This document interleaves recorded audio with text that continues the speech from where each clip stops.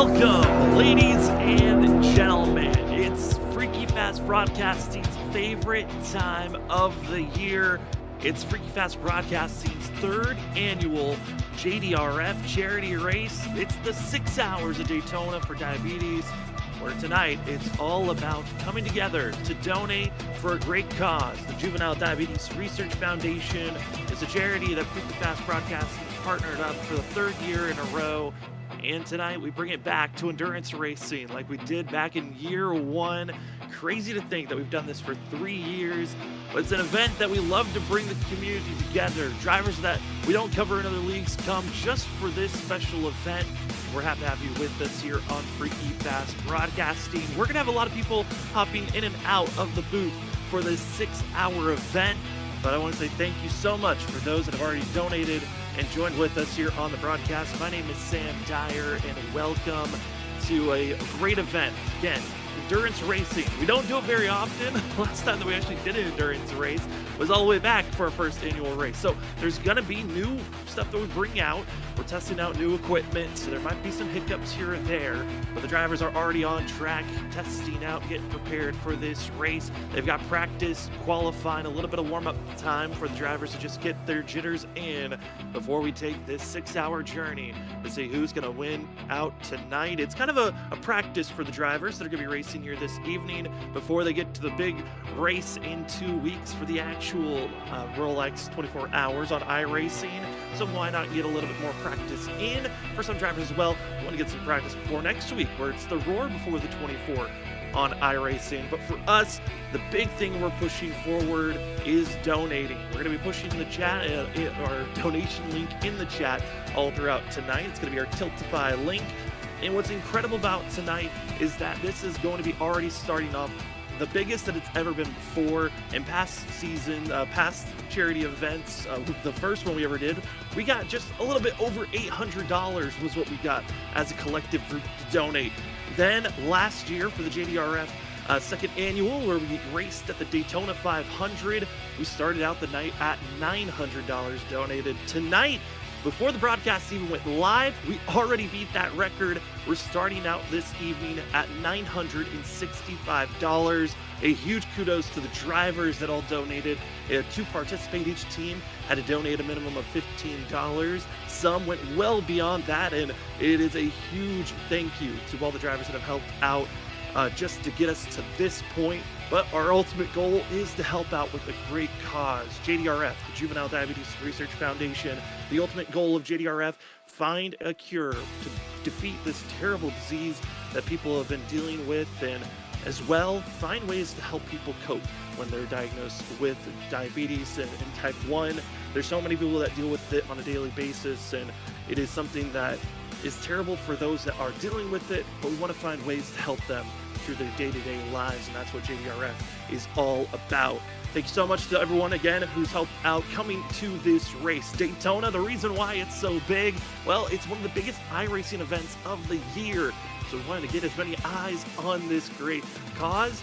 So why not give the drivers their practice that they're going to want to have? In total, we had around 44 teams sign up. There's been a couple of mistakes that happened, so there's going to be actually more than 44 cars potentially out on track. But in total, official, 44 teams signed up to participate with this event. We've got 3 different classes. We're going to be having our GTP teams, which is kind of the big boys, the hypercars. The drivers are going to be running the fastest here tonight. Then we got the medium class, going to be the LMP2s, which used to be the fastest cars on track. And then we have our GT3s, which are the slower vehicles, but a lot of drivers are right on top of one another. I think that's going to be probably the best racing to watch all throughout tonight. Well, you're getting to see the pictures, the views, the scenery. Let's check out the cars on track. They have 2 minutes and 30 seconds left in practice as we head to trackside. And you see on top, that is our ticker to watch out for. It is our goal to hit here this evening. We're already past halfway.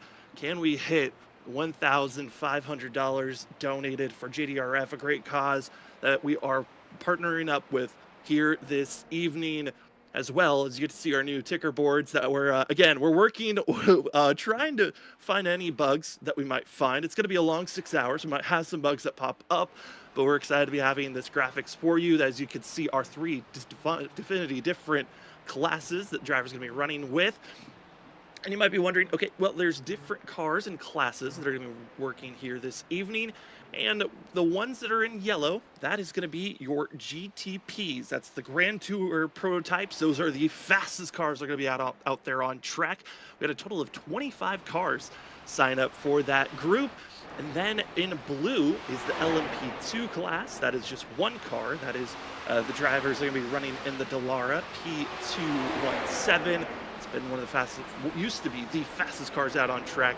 Now it will be the second fastest group out there. There's only 4 teams to watch out for, so it's going to be a close, hot and heavy group right now. It's across the pond with my brother leading the way as he's wanting to be the fastest car and win that class. Wasn't able to do it 2 years ago. Then the drivers that are going to be in the red, that is the GT3s. Those are the slower vehicles, but it's the class that has the most variety, as we're going to have a lot of different vehicles to watch out for. They've got a total of 4 different vehicles that will be out on track for the GT3s, as well as the GTPs.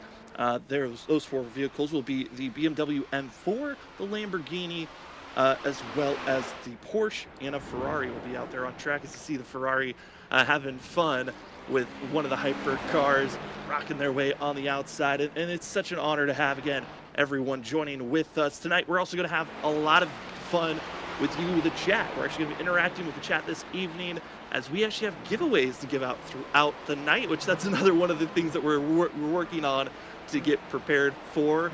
If you play on the PC, you have a Steam account, well, we're going to be giving out some Steam games out throughout the night. We've got 4 that we'll give out periodically throughout the evening. So if you're watching, hey, make sure to stay active in the chat for when we have our giveaways. But practice has just ended. As you see the checkered flag pop up on the top left, means it is time for qualifying. Where will the drivers start?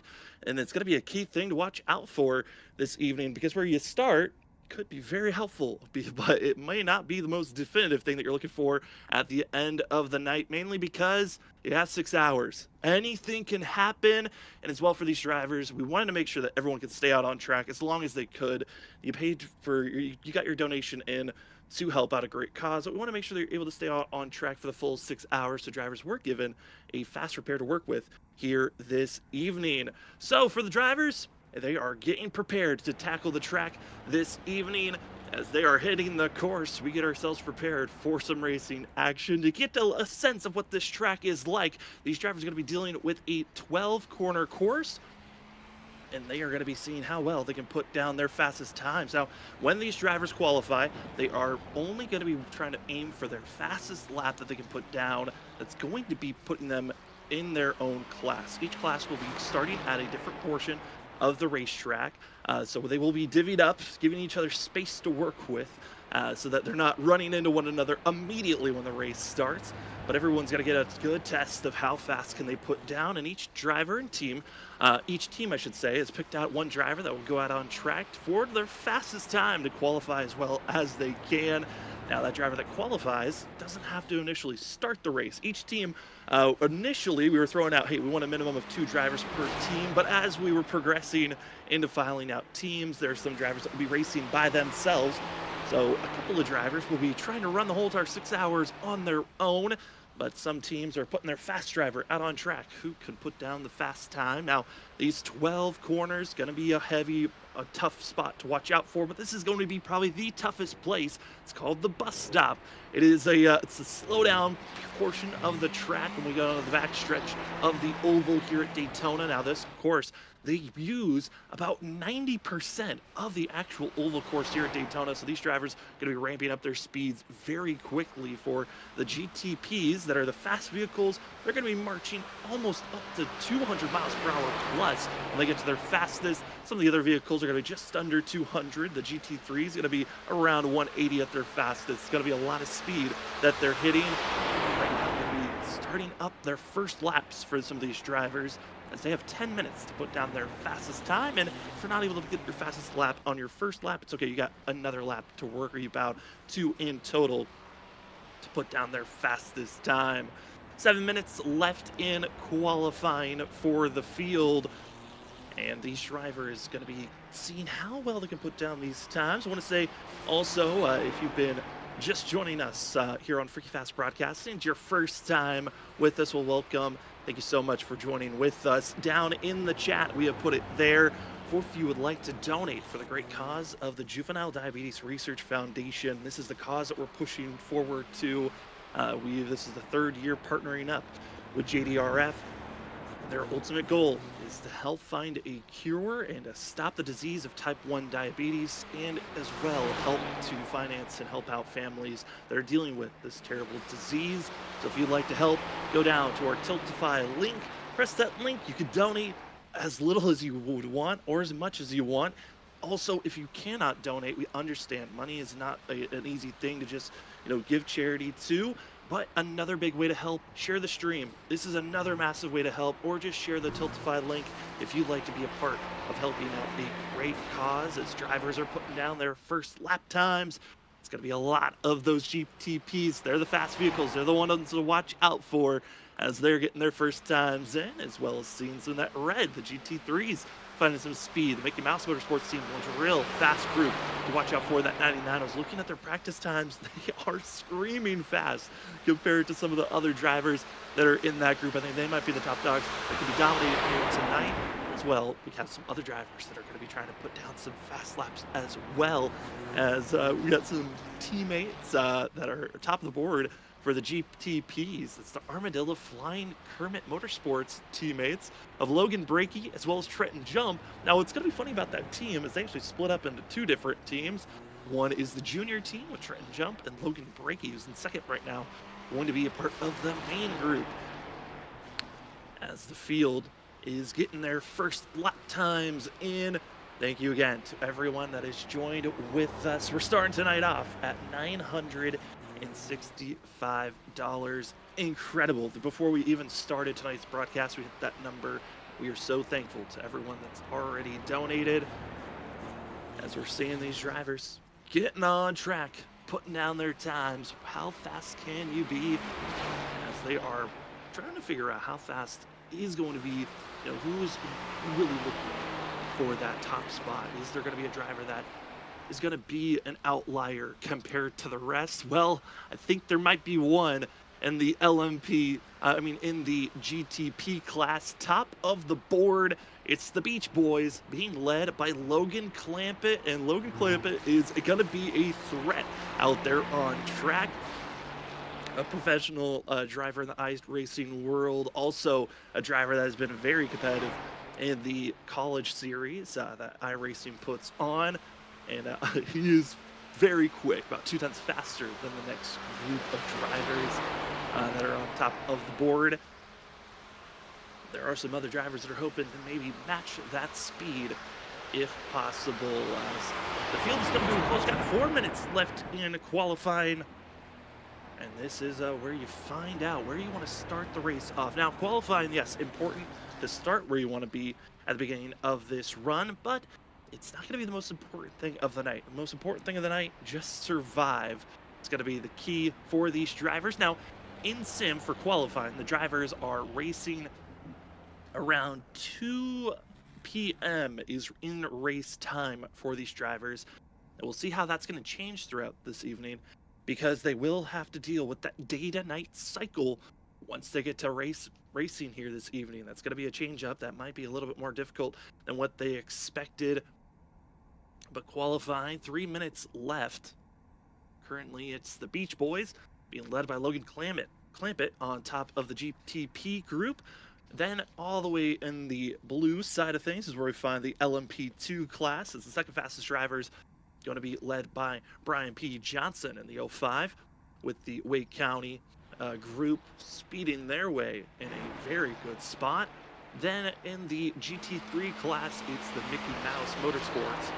Sean Dart finds themselves in the top position. There's a couple of drivers that are still out there on track that are going to be trying to find a little bit of extra speed if possible for qualifying.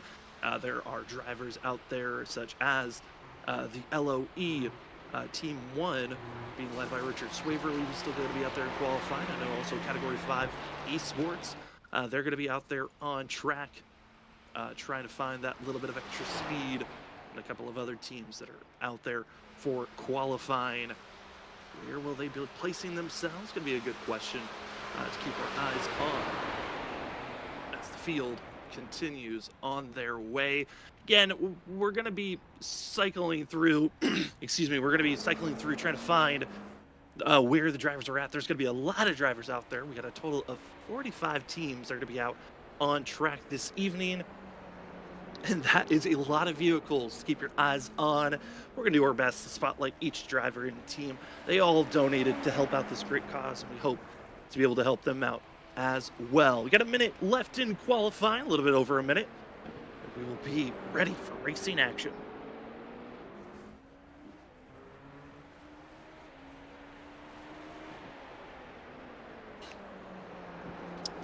As the field is getting themselves prepared, we have our sights on the Bulletproof Motorsports drivers with Preston Williams out on track with a minute and 15 seconds left on course. He's on his last lap currently right now. As you can see, those speeds ramping up before they go into the bus stop. Want to also bring up into the booth who's going to be running productions all throughout tonight, Robert Moyer Jr. Robert, welcome to the booth. I know you've been in here trying to get prepared for this event. I know we're excited for it. Nervous as well. But man, how are you feeling right before qualifying is done here this evening? Nervous. You said the word, Sam. I'm nervous, but I'm excited at the same time as we're getting ready to get ready for the fun race here tonight. Oh, it's going to be a fun one for sure. It's going to be kind of a more of a relaxed 6-hour race than what we usually put on. I know we're kind of known for being that energetic, super professional. I know we're going to try to be that in the beginning of the race, maybe also at the end, but the beginning, the middle portion, so we're going to have a lot more fun. I think we're a lot more relaxed. We're going to be bringing in drivers throughout that time. Qualifying is done. Robert, I know these drivers, they've been anticipating this event, wanted to bring back the 6 hours. What made you feel like, hey, let's bring back the 6-hour endurance race instead of doing the Daytona 500? Well, Sam, I thought it just draws better interest. We're getting ready for a 24-hour Daytona. That's coming up here very shortly and next weekend. Why not give the guys time to practice, and get ready for practice for the Daytona 24, but then also, good charity that we have going on here, at Freaky Fast with dealing with juvenile diabetes and what stuff that we have going on with that. So I figured, why not, let's do it again. And it draws good interest. I mean, if we're looking right now, we already got 32 people currently viewing, actually 37 now. That number will drop up. So we got a lot of people that are tuning in, watching, and hopefully they, start chatting away, just talking and laid back and having fun there, Sam. And, we're going to have other people coming up here in the booth. And like you said, we're just laid back here tonight. Going to talk to the fans out there that are watching and chatting and see how this all turns out. Yeah, I mean, I think that's a big thing is the viewers getting prepared for the drivers. They're currently under warm-up time. They're going to have 5 minutes to get a couple of laps, maybe practice racing around one another and get used to anticipating who's going to be where. Also, viewers in the chat, who are you rooting for? I know we have a couple of Texas Speed driver fans out there. I know we've got some other fans that we were told going to periodically come in, say hello. Man, I know I'm excited for this race. I'm just seeing the beginning of the race. I know the beginning portion of an endurance race is always so exciting with everyone on top of one another, but we do know that they're going to spread out at some point in that calm down phase. So I think is when we're going to finally relax, maybe, potentially. Who knows? We'll see how things can turn out this evening, because you never know. The middle of the race could be just as chaotic as the beginning. Yeah, very true. I mean, you're going to have eventually, within about 10 to 20 laps, you're going to have the fast cars coming into the GT3 cars, and they're going to have to figure out how they're going to want to get around and pass and all that fun stuff. Yeah, and then also timings on when you want to come into pit road. Drivers go through what they call stints, which is each time you come into pit road, that counts as a stint. How many stints are drivers willing to do? And that's another portion we just saw there. Drivers getting clogged up with one another. You've got drivers that are in the hypercars, then the GTPs. We got 4 different vehicles of that. That is where the majority of the field has been running, coming as a collective to run those cars tonight. And I think a lot of drivers are excited to see what those vehicles are going to have. There's those 4 vehicles to watch out for. We've got the Porsche, which has 5 different drivers in that. We also have 1 driver driving in the Akira, which is going to be Cody Reed. 17 drivers all decided to drive in the Cadillac, and as well as going to be seeing 1 driver in the BMW Hypercar, which that's Buckeye Empire Express Racing in the BMW. So those cars are going to be fun to watch out for. They're going to be the first ones that are going to take off initially on the start of this race, and then there will be a little bit of a gap spacing before the LMP2s take off, and then another gap before the GT3s. I think that those little gaps are always so helpful, so that they're spacing just in case there's a wreck in the groups they're running for. But Robert, I know this also, JDRF, a very important cause for you that you just picked out for. I know there's not we'll talk about more later on the broadcast, but right. And how is it special for you to be able to put on an event like this for the 3rd year in a row? Well, it's special for me, Sam, as putting it on the 3rd year in a row. Never thought we'd be where we're at today with it, but what makes it so special for me is that I'm type 1 have diabetes, and I deal with it day in and day out for 20 years now. So when it comes to raising money for juvenile diabetes, it's the goal of trying to find a cure. I don't want to see kids or anybody just in general have to live the way I have to live day in and day out. It's not a fun process, honestly. Been in and out of the hospital so many times, and the last thing I want to do is see anybody else have to deal with it. And if we can find a cure or just raise a little bit of money for 1 step closer to find that cure, makes me all happy. I mean, I think it makes everyone happy to find cures for these kind of invisible diseases. Invisible diseases are so tough for all people to really recognize and realize how they're impacting someone sometimes. And if we could find a cure, that'd be incredible for everyone that's dealing with it, from family to friends, and those that are actually dealing with it firsthand. As tonight, that's the goal. Remember to go into the chat. You're seeing it being posted a lot. That is the Tiltify link that is in the chat. You just press that link, put in your email, put in the amount that you'd like to help donate for, and it is a great cause to help out the JDRF. Number 1 goal, find a cure. Number 2 goal, help out the families that are dealing with this cause. As the field is done with practice, we're done with qualifying. They just finished up warm-ups. Let's take a look at where drivers are going to be starting out here tonight. 45 teams expected to be taking the course here this evening, and they are going to be seeing the GTPs first on the table as taking the top. Excuse me, actually, we're going to be starting. We're testing it. We're having fun. We got it. Here's some of the new gadgets that we're having fun with. Logan Clampett, as well as Caleb Black, going to be in the top 2 rows with Beach Boys and Straw Motorsports. We're just going to cycle through them. There's so many teams. If we try to name each person, we're going to try to get to each team. But these are the fun gadgets that we're talking about, that we're bringing in for these drivers in teams. I mean, we have drivers that we haven't really seen in a while. Aaron Kralik, one of those. Ross Harlow joining in with the LOE team. I know LOE, there was a few of those teams out there. Dakota Moniz and others. And Robert, I mean, it's so awesome to see this field come together on how they were going to race out tonight. 22, I believe, drivers going to be attached to this first grouping that's going to be racing out, that put down a time. This field already recognizing, hey, this is going to be a fun race to watch here tonight. But we'll get, like I said, we'll get to all the drivers as much as we can throughout all the different classes. But we're about to get to green flag racing here very quickly, as you saw there, the LMP2s. But we're cycling through turns 3 and 4. Again, it is going to be a periodic cycle. So first, there's going to be the GTPs, going to be the first team of group of drivers that are going to take off on this restart. The LMP2s are going to be just slightly behind them, and the GT3s trying to give a little bit more spacing deeper in the field. But up front, It is about to be green. Here we go. For the 6 hours of Daytona for that diabetes, fighting the cause. And here we go as Logan Clampett takes the green, already a little bit of defensive driving down into turn number 1. And the lead group, here we go as they enter into the S's after turn 1. Drivers have to stay focused, give each other space as they cycle back and forth, but deeper in the field, a little bit more spacing they're hoping to have.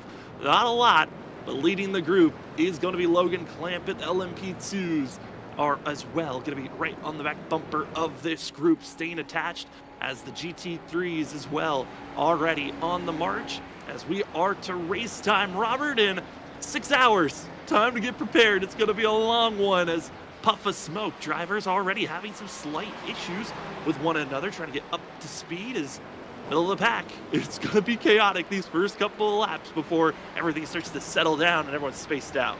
I can tell you right now, I'm already confused to who's where and what and how, but hey, we'll just watch what's going on there, Sam, because there's so many teams and so many cars. We'll do the best, like you said, to keep up with. But yeah, I mean, well, here we go. 6 hours already started here, and it's going to be a fun night, and hopefully everybody enjoys it out there in chat, and we see we have the Rickman Racing out there in chat too, which is awesome to see, and everybody else. But yeah, we're rolling now here for 6 hours, Sam, and it seemed like it got a pretty good start from what I can see.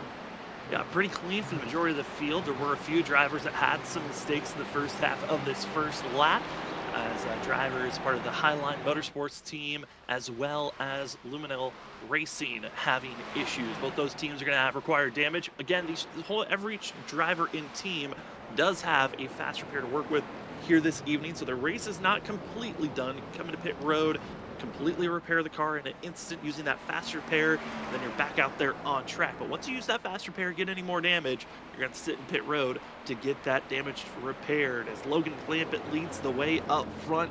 I think no surprise, Robert, a professional in the iRacing world is Logan Clampett, known for being one of the fastest drivers in the sim.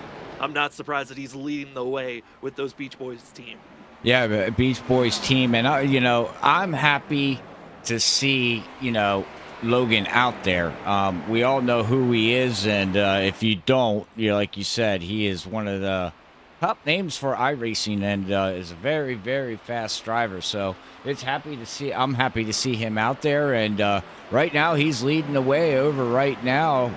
Over the whatever team that is behind him, or the driver, because I can see that we do got the 24 of I'm not even gonna try to mention names, but in third place we have Trenton Jump there in the 46. That I do know who that is. So yeah, right now he's got a half decent lead out there, Sam. Yeah, as a good lead is Logan Clampett, as well as that of Caleb Beneke, who's going to be in the 24 Slow Motorsports team, trying to make their way forward. And then the Armadillos flying Kermit Motorsports Jr., Trenton Jump team. Those guys just know how to always get the longest name possible for us to get out. That group, Logan Brakey and all those guys, they're known for just trying to make us say the longest phrases out there. Then you got Twisted in fourth for the GTPs. They're the group to watch out for initially. There are a couple of teams, though, that have been dealing with some damage further on back. I know Highline Motorsports still in pit road. They did not decide to use their fast repair. They're going to be getting the manual repair before they get back out there on track, as well as do not believe Ricky Bobby Motorsports. They're having some connection issues. There's a couple of other teams that have been having connection issues here. So that's kind of why you might be seeing some teams going back and forth on our ticker, just because they are having some of those connection issues where we're kind of losing them for a second, then coming back. But honestly, tonight's race, again, the cause is about donating for a great service. If you have not heard about JDRF, that is the charity that we partnered up with for this race. Go check out JDRF. Also press on the link to donate today for a great cause to go tackle and defeat type 1 diabetes that influences so many in the world.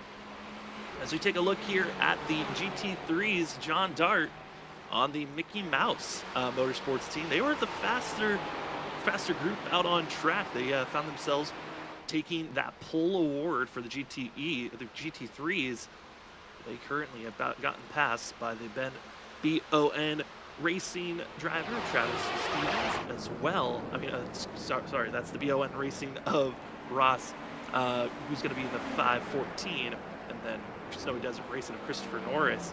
There's other teams that are also out on track, seeing the yellow. These are those GTPs, faster cars that are out on track that are racing it out right now. Yeah, they're racing it out right now. We're looking at the 43 running in 7th position here right now. It's looking pretty good, and he's just running nice and easy, and we'll see where he can line up in that team there of Splash Dash Motorsports here. Wow, that's a pretty cool name if you ask me. They're certainly making a splash right now. 7th place currently. They qualified in 7th. Staying where you're at, that is always a great thing to see in the early laps. We're 4 laps officially in the books, and a little bit over 5 minutes in the time. And if you're able to stay consistent, that's got to be the key of the evening. If you're able to stay on track, not get any penalties, that's going to be another thing for these drivers to watch out for. There is no official disqualification that these drivers will be given, but if they do go off track over 20 times or make contact with multiple vehicles, they get over 20 instant points, they will get penalized when they go into pit road and have a drive-through penalty. And if you get over 60 instant points, you're going to have a holding penalty. So drivers are hoping to stay clean and out of trouble, but it is up to their discretion on how aggressive they want to race, and they certainly are aggressive right now. On top of one another is going to be this group that you see on screen, just not giving a lot of space, as this is the battle for 5th all the way back to 10th place. Yeah, there's a lot of, there, like you said, there's a lot of, we got GPP cars out here. We have a whole bunch of different cars. We got Elite Racing Sim back here running. We also got the 6-hour, what team is that? Wow, I like that team. Logan has LOE GT3 Team 3 Freaky Fast 6-hour racing team. Huh. What a name to come up for for your 6 hour. That's actually pretty cool. Yeah, I mean, and they're leading the team. That of the LOE came in with 3 total race teams, and they're the 3rd. Might as well take on the longest name, so you can easily spot them out. Running in 7th currently over LOE Team 2, and LOE Team 1 actually is running back in 10th place. So they're all clustered up, trying to make their way forward, working as a group, as fall back to that LOE Race Team 1, which I know that we had Richmond Racing, who was hoping to see Team 1 have a good showing here tonight. And for Richard Swaverly, trying to maximize his speed on this vehicle, especially wanting to have a good night tonight, is that 28G. Yeah, and it's fun to see a lot of these guys, Sam, come back out. We haven't seen or talked about them. One, Richard Swaverly. We haven't seen some of these drivers out here for a very, very long time, and to get the call or talk about, like Carpooler, we haven't got to see much of. So there's a lot of drivers out here that we haven't seen in a long time. Yeah, I mean, guys we haven't talked to in a while that were in leagues that either have, we had to, move away from, so we weren't able to talk with those drivers anymore. This charity event always is a fun blast. Blast from the past, we've seen past drivers coming in, also new drivers that we haven't seen or talked about at all coming together. It's been awesome to see these groupings. You talked about Carl Pooler, that Limitless team. They are trying to make a charge forward. Oh no! Well, that's not the way you want that issue to go down. Contact with Scott Moniz. Carl Pooler down into the bus stop. A hard braking zone for drivers on how they wanted to march their way into the corner, and Carl Pooler not able to slow down in time. And unfortunately for Dakota Moniz, different car, but his luck continues on being an innocent victim, being caught up in a wreck. Dakota always known, funny bingo card moments in different leagues that Dakota runs in. Well, is he going to get involved in a wreck? Well, he does, sadly. And into pit road is going to be that team of Dakota Moniz coming in for himself to get that Quarter Life Crisis Racing team some repairs. Hate to see that for that group. Yeah. They're going to be hoping to get those repairs done quickly and get back out on track. Yeah, I get back out on track, but we can see out here right now we got Scott Rickard out here trying to chase, keep back Zachary Hall, which is Zach Hall is our guy in the 13th position. They're out there running, looking pretty good right now, just trying to keep it clean and trying to work their way around some of these slower, M23 cars.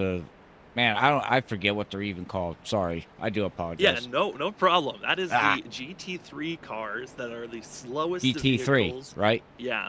So those are the GT3s and the slowest vehicles. There's a lot of GT3 cars that you could run. There were a couple that were decided not to be used. The Mercedes-Benz was not selected for this race, nor was the Audi R8. But the other ones that have been selected, there's one BMW M4 out there and one Lamborghini out there that are hoping to have a decent run compared to the high quantity of Ferraris that were selected and Porsche 911s that were picked out for this race. Seeing the action building up for 12th and 13th in the GTP course grouping, which that is the Grand Tour prototypes, where they try to find the fastest that you can make these cars go. And there's a lot of smoke in front of those guys. Oh, we got one and around. a car spun around. And it looks like it might be Ricky Bobby's team there. I do believe they're saying. That was Texas Speed Racing Red. That's going to be contact made from the vehicle behind them, which was actually going to be DNO Sandbox Racing.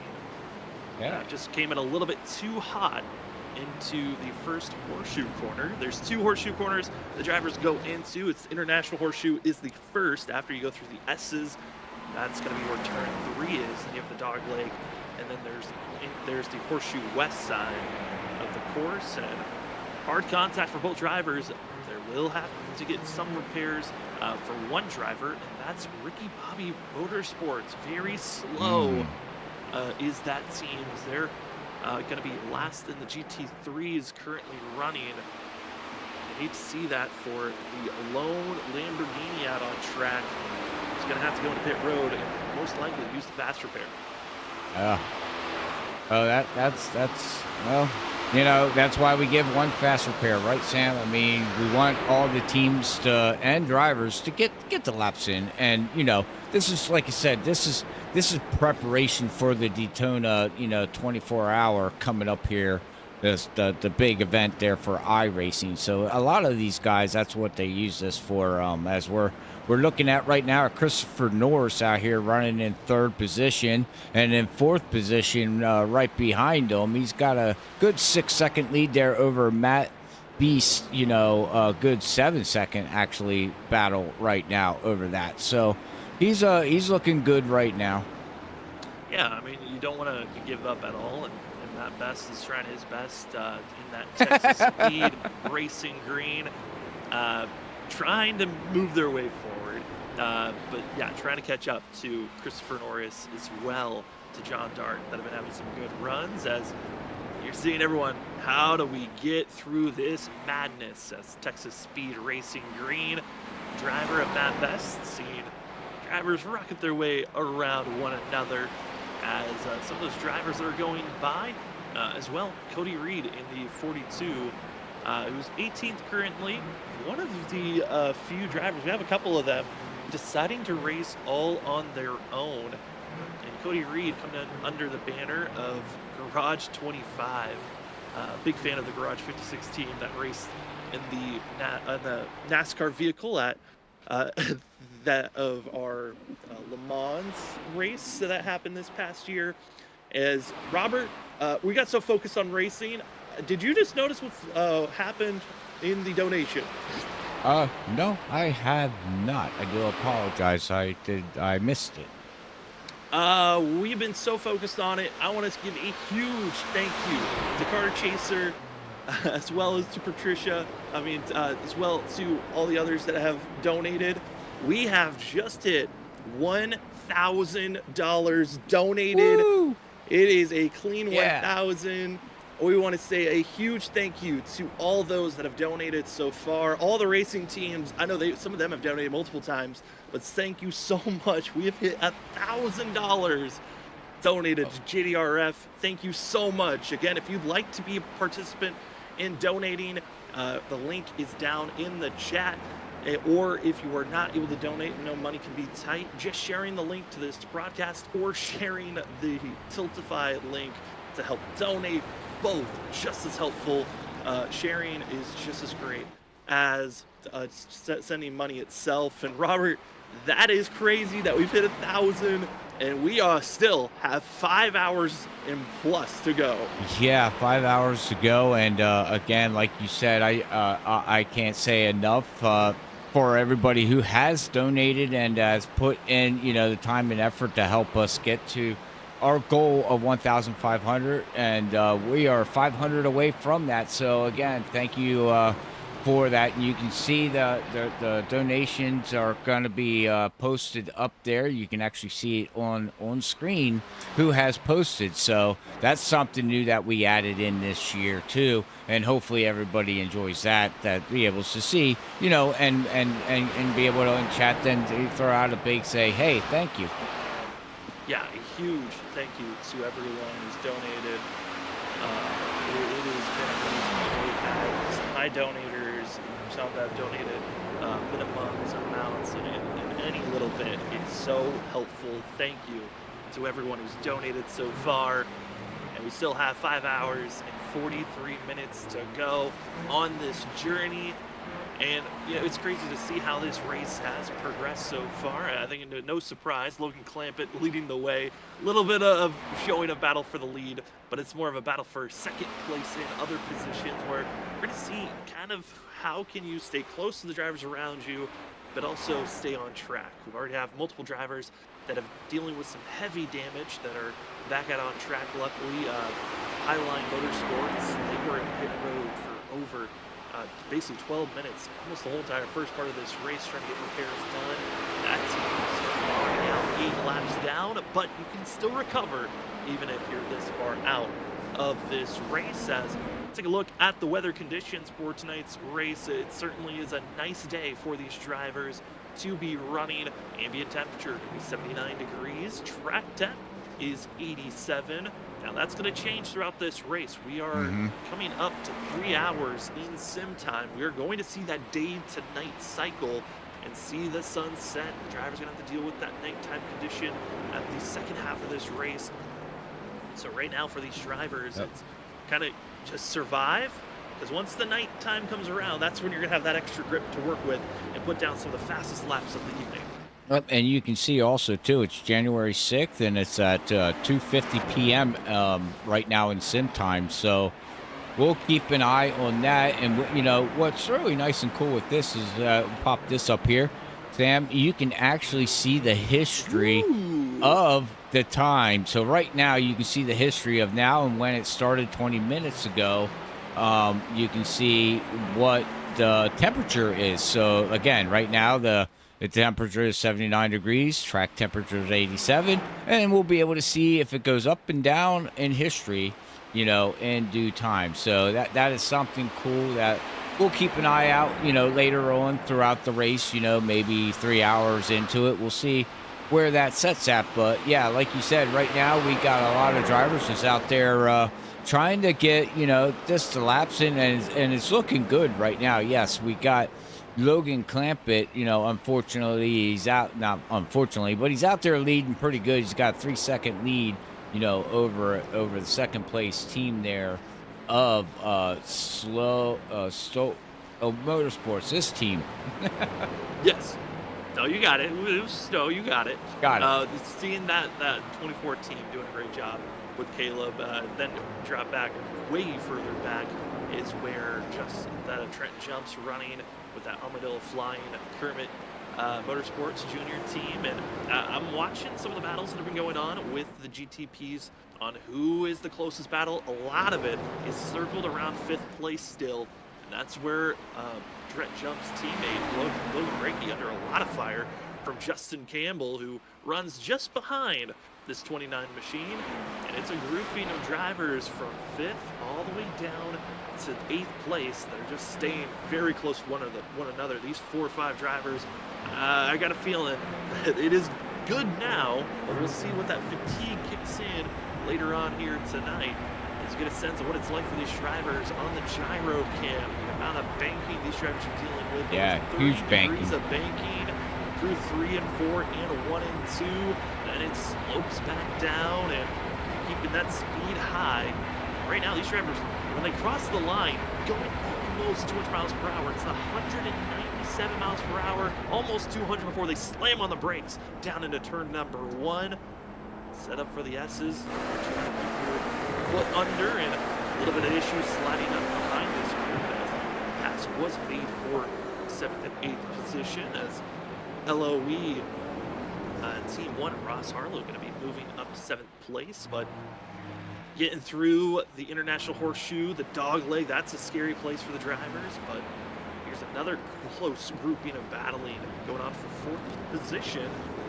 14th, excuse me, where we have that of the Bulletproof Motorsports team and trying to make their way to stay in front of ZK Racing between one another, as well as play nice with the GT3 machines. Yeah. Sorry, I was looking at something, Sam. No, I was just looking at it. There's so much going on out here right now. We do got snowy storm. Christopher actually making a move on here on Ross right now, and he's going to move his self up here to 2nd position. So they're looking good right now. As maybe not. We're going to have a battle on the inside, and it looks like they're going to pass each other. And what a battle we got going on right here with Christopher. Oh, it has been a great duel. It's practically been 3 drivers that have been leading in the GT3s and been giving us the best showing for this slower class. Mickey Mouse Racing kind of just pulled away. They're no longer in this battle, but Christopher Norris, as well as with that of Ross Sartino, going to be the main 2 drivers that have been having a great battle back and forth. Christopher Norris, part of the Snowy Desert Racing team.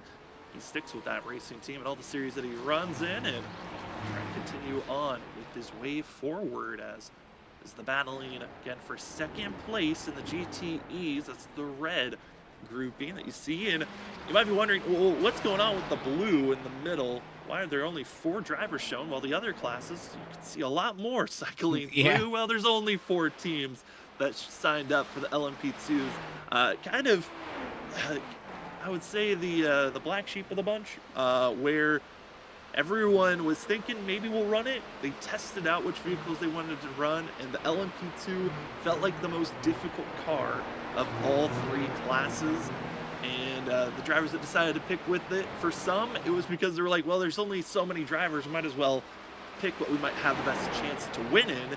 While other drivers said, I just wanted to give myself a challenge, and certainly for some, a challenge is being made as we're seeing the purple machine, that is Texas Speed Sim Racing Purple, with seeing Zachary Lovelace, who's right now 3rd position in the LMP2 class, but currently running 27th in the full course of things, as a couple of GTP's vehicles before he can catch up Travis Stevens, who runs 2nd. Quite a gap to work with between these drivers at this current time, as a little bit of smoke. Driver sideways. That's going to be Matt Best, who's out of control and stuck in a very precarious spot, because that's where drivers, the apex point that they're looking for, luckily able to get that Best around, not collecting any other drivers, but unfortunate for that machine. To get cycled back around and moving forward is going to be Best. I'll have to find them. I'm just trying to find. There we go. We found them now here, and yeah. Whoa! And now they're going to be a little bit 3 wide, man. Oh, Sam. Well, they're all working it out, but he does got a car on the inside of him, trying to work his way around, or they did make it around there. Finally able to get that cycle through. Elite Sim Racing able to get on by. Those are those scary moments. 3 wide at the dog leg is not a safe place to be. as we're already seeing drivers flashing their lights. That is on the drivers themselves. There's a button you can press that will automatically flash. Let the driver in front know, hey, I'm a faster driver. I'm going to be making a move.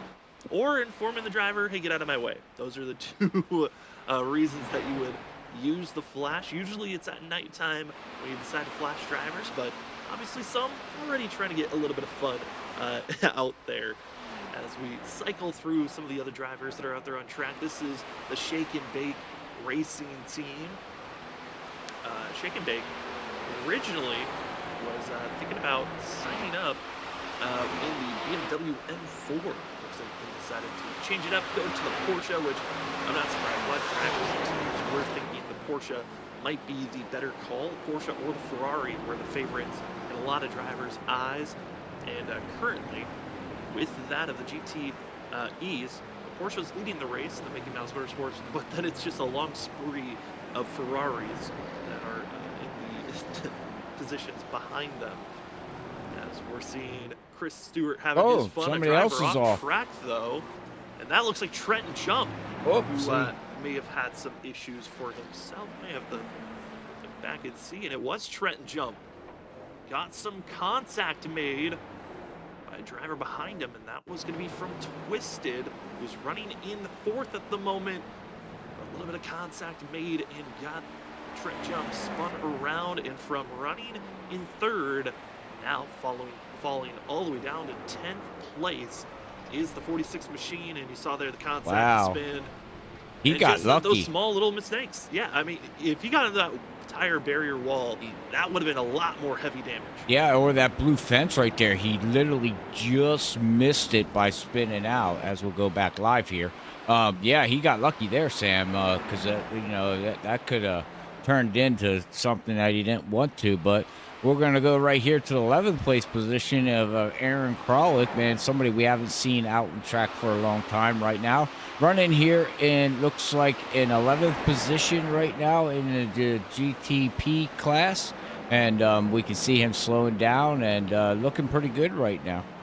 Yeah, a big thing for Aaron Kralik that's helping him out is he is getting some perfect timings with getting by these slower vehicles that are in front of him, allowing Kralik to get some better positioning to catch up the drivers. Now on the back bumper of that of the Slapdash Motorsports driver, as well as some others that he's catching up to, and just quickly and efficiently making some passes as Kralik getting by the Highline Motorsports driver of Cole Fitzpatrick, and Fitzpatrick, part of a team that's 9 laps down, had some major damage, was caught up in that lap 1 incident that had required damage, decided not to use a fast repair, which that's something I'm noticing, Robert. There's been about 8 drivers that have had to pull it into pit road for damage of some sorts, and they've decided to, for some, not use their fast repair here in the first hour, deciding to manually repair their vehicle and might be saving that up for later on in the evening.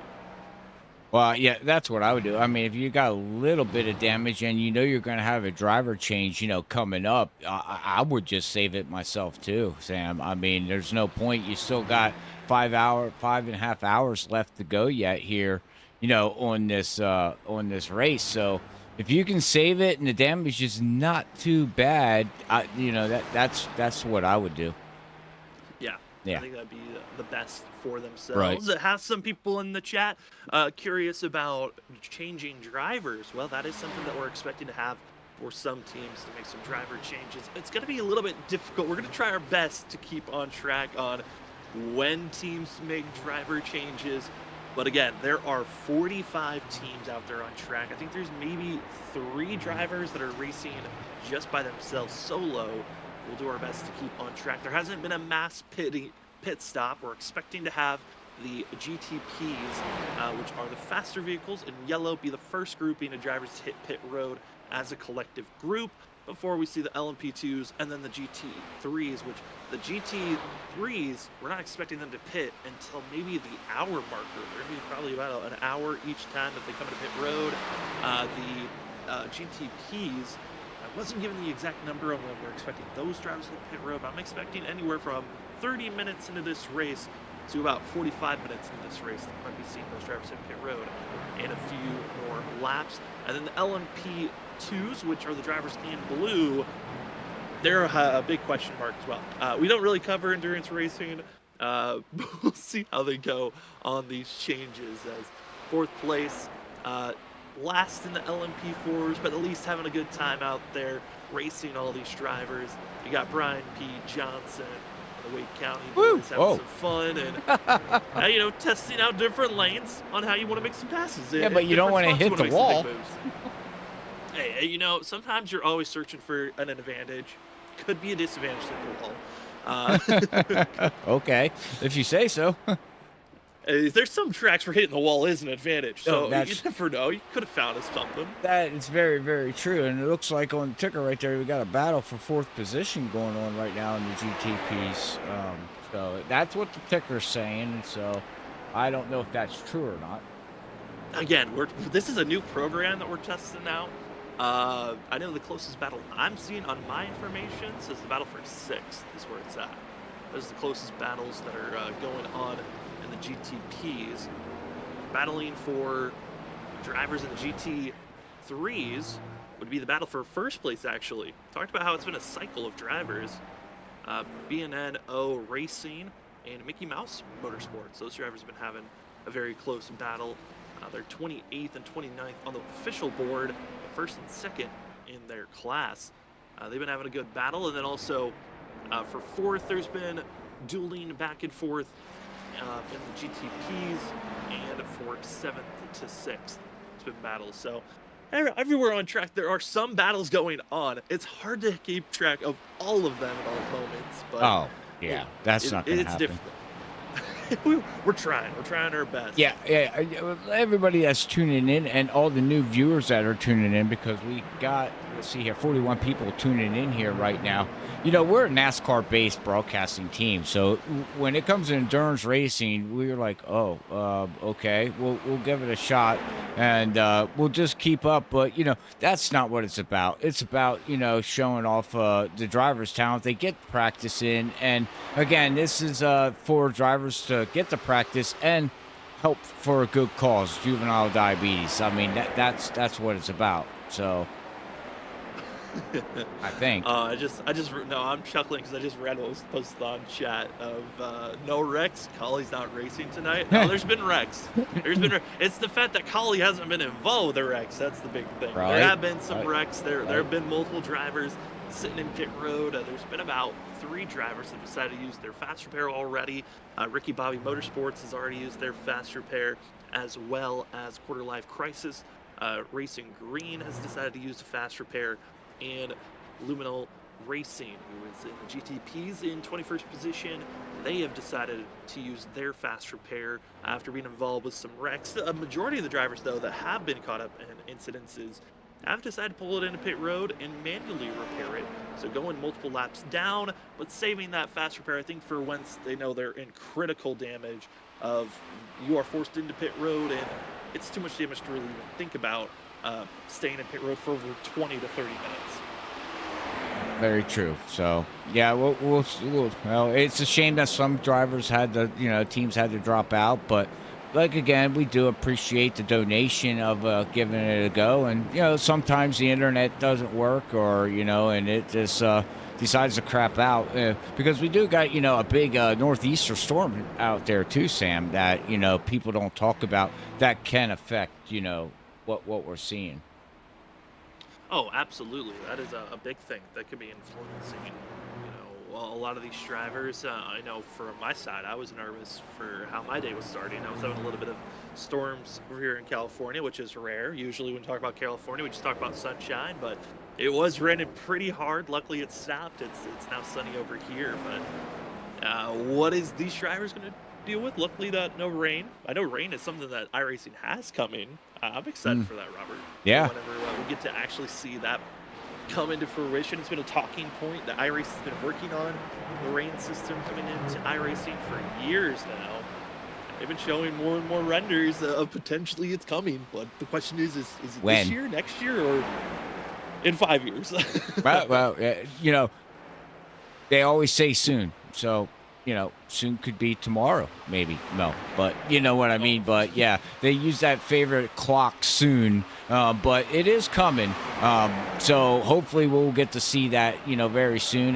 They got stuff inside the game that's given away, like little radars and weather radars and things like that. So we'll have to see eventually. Hopefully that will, come soon, man. That's basically all we can say. Oh, absolutely. Cannot wait for it as we have ourselves the battle for third place now for the LMP, for the GTP, group. This is Texas Speed Sim Racing Blue with Brandon Walker, who's going to be in the 73 machine. Right now being heavily pressured by Ross Harlow and the LOE LMD1. Trying to give a flash. Oh, yeah. Get down. Trying their best to survive if they can get through this. Trying to give the warning. Faster drivers are incoming, and they're going to blast their way on the outside and make that speedy move. Ross Harlow, driver that we know is very quick at road courses that we've seen in other series. But Texas Speed Racing, heavy blocking here, which is surprising to see that you're willing to block. We still have 5.5 hours to go. And right now, Texas Speed Racing Blue is aggressively defending for this position. Yeah, most definitely. And we see Ross Hollum right now trying to make his way around it, and he backed off a little bit and left. Actually, for the lead, there is contact being made as Beach Boys has a little bit of issues, and Slow catches up. I mean, Stokes catches up with a massive run. A lot of lap cars have been slowing down Logan Clampett, and Calamity almost struck for our front two drivers. There was contact through turns 1, and now they are speeding their way forward. Also, the aggressive battling for third place. Our top 4 drivers giving us a show here. Oh, look at this. That is a mess. that is the only way to phrase it. Yeah, I mean, we got a mess over here. I don't even know who's bad. We got James trying to get around Ross, and we got that. Oh, that's actually the LMP2 of Across the Pond Racing. That's Matt Dyer's team, who's under fire by the drivers for third place. But and they also have some GT3s. That's all 3 classes on top of one another. Oh my goodness! Trying to play nice, and let's go 3 wide for third place. 3 wide. Whoa! Look out! Oh my goodness gracious! Oh, and it's about to be a 3-horse race, because the more that they continue to race like this, it's enabling also Twisted and James Howard to close in on this gap. This is about to be fun through the bus stop. And what your goal is at the bus stop, stay on track, but get a good exit. Build up that momentum so you utilize the slipstream in the draft, try to close in on the driver in front of you, and try to outbrake heading down into turn number 1. But you gotta also make sure that you don't outbrake yourself and you go colliding with a driver in front of you. We already saw Twisted have that issue with the Armadillo team earlier, and down into turn number 1. Once again, heavy braking zone in the battle for third. It's Ross Harlow aggressively. Oh no, they wipe each other out. Hard contact in the outside wall, and the over-aggressive driving, it backfires quickly. Oh my goodness. Well, let's see if we can grab the replay there, Sam, on that. Well, to bring up the replay here and to see exactly what happened here with these guys with the over-aggressive going into turn 1. You can see Ross Hollum going down low, and they do make contact somewhere right there. They make contact, and Ross just lost the front end. Bam. They both lost their front ends, both with required damage. I'm going to try to take a different look on my end, see if there was any net code as well added into that. We were so close to marking. There was net code. There was some slight net code. They did not officially make contact, but the netting, let's see here, I think this might be actually a good spot. They don't officially make contact. Yeah. But because, like we've been saying, there's been storms on the East Coast, the internet's a little bit fluky right now, and when we say net code, basically each car has what you visibly can see, but there's also a kind of an invisible shell that can move around because of internet connections, and sometimes that shell with the internet and the way that defaults, it can sometimes those shells can make contact. Visibly on screen, you don't see an issue, but they will make contact and spin each other out, and that's what happened there. with Texas Speed Racing Blue and Ugh. LOE.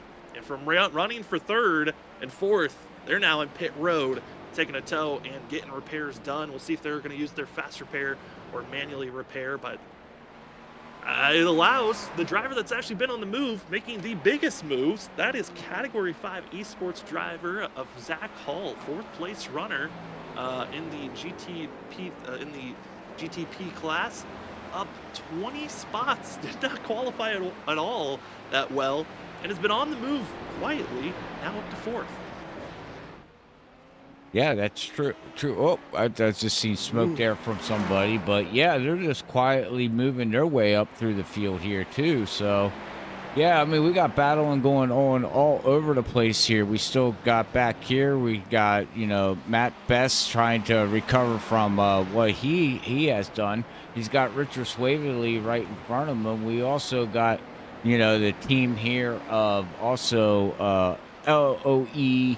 GT3 Team 2 FF stands for Freaky Fast, running in 5th position here right now, Sam. Looking pretty good right now as we got about 5 hours and 19 minutes to go yet. Yeah, we still got a lot of racing, and the drama has certainly picked up in some spots. It is slowing down in others, but man, I think this is why a lot of drivers were excited for when we said we were bringing back the 6 hours of Daytona. They knew that this drama could mount up, and as well, who could come in and donate. We also have another donation, $5, going to be from Clayton. Thank you so much for donating. Everyone that's donated so far, it's been honestly a pleasure to have you help us with this kind of campaign that we've had going for a great cause. Again, tonight's we got a little bit excited into the race, but ultimately tonight is all about JDRF and trying to get as much donations to help out a great cause. JDRF is known as Juvenile Diabetes Research Foundation. Their ultimate goal, find a cure to stop and defeat type 1 diabetes, and as well, their other goal is to help out families that are dealing with type 1 diabetes in all ways that they can possibly help out. This is our 3rd annual year of doing this. Our first year was a 6 hours endurance race we did at Daytona. Last year, the timings just didn't line up, so we did a Daytona 500 in the next gen car, but we finally got the timing set up to when we were going to be able to match it with iRacing's official run and allowing these drivers out on track to get some practice time and as well help out in a great cause with our 3rd annual JDRF charity race. And the 6 hours of Daytona for diabetes, trying to fight the cause and fight to stop this terrible disease. I know, Robert, for yourself, this one is very personal to you. Man, it is amazing to see the drivers that came together and everyone that's helped out in donating to get us to where we are now. Yeah, oh, most definitely. I can't say enough more. Like I said, I've been living with it for 20 years, and the last thing I want to do is see anybody to live with it. But you know, I think more when it comes to the juvenile diabetes, I think of kids, Sam.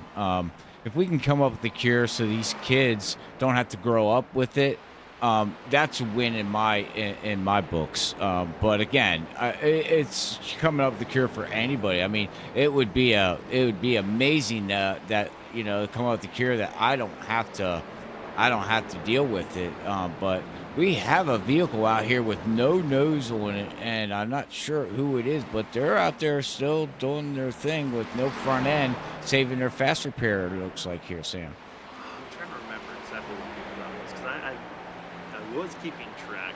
I lost track. It is actually going to be the BNO Sandbox Racing driver that has the no front bumper. They had an issue of running into a driver earlier on, and now they're going to get that figured out and back out on track. As well as when we're talking about this, pit stops are underway for the GTP class.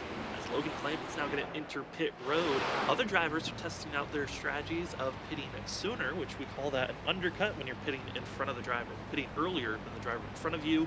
And that's when team in the 24 team, a slow Motorsports, they're going to be not making a driver swap, but coming into pit road, going to get service done.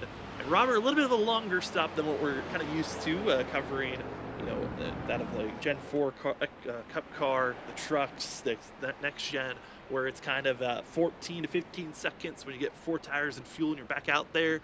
These drivers, it is 50 to about 52 seconds of time they have to sit in pit road if you're going to get tires and fuel. Yeah, that's a long time to sit, so you want to make sure you got your strategy set right and what you want to do here right now as we're watching Zach take over first place here right now, but I don't believe he has made a... No, he has not made a pit stop yet, so we'll have to wait and see when that team decides to come down. Last we were told, he was looking like an hour and a half of a stint that he was going to run, so... Yeah, I think a lot of teams, they were trying to figure out their exact timing of when they wanted to come into pit road, figuring out how long you're going to be out there or not. Another donation has come in. Get some Jay. Thank you so much for donating. It is so nice to see people. And again, if you're not able to donate with money, we understand. Money-wise, it sometimes can be difficult. Just sharing the stream, sharing the link to our Tiltify, just as important as sending money and getting awareness out about this great cause. As you saw there, heavy lockup for Logan Calamity, who also is going to stay in the car.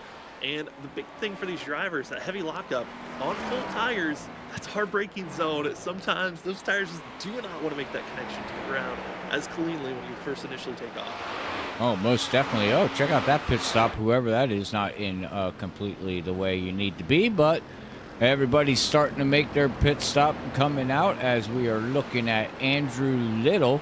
My God, I haven't seen him out in track for a very long time there, Sam. Yeah, Andrew Little, it's been a while since we've seen some of these drivers in the ARC Motorsports machine.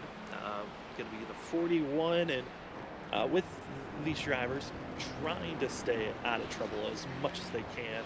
But the ARC Motorsports team going to be Andrew Little, as well as Rusty Boasty, and as well as Kevin going to be part of that team. That they're going to be trying their best out in the Porsche GTP machine and currently trying to hold back the Luminary Racing team, who, again, already used their fast repair. Some other drivers have used for their fast repairs. Quarterlife Crisis has used their fast repair. LOE, Ross Harlow has used theirs. They're back out on track.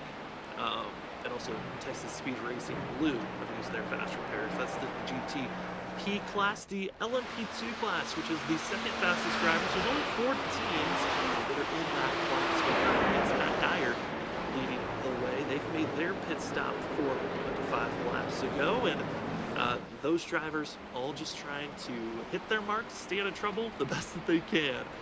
As we see in these groups in the GTP, trying to get by the GT3 machines, slowly making their way forward. Well, with the pit stops being made, I think for us, we will take our first commercial break of the evening. Thank you so much to everyone that has already donated. If you'd like to donate to help the cause of our Juvenile Diabetes Research Foundation charity race, well, go on over to the Tiltify link, press that link, remember to type in your email and the donation amount that you'd like to send. Any little bit is enough, and if you can't donate, share the link. We would love to have as many as we can, as we will find ourselves.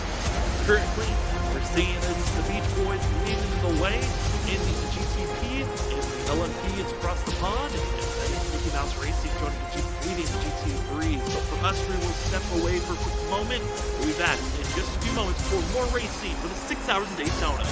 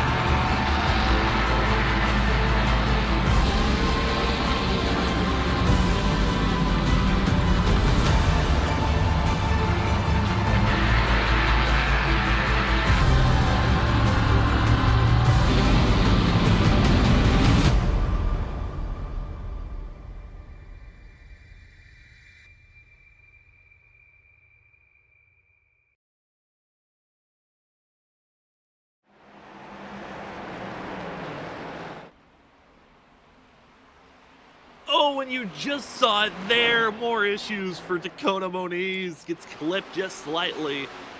As we are back, ladies and gentlemen, a freaky fast broadcasting puff of smoke. Luckily, no one else was involved with that incident. But welcome to the 6 hours of Daytona, our Juvenile Diabetes Research Foundation charity race, Fight to Beat Diabetes, here this evening. Thank you so much to everyone that's donated and joined with us so far. Crazy to think we started tonight with over $900 already donated by drivers and people that already wanted to be involved. And since we've gone live, over $1,000 has been donated for the JDRF charity race. We are so thankful to everyone that's joined with us. Thank you for those that have donated, and if you haven't already, why not share the link, get some more names and faces out there to see what cause we're rooting for, because JDRF, a great cause, has more drivers having issues out on track, but a great cause that allows people to, JDRF's ultimate goal is to defeat and beat type 1 diabetes, and as well try to find ways to help families cope with this awful disease. Some drivers out on track get to also get a little bit of practice before the 24 hours of Daytona in 2 weeks, and before the Roar Before the 24 next week. Thank you for joining with us here on Freaky Fast Broadcasting on your Saturday. My name is Sam Dyer. With me at the booth has been Robert Moyer Jr. And we want to officially say, if you're one of the drivers out there that's just watching the broadcast, hey, it is free and open. If you'd like to join our waiting room, you can join us up in the booth, have a little bit of a chit chat, talking about why you joined, got involved with this race, how has the car been in the team's morale, because there have been a couple of teams that have had some rough starts since tonight's event, as we're closing in to the first hour of the race being done. And at the moment, it's actually going to be Slow Motorsports who's going to be leading the charge in the GTP class. It's the fastest class in yellow, getting in front of the Beach Boys, as those two teams have been on top of one another a lot this evening on who's going to be the lead driver. Then for the LMP2, which is the blue, being led by Across the Pond Racing and Matt Dyer. Then in the GT3 class, it is the LOE GT3 Team 1 that found themselves with all the slotting around, leading the way in the GT3, but they have yet to pit. That's going to be the key factor.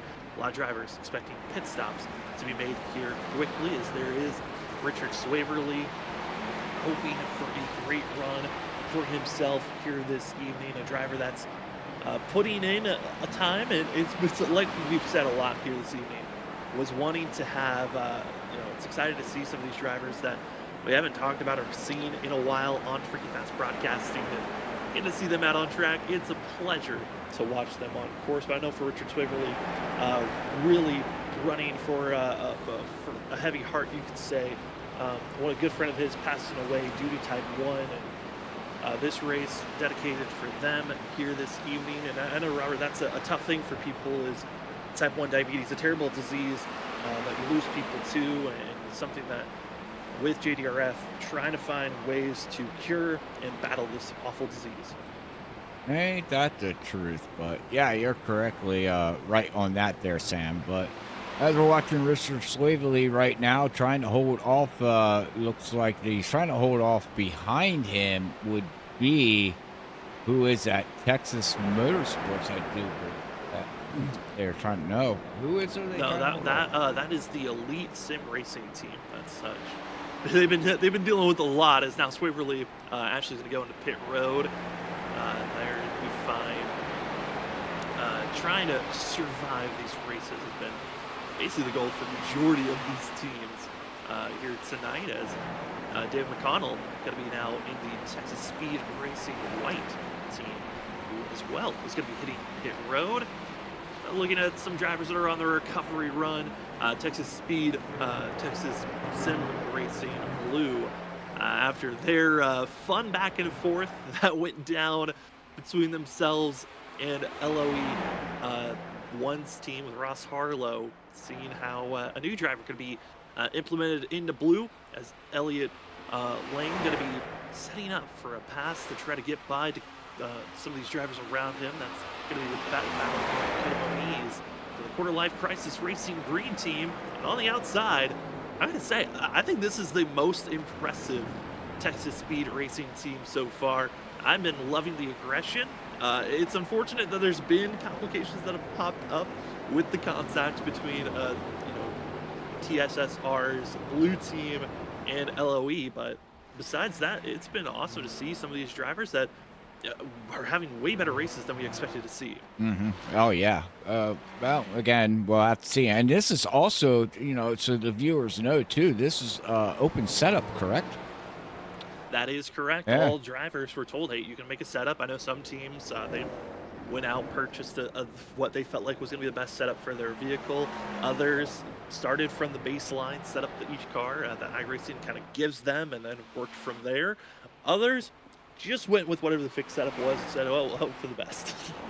Yeah, well, some people had time to build setups. Some people have setups already built from last year and tweak them out. But yeah, we'll have to see how it all plays out as people get to change out drivers and things like that. And some drivers like setups a certain way and some don't. Yeah, some aren't able to, but hey, I know we got a driver that's part of one of the top battling teams right now from the Beach Boys. We're just going to bring up one of the drivers that's still waiting in the wings to go test out the car. We have John Forbes joining us. John, welcome to the booth. You got Robert and myself with you. Man, how are you feeling before getting into the car here this evening? I am having an absolute heart attack watching Logan go for this lead right now.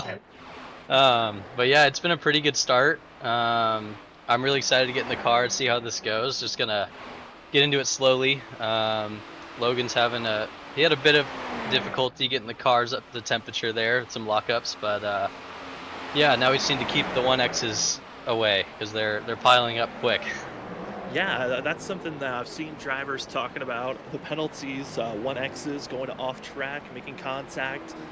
What is it like trying to focus to stay on course with the amount of drivers we have on track and then also seeing the battles that your teammate is having right now?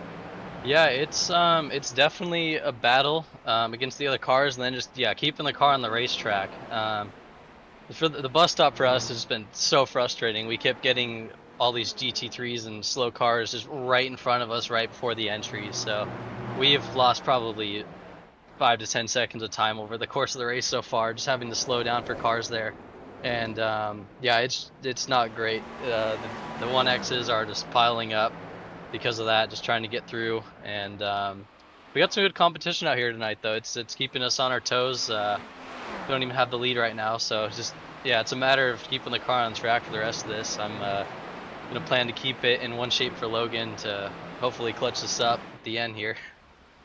Yeah, we currently have in the booth a driver for the Beach Boys team. Currently it's Logan Clampett out on track, but John Forbes with us. John, what made you feel like, as seeing still so many chaotic moments out on track, but what made you feel like yourself and Logan wanted to team up and then also join this event for tonight?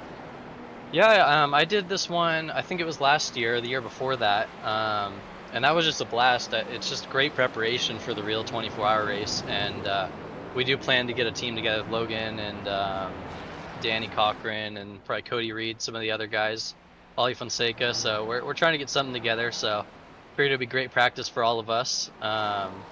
This lead is getting pretty sketchy here, but yeah, it's a great event. It's a lot of fun. It's a nice sprint just to kind of get the hang of going a little bit harder than you probably would in the 24 to kind of learn the limits of the car and just how far you can press it. And yeah, just getting through this field, it's a lot of practice with that too, just bobbing and weaving the entire race, it seems like. So I think a lot of the experience we learn here is going to carry directly into the race. It certainly does look like it would be so much helpful, especially experience because of the wide range of drivers that we have in this series here tonight. I know we've got Logan is probably the highest experienced driver when you look at iRacing wise compared to drivers that maybe this is their first time running. And John, how has the preparation for practice been trying to get this car prepared for tonight? Yeah, it was kind of a lot of back and forth. We were originally with Larson Line, we've been communicating with, setting this race up for what we were going to do. And we were going to do the LMP2 originally, and then it just didn't seem like there's going to be that much participation in the series. And just, yeah, the car I heard you guys mentioning earlier, it's one of the harder cars to drive, especially for the road stuff. So figured this would be a nice little kind of in the middle between the GT3s and the LMP2s, even though these cars are a little bit faster. But yeah, especially because they were just added too. Like, it's just a really cool car all around. It sounds great, looks great, the damage model is great. So we just figured it was a great platform to go off of for the real race, and try to get some hype behind it with the scheme and stuff like that. Danny always does a great job. So yeah, I'm really looking forward to the conclusion of this race and then into the 24 in a few weeks. I'm excited for it. I know I got one more question for you before we can send it over to Robert. If he's got any questions for you, John. When preparing for this race, you guys are coming in as just a team of two. Was there a strategy to break it up of, you do an hour and a half and then I'll do an hour and a half and we'll just go back and forth that way? Or is it looking to be a straight shot, 3 hours for Logan and then 3 hours for yourself to finish this out? Yeah, we kind of didn't know going in, so we were just going to kind of feel it out. But it looks like these runs are going about 45 minutes each before we have to pit. So Logan's probably going to finish up this one here, and then I'm going to be hopping in. Oh my God, that is terrifying with that GT3 off in the bus stop. But yeah, I'll probably be in here after this stint. And yeah, just going to feel it out, keep it on track, and hopefully not bring up too much excitement for you guys. I mean, it's been fun for us to watch this chaoticness on where it's going to be. Again, with us at the booth, John Forbes, second driver, a part of the Beach Boys, runs currently second in the GTPs. Do want to say, again, this race all about the cause, fun and the donations to help out the JDRF crew. That's the Juvenile Diabetes Research Foundation, to find a cure to stop diabetes and end it, and as well try to help out the families that are dealing with type 1 diabetes. Robert, do you have any questions for John Forbes as he's here with us? No. I appreciate his time and effort, and Logan joining. It's awesome to see, the team join and get practicing. I do appreciate it, man. Absolutely, yeah. It's always a great time, and I always love running your guys' events you set up, especially when they go to a great cause like juvenile diabetes. Yeah, most definitely. Well, yeah, I just wish you nothing but the best out there, John, and hopefully you get a win or something, or just get the data that you need for the big event, at Juvenile.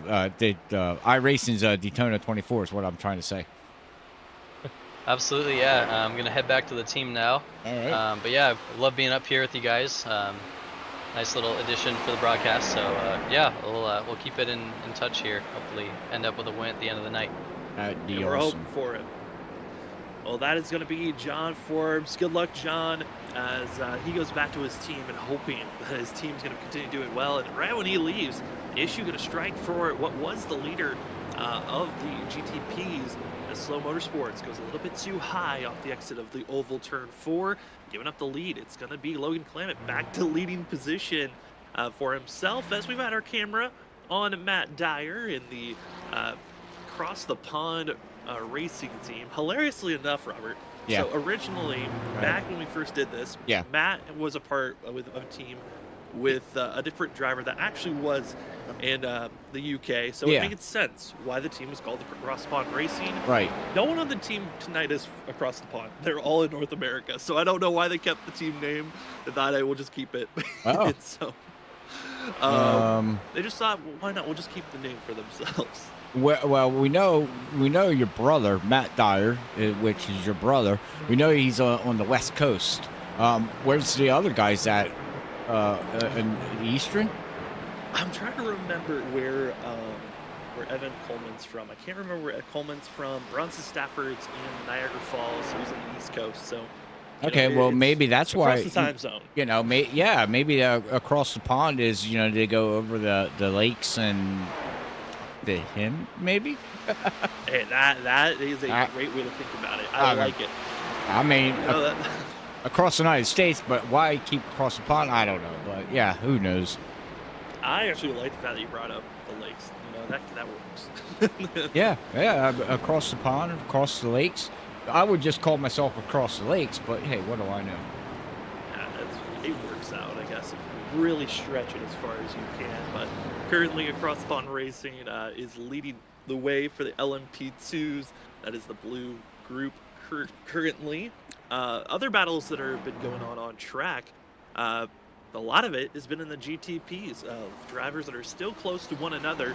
Is the battling for 5th place. That is going to be Aaron Krolick trying to get by Logan Brakey in the Armadillos Flying Permit Motorsports team. And right now, Aaron Krolick's got the run, he's got the draft, but they also have to be careful of the drivers they're catching up to. As I believe that will be the drivers in front of them. That is going to be the Bulletproof Motorsports team, who's also running up on some GT3s. Oh, it's going to be close as Krolick decides to go wide, slowing down a little bit more safely. Going to be side by side through the S's. Everyone's trying to play neat and tidy, stick to their P's and Q's, and they will keep it neat and tidy through the exit down into International. And whew, those scary moments of hold your breath, let's get by. As now Logan Brakey will set up for other passes. As move up to some of the other groups that have been happening. And I know the most exciting can sometimes switch on us randomly on the cameras, but Robert, this certainly hearing from John Forbes, that was nice to know that we're not the only ones that are kind of holding their breath when you're seeing some of this close racing action, because you were hearing it when he was watching his teammate. That's why he was reacting the way that he was, because there were some very tight moments that Logan was putting that vehicle in, but it worked out. Yeah, most definitely. I mean, it worked out for him, but you could just hear it in his voice like, oh, ah. So even practicing and getting ready for the big iRacing Daytona 24, you know, because that's bragging rights. I mean, you could take this here and call it bragging rights too and say, hey, I won the 3rd annual Freaky Fast UNLWs. Oh my goodness, I think they touched. I think there could have been a little bit of contact there. It was very close. And that was probably the worst place to be as we hop on board with Logan Brakey. He's going to be drag racing side by side with the Bullet.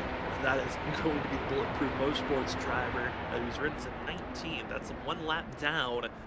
But we'll just do a full lap, just riding with Logan Brakey. As you see the mirror getting full, he finally was able to get by Preston Williams and down into turn 3. But as we're riding on board, just seeing what the drivers have, visibility, I think it's something that we don't really talk about that often in stock car racing, because you would say there's quite a bit of windshield space to look at, but with these GTP vehicles, visibility is something that can be difficult if you're not prepared for how kind of claustrophobic it can feel at moments. Well, that's the thing. A lot of these drivers race different cars, okay? We're on iRacing Simulation. Go check out iRacing.com for all your sim racing needs. They got everything from, you know, road racing that you're seeing now to all the NASCAR platforms to dirt, anything dirt. You know, they got, you know, just anything basically almost for your racing needs. But anyways, what you're saying about the cockpit view, you know, a lot of these guys, some of these guys race different cars like I was saying, and you hop in a car, you get used to running like, say, your NASCAR cup car, you know, the way the windshield looks and everything, and then you hop into one of these cars and it's totally different, Sam. And if you're a sim racer that races night in and night out and does it every night, you do get used to it, but it's still different, and they got to adjust to the views and the way you see things in and out, like right now what he's seeing, you know. You know, it's just totally different in each car. Oh, absolutely. It's so different when you're trying to get used to. Also, the handling is so different. You know, the LMP2 is one of the more difficult machines if you just weren't used to how loose the vehicle can feel at times and out of control. And some drivers do feel that comfortable zone, as that is a very tricky spot. Logan Brakey, he's got to go for a squeeze. They were 3 wide for a quick second there, but makes it through. Is the 29. But, you know, with these drivers that are in the faster GTP vehicles, you're the driver that's in control. That's the one thing that we haven't touched on yet tonight, is the fact that when you're in the faster car, you have to make the aggressive moves. You have to be the one that positions yourself to get around the slower drivers that have been informed before the session went up and during the warm-up time. If you're the slower cars, GT3s or the LMP2s, be predictable. Run the racing line so that the GTPs can drive around you. They've got more grip, they've got more speed. They're able to really make those maneuvers to get around you, and staying consistent is going to be a key thing for these drivers if you're running up to a slower car. Well, yeah, I mean, we're watching right now. We're still on Logan Clampett's, Logan Brakey's, car. Look at the speed that he's hitting right now, and we'll check this out then. 199 miles, 198, 199 miles per hour, Sam. So we're talking about speeds in the different cars, and we'll hop in a different car here very shortly. But I do want to bring something up that I just caught on to something, Sam. Well, not caught on, but I see something on the steering wheel that catches my eye. Since when did iRacing have it that their hands shift? Their hands shifting, I believe that's been a thing for a couple of years. Really? It's something that, yeah, we just never have our watching races where they're shifting all the time. We never watch it, so we never noticed it before. But I believe that it has been a thing in the animation for quite a bit. Interesting. But also another thing that we could point out is, you might have already noticed it if you've been watching the steering wheel, the lights. The lights is a big key for the drivers on when to shift in real life. Also hearing when their car hits a certain rev, or when their car hits a certain speed, you know when to shift up. But the lights are another way to assist them as into the bus stop. This is that key spot where you have to be careful. You're carrying so much more speed than the drivers around you, and they're always just holding your breath that you don't make collisions with the drivers around. But if you want to see some chaos, Robert, I would hop on board with 12th place runner. That is Texas Speed Racing Red driver. Going to be Gavin Dummett, who's going to be right now trying to make his way to get by ZX Racing of Jesse. And these two drivers have been on top of one another for the last couple of laps. But they have got some major scares getting around GT3 cars. They finally got into kind of a clearance area where they don't have a GT3 to worry about. But certainly when you're this close, you also have drivers behind that are putting on some little bit of speed, as Arc Motorsports of Andrew Little is now on the rear quarter panel of this machine we ride on board with. It's getting close with these four drivers around one another. Yeah, I was going to say, you can see as we're looking at the temp, he's looking at the miles per hour, and these guys look 200, 201. They're hitting 201 going down into turn one as he's going to try the outside. Andrew Little makes it on the inside, and oh my goodness, I'm on the wrong camera. What a move, though. That was a very aggressive turns that were going on there, trying to make some abrasive moves. And right now, Andrew Little not wasting any time and going to make a great move on that of Texas Speed Racing Red driver. And just like that, I mean, yeah, the speeds that these drivers can hit when they're in the draft with one another is incredible on the pace, as the driver's going to go wide there. A little too wide, but okay. Yeah, tad bit. Don't want to go that wide. That's going to be the ORL racing team of Chad Lancaster. A little bit too wide, but you know, a lot of these drivers trying their best not to get involved with the wrecks, but I mean, they're just doing their best, I would say, for the GT3s overall on hitting their marks and not being involved with too many incidences. As you see everyone trying to get around the Porsche and the Ferrari there, as that were very close to one another. That was the Elite Sim Racing driver that was very slow and almost got ran over by a few drivers. As we're gonna come up here to Kyle McCoy. We haven't talked to him, Buzz. I haven't seen him lately on the track. It's good to see him around too here. But what I wanted to do, apologize. I had to clear my voice, ladies and gentlemen. Anyways, chat's been quiet out there. We have 48 people that tuned in. Now, I know some of the drivers tuned in and they're driving. I understand that. But if you're watching, hit us up on chat. Let's get the chat rolling. Let's talk about some stuff.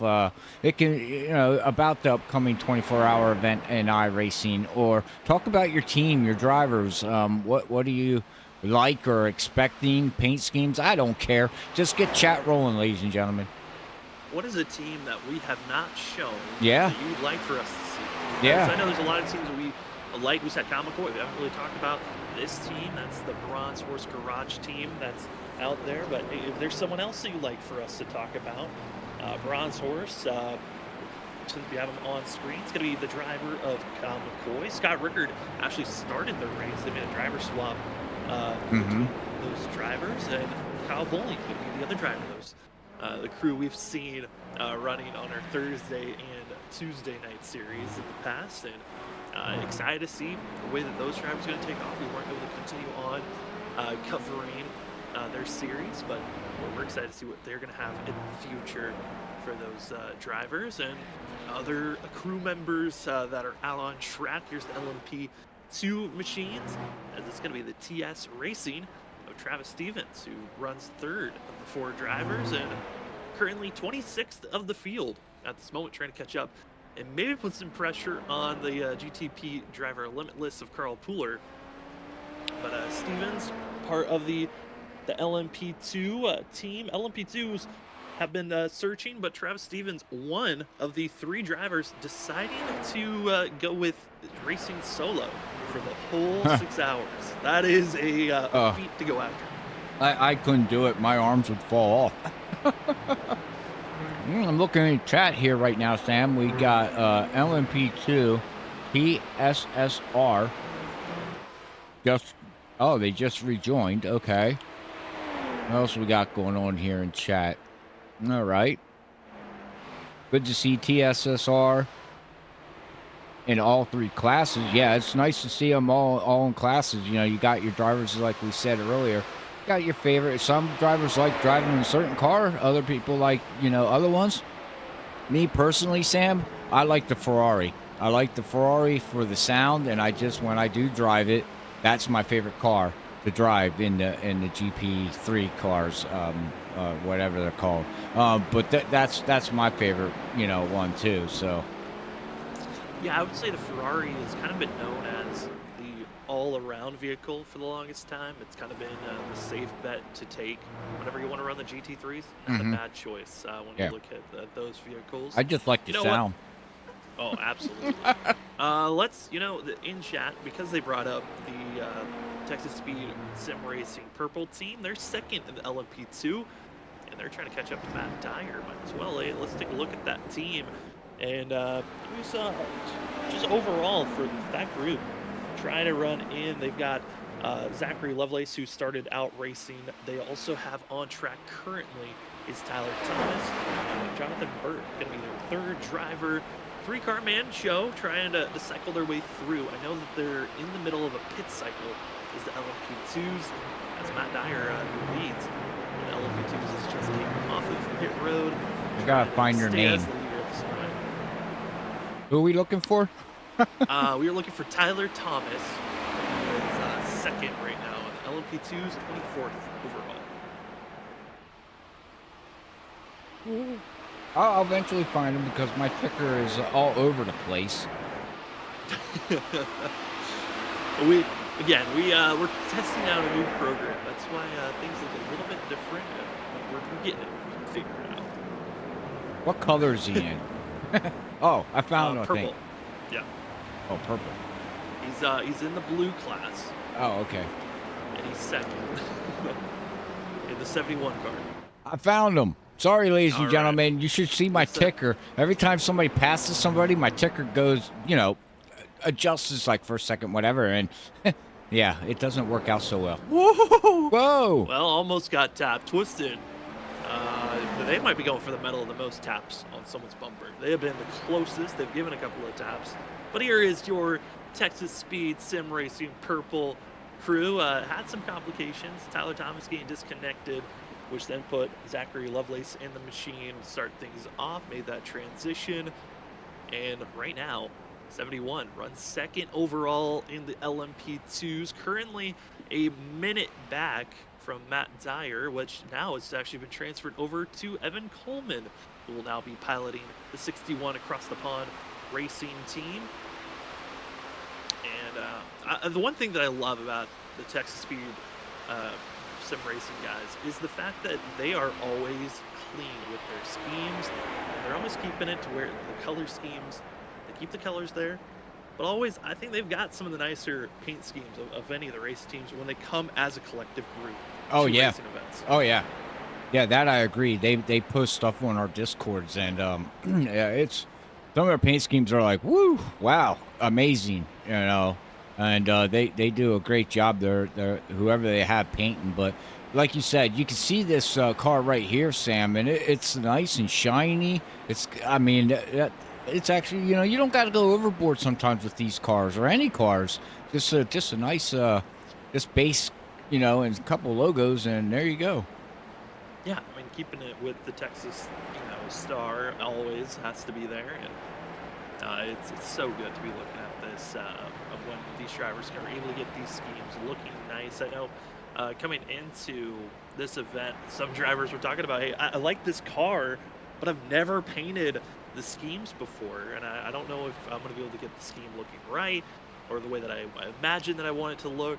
And for some drivers, they were able to get it looking nice. Others, it's been a journey of getting to where they are now. And like you said, the simplicity also works really well, and that's what Texas Speed has had so far. Well, I know some other drivers are getting on top of one another in a lot of different series. We haven't talked about the GT3s as much, but there is a battle going on for that of 4th place, which would be the driver of another Texas Speed driver. That's Texas Speed Sim Racing White is going on with a battle with LOE GT3 Team 2.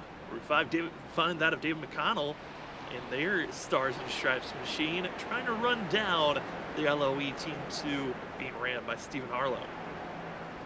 Oh, he's trying. He's looking good out here. We'll see if we can go into the cockpit here with GT3s, and then we can also look at their max speed here too that we were talking about earlier, Sam. So yeah, we'll see here how as he's trying to chase down that 4th place vehicle here. But right now you can see 160 they're getting up to, 67,000 RPMs, 68, around 69, 168 or roughly. But we'll see here when they go down the front stretch, ladies and gentlemen, on how this speed is and everything as we got a vehicle passing. And also keep it up in chat, ladies and gentlemen. If you haven't chatted yet, make sure you start chatting, because we do got gifts and giveaways here tonight, which we are very soon going to give away our first gift here within the next 15 minutes. So stay tuned in the chat, because it's hopefully you know, you get a prize, as we're going to give a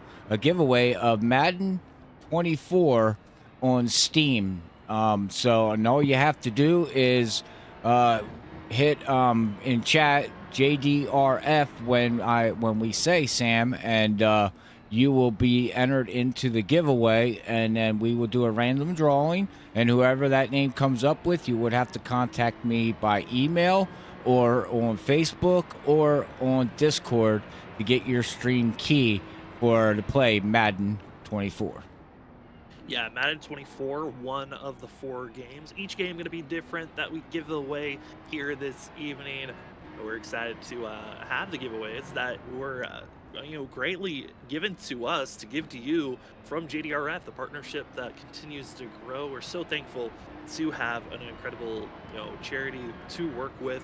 Again, JDRF, if I've said it all throughout the broadcast so far, but again, their ultimate goal is to end type 1 diabetes, and as well, their second goal is to help out families that are dealing with type 1 diabetes and juvenile diabetes, something that a child should never go through, but want to find ways to help them out, and that's exactly what Juvenile Diabetes Research Foundation is for. And if you'd like to help out, the Tiltify link is down in the chat for you to send a donation if you haven't already, or to share the stream, share the link.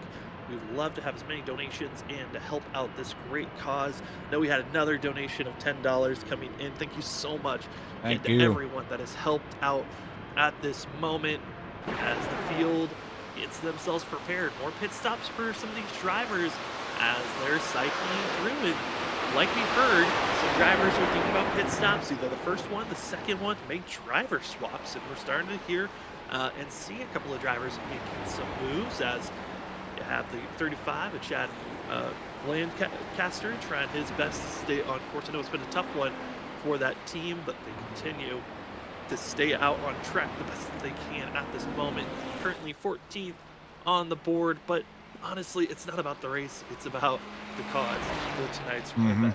Exactly. It's not about the race, it's about the cause. And Again, thank you for all the donations. We're at $1,030, and couldn't ask for anything more, Sam. I mean, the community has come together as we got some drivers making a pit stop here. The 94 in the GTP class is now making a pit stop. Making a pit stop.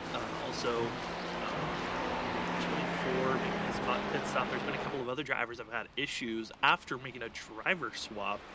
The 46 in the GTP class of Tanner Johnson in the Armadillo's Flying Urban Motorsports Juniors team. They actually just got into an incident with the LOE GT Team 2.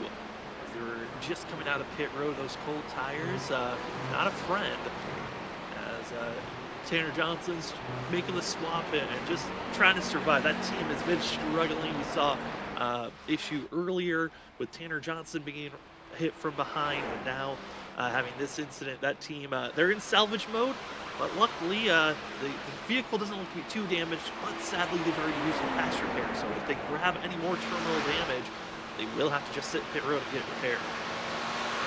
That is true. So, but yeah, so we'll see how that all plays out, as we got Ollie Fonseca now out here on the track, running in 17th position here in his GTP class, as he's trying to work his way around another vehicle here. It's looking pretty good. I would imagine they're going to run up here good, but we'll see here. I'm trying to find some teams that we didn't talk about. There's so many teams. I don't know who does. Oh, we got ORL Team Black back here running in GTP3 vehicles here, Sam. Yeah, trying to stay out of trouble currently. 13th in their class at this moment in the ORL Team Black. It's going to be Anthony Garland, who's currently piloting this machine and hoping to just stay on course, which is a big thing for a lot of these drivers. A part of the fleet that decided to choose Ferrari as their car, and it's working pretty well for that of the 812. Yeah, and well, a little bit about him. He has posted on our YouTube chat, but he's diabetic too. So this means a lot to him too here, Sam, you know, doing this stuff, and he's been dealing with it like me his whole life. So just a little insight that I found out, you know, before we went live. I mean, it's always great when we're able to get the information of how these drivers, I know for some, they're racing because they know a family member, a friend that deals with type 1 diabetes, and others that themselves, they deal with it. And it's great to have everyone come together for this great cause and put on such a great event. That, I mean, the fact that the community came together, this is our 3rd annual year of doing this. The first year was an endurance race. We did Daytona 500 last year, and we came back to do more endurance racing. And seeing the drivers that were so excited to have this race. I mean, we have 45 cars out there on track, but it's not just 45 people racing. Some of these teams have 1, 2, or more. As Garland having a little bit of trouble there in turn 1, but it's been a cycle of, you know, we have over, I believe, 70 drivers that have signed up to do this race. It's a crazy number when you look at it, the amount of drivers that have come together as a collective to be a part of this event. Yeah. When I registered in, I don't know if you remember, it was 79 people, and that was when I was hopping into the server to get everything set up. So more has joined after that. So God knows, probably 80 plus easily. Yeah, easily would be 80 plus, but it's incredible to see those that have come together to help out for a great cause. And I really like this team's name. This is 8th place runner. I like the team's name. Yeah, I think there might be a little bit of bias for this. As 9th place runner, going to be the LOE GT3 Team 3. But this is where Robert gets a little bit giddy with the Freaky Fast 6 Hour team. Okay. I understand the biases Hey, there. they're sponsoring us all the way there, just like everybody else, right there, Sam? I mean, come on. Hey, LOE, they're putting in the GT3s at least 7 there. It's it's great to see them. I tell you what, though, John Ford is now in the car. Logan Clampa is out of the car here, Sam. And they got a really commanding lead over second place here. Well, they're closing in on what would be, second place currently. Right now, Zach Hall leading the way of the GTP, still yet to come to pit road. Oh, Expecting to hit stupid pit road ticker. here shortly. But it is Sal Racing that's leading, that would be leading once the pit cycle is done. Zach Hall now goes into pit road. In Category 5, they're hoping to stay out of trouble, but it's Zach Hall and Cedric Hunter. And I've seen Cedric Hunter get into the session, so I'm expecting maybe a driver swap here for Category 5. Zach Hall's done a fabulous job. Yeah, starting to last in the GTPs and didn't qualify. And yeah, with seeing the swappage, Cedric Hunter now into the car. And for the Stowe Motorsports Racing team, I'm curious on it if they're going to make any driver swaps. So right now it's been Caleb Benecke who's been leading the way. But there are a couple of other drivers who might swap here maybe in their next pit stop stint and not this current one. As the battle for the first is going to be still Stowe Motorsports and Beach Boys. Going to continue to race back and forth. Then the battling for the LMP2s. It's across the pond racing that continues to lead that way. And on the side of the GT3s, haven't really touched on their battle for the lead in a while, but it's still the three-horse battle, you could say, of Mickey Mouse Motorsports. Shake and Bake has now entered the fray. And Snowy Desert Racing, that's been the three drivers that have been on top of one another. B&O Racing was the third. They've had some struggles in the last couple of laps, last couple of stints. Backwards. Robert, I think for us, we're going to pull it for another commercial break. When we come back, I think it might be giveaway time for us when we come back from this commercial break. All right, well, ladies and gentlemen, all right, Sam, well, take it away here, sir, as we're going to get ready to go to commercial break, and we will be back to give away Madden 24 to a fan out there in chat. So make sure you stay tuned for that, and we will be right back soon after Sam sends us to a commercial. Well, thank you, ladies and gentlemen, for joining with us. You are watching the third annual JDRF charity race presented by Freaky Fast Broadcasting. The 6 hours of Daytona to battle for diabetes. Try to beat this terrible disease. When we come back, we're going to have the giveaway for Madden 24 on Steam. We'll be back in just a few moments.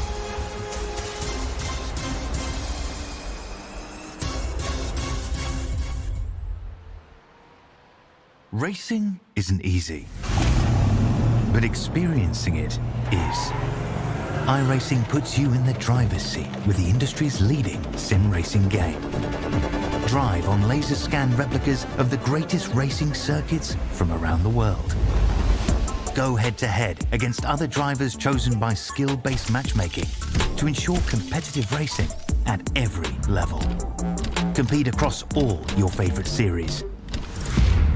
In officially licensed cars, engineered to deliver the most accurate driving experience possible.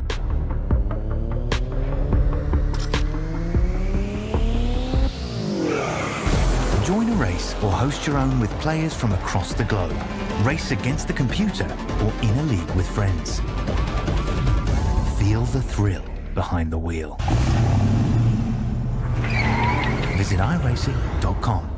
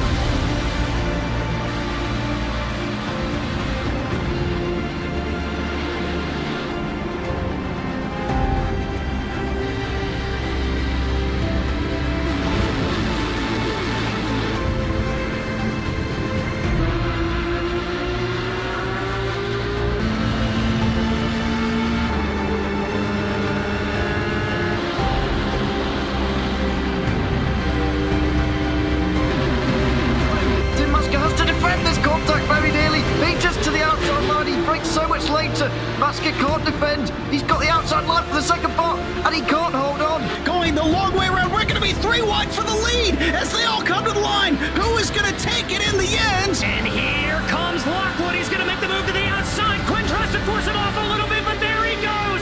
It's going to be side by side through turn 1. Will he be able to cover him off? He does. Weaving back to the left-hand side. Reynolds is trying everything. The kitchen sink is being thrown at it. They're leaning on each other. Coming into turn number 3. It's going to be a drag race through 3 and 4. Coming back to the line. Here comes Trish on the bottom. Richard's going to hold the inside. Tries to be the late breaker here. They're going to be side by side through the final chicane. They bang doors, but keep it clean. As they're still 4 wide on the run down into the back straightaway. Demerit's looking for a line as well. What is going on in Michigan? Novak into the fence. They're still beating and banging. Oh and to the line. He is much faster coming through there. Is there damage on Challenger? Abramitis is ahead. There's going to be a race to the line. Who is going to get it?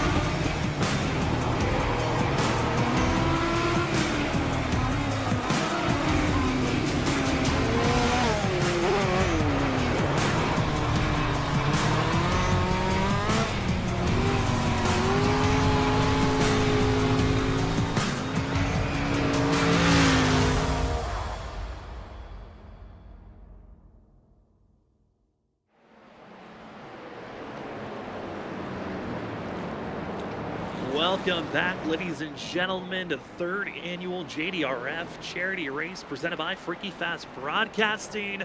My name is Sam Dyer. With me up the booth, we've had Robert Moyer, who's still with us. We also had John Forbes earlier in the race. We might be having someone join us here very shortly. But first, we want to say thank you to everyone that has donated so far. We have crossed over $1,000, and that's just incredible. And so thankful to everyone that has donated, from the drivers that have donated out on track to those that just from their grace of their heart decided that they wanted to help out with this great cause. Juvenile Diabetes Research Foundation. It's all about first goal, defeat and find a cure to beat type 1 diabetes. And their second goal, help out the families. They're dealing with this terrible disease. I know for some of the drivers, it's all about being out there and going for a chance, to defeat this cause, defeat this terrible disease is always what's the point. But we are so thankful to drivers of seem to be having an entertaining time out there. And so, because of all your good graces out there, we want to give you a giveaway. We said it before we went to commercial break, but we are going to be giving away Madden 24 on Steam. So if you're a PC gamer, you like playing video games, we have some games for you. We're going to be giving out a couple more later on in the broadcast, but we are going to be starting things off with Madden 24. If you would like to go get yourself a licensed NFL game with NFL come to the end of the season and you'd like to be having your chance to play, well, Madden 24 is your chance. And if you would like an opportunity to win this game, well, it's simple. Just type in the chat, JDRF. Simple. All you gotta do is type that in the chat and you will be entered into the raffle to win Madden 24. Where all you have to do then, if you're a winner, is to message Robert or Freaky Fast Broadcasting on our social medias, and we will be sending you that code.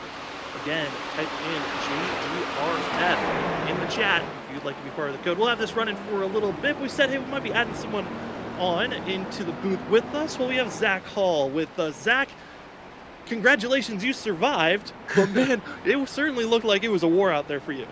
Oh man, it was. What a stint.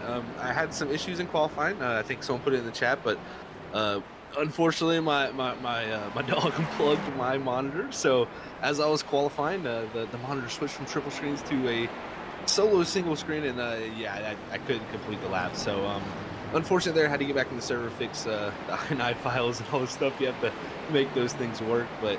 Yeah, the stint went about as perfect as I could ask for. I mean, me and Cedric talked about it. My teammate who's in the car right now. The goal was like top 10, top 5, because I knew I had the pace to go up there and rival those guys who were at the top. But just the qualifying, of course, didn't go well. So had to be patient. We were doing that. We saved a bunch of fuel. We're looking good on strategy, I think, and we'll see. I mean, we got some time to make up still with those two up front. Those some fast guys up there for sure. I mean, you got the likes of Logan Clampett, out there in the with John Forbes, and then the other team out front. I've been really impressed with their pace. So it's definitely a strong field, and I've had a blast kind of driving through it. Oh, it's been so fun to watch these drivers working. As Eric Stamp, 6th place runner in the GTP class, currently taking over for Logan Brakey, part of the Armadillo's Flying Kermit Motorsports team, as trying to march their way forward, close in on the gap of Slapdash Motorsports. Again, we are having a giveaway at this time. Type in the chat JDRF if you'd like to win a code of Madden 24 on Steam. Again, JDRF. Type it all together. You'll be entered in for a chance to win Madden 24 on Steam. We'll send you the code once you message us on our social medias. But Zach, we talked to John Forbes about trying to figure out the stints on when you wanted to break things up for a team. How was it for your team, trying to figure out how you guys wanted to split things up? Is there a time frame that you're looking at when you're planning on getting back out there on track, or is it kind of whenever Cedric's done, I'll finally get him? Well, what we're doing is double stints, and what that means, folks, is we're pitting one time, and when we come back around for the next pit stop in that second stint, we're going to trade off. And really the big reason for that, we were going to do the strategy of normally in past previous endurance races, we would do driver swaps, and there'd be like a time loss. I'm not sure how the other classes work. I know in the top class, in the GTP class, you don't lose any time from the driver swap because we're changing, full fuel and tires. It takes so long that the driver swap happens before it. So there's really no time loss from a swap. So me and Cedric thought about it. We're like, we're going to just try to do, a little bit of back and forth and kind of keep us fresh, because, an hour and a half, I'm not tired after that. I'm definitely a little bit worn out. More than anything, the adrenaline's kind of coming down now. But it's just the fact of kind of just staying fresh, where you don't get into that 2.5 hour mark and you're like, I got 30 minutes left, because sometimes those stints can get very, very close. Oh, they certainly can line up very close with one another. Currently, looking at Eric Stamp. I know in the chat we had someone look for the 27 machine, which is Phil Roberts, and it's out on track. Checking on how that team is running. They're currently in 22nd position, running for that 27 machine, the Jack Dow Motorsports. But here is another driver that's currently taking it on board. And Zach, onboards with these GTPs has been fun, seeing how the drivers can tackle this track. But what is it like? Because we heard the bus stop, probably the toughest place to try to stay on track is, oh no, Jesse, and that's not what you want to see. Hard contact into the tire barrier, and well, that's a good showing of what not to do when you enter the bus stop. Yeah, it is very, as we would say in racing, sketchy. It gets interesting. I mean, these cars have such high downforce, and what I want to put out there to these folks, watching, if you don't really understand this, these cars are so stuck to the ground, and it's really due to the aero surfaces, not only that you see on the outside of the car, but the underside of that car. And it's like a vacuum cleaner. It sucks the car to the track. So at those high speeds, you have such high grip. But if you overcook it, if you undercook it, you got to find that happy medium. It's crazy to say, but these cars are such a different car to drive on iRacing, and it's really down to those downforce levels. You get the feel as you get slower speeds, that downforce level starts to come off, and the grip starts to fade away. Where before you were feeling like Superman when you're at 100, 50, 60 mile an hour with all that downforce in the car. But when you get in the lower speed corners, these things are a handful. And even if you look at the minimum speeds in such corners as we're watching right here in the horseshoe, you're dropping down to 57 mile an hour there. We're watching Max Boner. That right there is about the same speed as a GT3 car. So the speeds in the center of the corners and these slow speed corners is about the same throughout the classes. Looks like we had some action there into one, but it is so interesting to see the differences in the cars, and really where this car makes it up more than anything is acceleration. It's got a hybrid power unit, so plenty of power. You're just deploying hybrid power pretty much all the way down the straightaway. That just continuously pulls the car, you feel like, where, you know, the other guys get up to maximum velocity and they just kind of hang there because that's how the mechanical engines work as they get up to their full speed. But these things are definitely high technology, very exhilarating. It's one of the most fun cars. I love the drive just because you can really push it to the real extent of the car, and it gives you that feedback that you really want as a driver to be able to try to push the car. I mean, it certainly has been fun to watch. Max, we've seen, I think the highest speed in Turn 1 was like 201. We also saw 202 for some drivers utilizing the draft and the hard braking zone, slowing down. Max Foner, another one of those drivers that we haven't seen on Freaky Fast for a while, but it's always a pleasure to see drivers coming back to the broadcast and be able to cover them as they're racing. Oh no, there goes another one spinning around. As Preston Williams keeping it right close to the wall, but able to save it. There was the 19. But again, one of those scares. You hit the rumble strip just wrong and it goes bad so quickly for these drivers. But hey, we are underway with a giveaway. This is gonna be your last chance to get yourself logged in. If you would like to have a chance to win yourself Madden 24, it's the most recent Madden that just came out.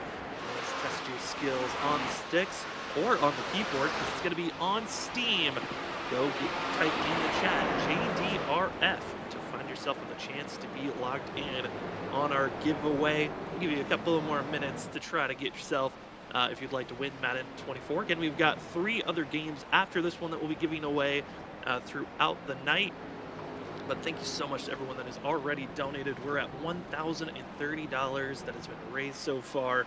Incredible that everyone's been participating in this great cause, as it looks to be. We're going to be closing in that giveaway. Robert, we'll hand it over to you. Who is going to be winning a prize today, that being Madden 24. All right, ladies and gentlemen. Well, let's get this rolling here, as you said, Sam. So we will if you give me a minute, gentlemen, I will have this information to you guys in a second.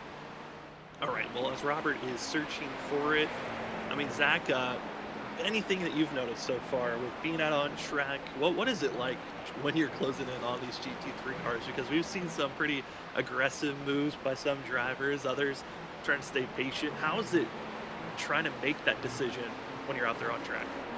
It is very, very tough, Sam, for sure. It's one of those situations where you don't want to lose time, and I know myself. I feel like I'm a very nice guy, but when I get on the track, I change into a little bit of a person out there, and you got to take, your chances where you think they'll be.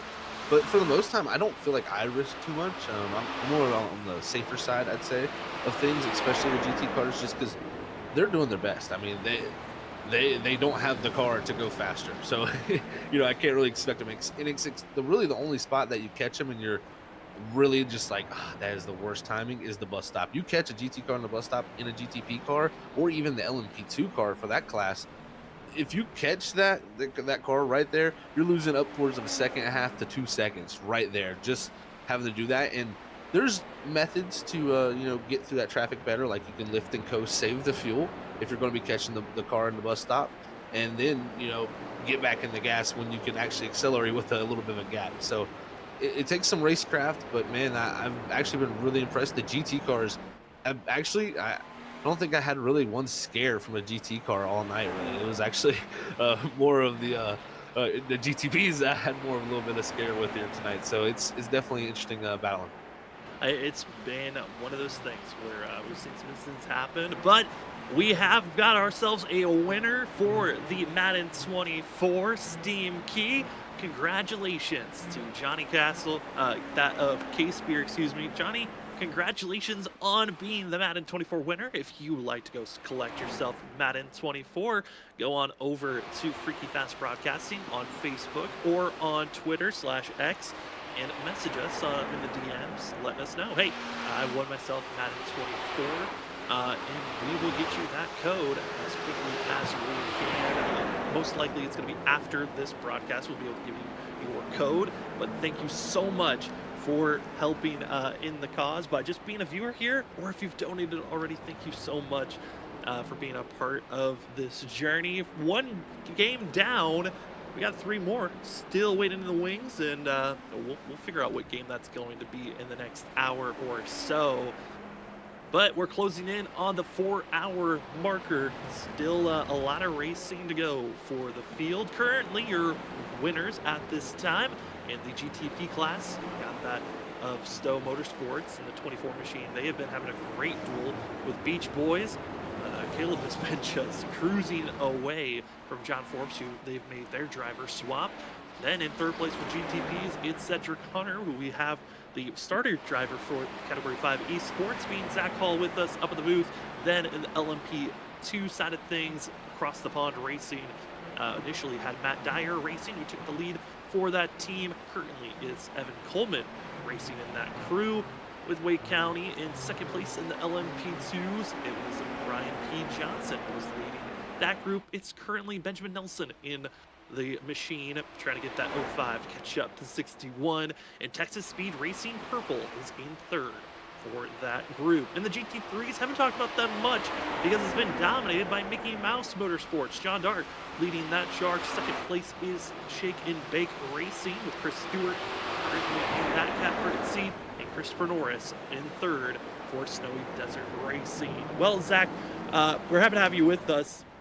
What have you been noticing out there on track for yourself in the preparation for this race? Because I know a lot of drivers and teams, they've been preparing for what seems like almost a full month, but I know the last week or two, it's been a lot more aggressive on preparing for this race.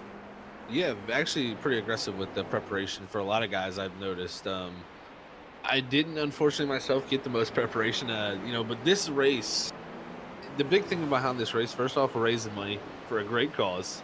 And then you look at like the practice that you get in this race, it's like an unbeatable thing here to go racing this race, in my opinion, because it's just, you're doing good things by donating and helping out children, and then you're also getting great practice for a 24-hour race that I think majority of the field, if not, will probably be competing in here in about 2 weeks, so there's no better practice than this right here. I was thinking that as I was driving, I was just like, man, this is like, you couldn't ask for something better to prepare yourself for a full 24-hour long endurance race. I mean, 6 hours is long enough. When you throw 24 in there, any seat time you can get out here with GT cars, passing different classes, just staying consistent and staying locked in. I think that's the one thing that takes endurance racing the most, is just stay focused. I know I had a moment where I lost a little bit of focus at one point, and someone said something about my car looking good on the radio, and I said, oh, thank you. And I literally went to the next corner and missed my downshift. Didn't go through the full downshift of gears, and that's all it takes is just your mental lapse for that quick. And especially in the GTP class, I know, with how fast those cars are, it just takes a real quick second to make a big mistake, and you could quickly be involved with something. But, personally, Sam, it's been really refreshing just to see how well everybody's raced, even like, as the person who set up a lot of this and got the guys registered and helped everybody get in their spots, their teams registered for the league. I come into these races with a little bit of nerves, not only for how I want to do, but also the nerves of how the race is going to go. And personally, so far from what I've watched, we haven't had people get mad at each other. Really haven't had nothing like that. Sometimes you get that in iRacing, where people definitely get frustrated with each other and air it out. Everybody's been perfect personally so far. So I personally couldn't ask for nothing better so far through these first 2 hours now from almost gone. Yeah, I would say that we've only had a handful of moments where drivers kind of underbroke and got into the driver in front of them. I think we've only had one true chaotic moment where we had the LOE LMD1 team with Ross Harlow and Texas Speed Sim Racing Blue get into one another. But you know, this is some of the fun graphics that we've had here tonight. Here's what some of the pit stop stints have looked like for these drivers. Those numbers that you're seeing is when the drivers decide to go into pit road on that lap for themselves and what their current lap is. And Zach, the fun joys that Robert's been giving us, it's been fun. I know there's another one that I want to bring up because we're starting to see the sun starting to set on these drivers. The weather temp is something else, but Zach, when you hopped in, we're under commercial break. Another thing that we kind of touched on that you brought up was fuel. What is the fuel stint that these drivers are aiming for? Because I know coming into this race, I kind of had an idea for the GTEs, but the LMP2s, the GTPs, I had no idea when I was coming into this broadcast. Yeah, so for the GTP class, that's, you know, what you can see here on the graphic. 29 laps for Cedric Hunter is which that was myself in the car, and then went to 58 there. So we're trying to make it 29 laps. Pretty much that was our goal as a team, is make it 29 laps every single stop, because we felt like that would be 45 minutes into the run. If you do 6 stops at 45 minutes, then you come out to that. I mean, we're pretty much, the goal of this racing here is take out a pit stop. We're right now so far behind these guys, it's going to be hard to run them down on pace. So we're going to use a little bit of strategy on our side and hope for, it to swing our way. And that's the fun thing. I think the top team, they decided, you know what, we know we're going to have to stop another time. So why don't we just go ahead and do a little bit of an early stop, get in here, fill the car up, and get back out on track and make fast times, because you don't want to, you can't play both sides of the fence pretty much. You either need to stick to trying to save the fuel or run the fastest laps possible. And I think that's what the groups up front are doing, is focusing on the fast laps, where I know myself and Cedric, we're lifting, coasting every single corner, just trying to save that fuel. And what we mean by lifting and coasting more than anything, to explain to people out there, we'll actually come off the gas way earlier than we normally ever would for a lap, and hit the brake actually much later. So you're using much of that braking zone to actually coast the car and save the fuel. So it's one of those things where there's not much strategy when it comes down to these races, especially with, only you can take tires before you fuel these cars up, so you can go, a full stint and then change tires every single time, where a couple years ago we would go 4 or 5 stints on one set of tires, and that could be an advantage you could get on somebody and get that extra time on pit road. Now the game is all about fuel and trying to stretch it out. So we'll see how it works out for us. That was the way I looked at it, game planning it out. I always like to go into these races. I think it's kind of my favorite thing, is and plan out, like, how long each stint's going to be, and can we eliminate a pit stop, and how many laps do we need to stretch it out. And from what we're seeing, we only got to save about a half to, I'd say, 3/4 of a lap around the track, which isn't too bad, really. I personally have had too much the last time I came in, so I think I could do a little bit better and get a little more pace out of it. And speaking of getting a little bit more pace out of it, seeing some drivers, this is the lone Lamborghini out on track from Ricky Bobby Motorsports. Travis Dart out on course, trying to woo this thing around. Has had a couple of incidences. It's currently here tonight, been trying to recover from them. Currently runs 11th in the GT3 class, and trying to make their way forward to catch up to elite sim racing and other drivers ahead, as the field in some places has been a lot closer than others. It's the 11th place runner of the LOE GT3 Team 1 of Alex Huffman out on course, trying to catch up to the elite sim racing machine in front.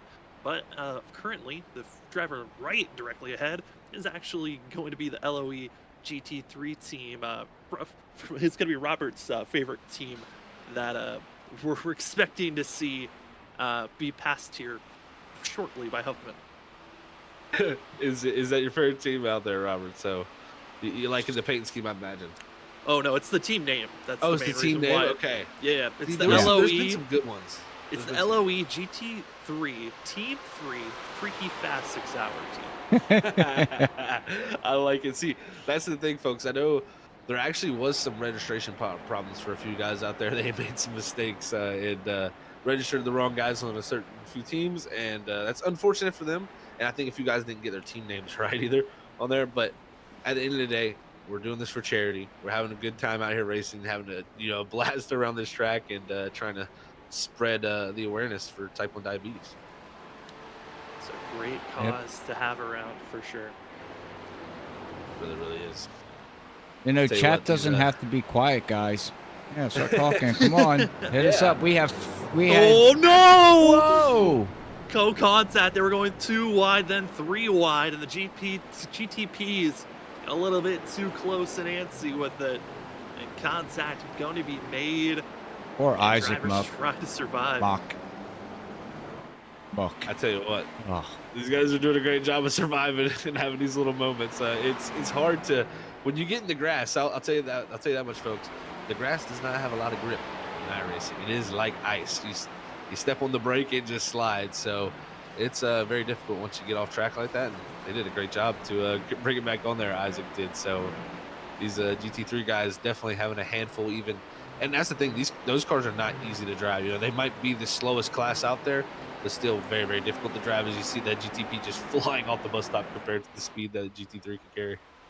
Yeah, and what made that even scarier was the driver that made contact was Ollie Fonseca, who was in the GTP, but the driver directly behind Ollie, who was luckily able to slow down, was our leader in the slow motorsports team. Just they were very close to making contact, and luckily those are those frights that you have, knowing that we've got less than 4 hours to go in a race, but in a blink of an eye, everything could change.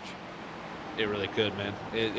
All it takes. That's what I told Cedric before I got out of the car. And that's the thing I kind of preach to all my teammates through every single endurance race is I don't care what lap times you run. Like, I don't even look at them. Like, the lap times don't matter. It's the small mistakes that add up, and then the big mistakes are the ones that really take you out. So it's just about minimizing those things. And that's personally what I think I enjoy the most about endurance racing is it shows the team that's just been the most consistent throughout the night and has also, you know, survived. There's some points where you can't miss stuff. I mean, it's going to be a wreck and it happens right in front of you, and that's just racing, as they would say. But definitely you can make your fate a lot of times in these races by just placing your car in the right spots and kind of judging the situation before you get into it. You gotta have a good intuition when you're doing these races, in my opinion, because if you're not on top of it and you're just second guessing everything, you're going to continuously wreck in these endurance races because the classes are just so different. And I think that's the other thing I took away from the race too, just to say, like, a great job that iRacing has done is putting all of the manufacturers in these classes. Like, I just love the fact that we see all these different cars, different types of them, and it's literally like watching the real Daytona 24. So it's very impressive to see how iRacing's built out the repertoire here to add to this and really help these endurance events. Yeah, and keeping up with the changes that real life racing goes into, it's been awesome to see. And speaking of awesome to see, we got our weather here to see where we're at with the sun starting to set, and also with the time in sim being 4:36 p.m. The track temp 81 degrees. It's starting to drop. The ambient temperature is still 78 degrees. That wind has been going back and forth, but this is the fun thing. It doesn't show a lot, but Zach, Robert was telling me about this. This is showing when the race started to where it's at now. That change in the white is the track temp. It's very minimal, but it went down a degree. It went down a degree, and if we see a massive drop off or a massive spike of any sorts, we'll be able to see that tracking as the sun starts to set. That is very cool graphic that we got there. So I tell you what, I think we will see that start to change here very soon, folks. It's getting into like the dusk part of the day. The sun's starting to set a little bit here, as you can see. I mean, it's definitely getting a little bit less light out here at Daytona as the shadows start to get a little bit longer and longer out there as sun fades away. And when it does, that track changes. It is pretty crazy how drastic you'll see, and you'll see some of the fastest times probably in the very last stint of this race. They will be flying in that very last stint, just trying to get everything out of these cars because those temperatures probably will drop a few degrees, I'd imagine. And not only that, you'll just have the full track rubbered in and just very hooked up, as they would say. Here's our turn 3 shot, getting to see these drivers in a hard braking zone. We've seen a couple of contact moments of drivers running into one another here, and as well coming out of pit road. Those cold tires have been a tough spot that we've seen drivers really lock up on, and this is a cluster of drivers trying to whoa up, not to get into one another. And I mean, Zach, you see, we talked about the bus stop being a tough place to be. What do you feel like are the tougher zones of this track? as the runs were progressing forward, and were you feeling any of that tire wear difference that maybe was affecting this course? So it actually changes throughout the run. That's the most interesting thing. When you come off a pit road, folks, you got really cold tires. And these IMSA tires love heat. Not too much heat, but they love a good amount of heat built up in them just so they can get nice and primed in that perfect range to have the grip for the rubber. And when you come out of the pit stop, I mean, it's kind of dicey. I mean, even on the qualifying laps, probably a lot of guys hit on their second lap because just getting those tire tips in the better range on that second lap, it just feels that much better. And the spot that you really, really struggle with on cold tires in the GTP class, at least in the Cadillac side, I don't know how, because that's the one thing too about the other GTPs. Not only do they look different, they got a completely different handling model, and they have different characteristics with how the weight transfer is. And for the Cadillac, it's just right there. Turn 7, back onto the oval. The car is very, very light. You turn in the wheel, and it just seems like you don't have no front tire to make the turn, and then all of a sudden it comes very quickly. It is a sharp, very scary moment that you don't really have any much feel. Those are the moments that'll catch you out the most, is when it catches you off guard. And that corner right there, you got to be prepared each time as you see them coming into it right here. Once again, it's just a very bumpy. It's an access road back onto the track. I mean, it's just not a usual racing surface, so it causes some very interesting characteristics with the car. But I will say, after 3 to 4 laps, it doesn't get to be a very bad spot unless you just overdrive the corner and really just miss it. It's not too scary. I'd say the last half of the run, probably the scariest part is the horseshoe. And that horseshoe is the corner before the corner. That's really tough on the tires. So it's kind of it swaps ends for you there. So it is interesting to see how the cars change throughout a run. And I know some GTPs, they take off better on cold tires than the other ones. And I know the Cadillac struggles a little bit, I believe, when it comes to live at the end of the run. As if anyone would know, it would be you, Zach, as we have Zach Hall with us, who is out there on track for the first part of this race, riding for the Category 5 esports team. Also with you is myself, Sam Dyer, Robert Moyer Jr. running productions and doing commentating today. A little bit of double duty as the field are inching closer and closer to the halfway of tonight's race. Currently, you're watching the battle for 12th place. The driver in black, that is Cody Reed. The driver with the slight blue and red help, that's going to be Liminal Racing, Rafael Santos. And that team had probably the worst start you could ask for. Caught up in a couple of got rear-ended, caught up in a wreck. And that team's done a great job recovering, trying to make their March recovery to potentially aim for a top 5 finish. I mean, a top 10 finish, excuse me.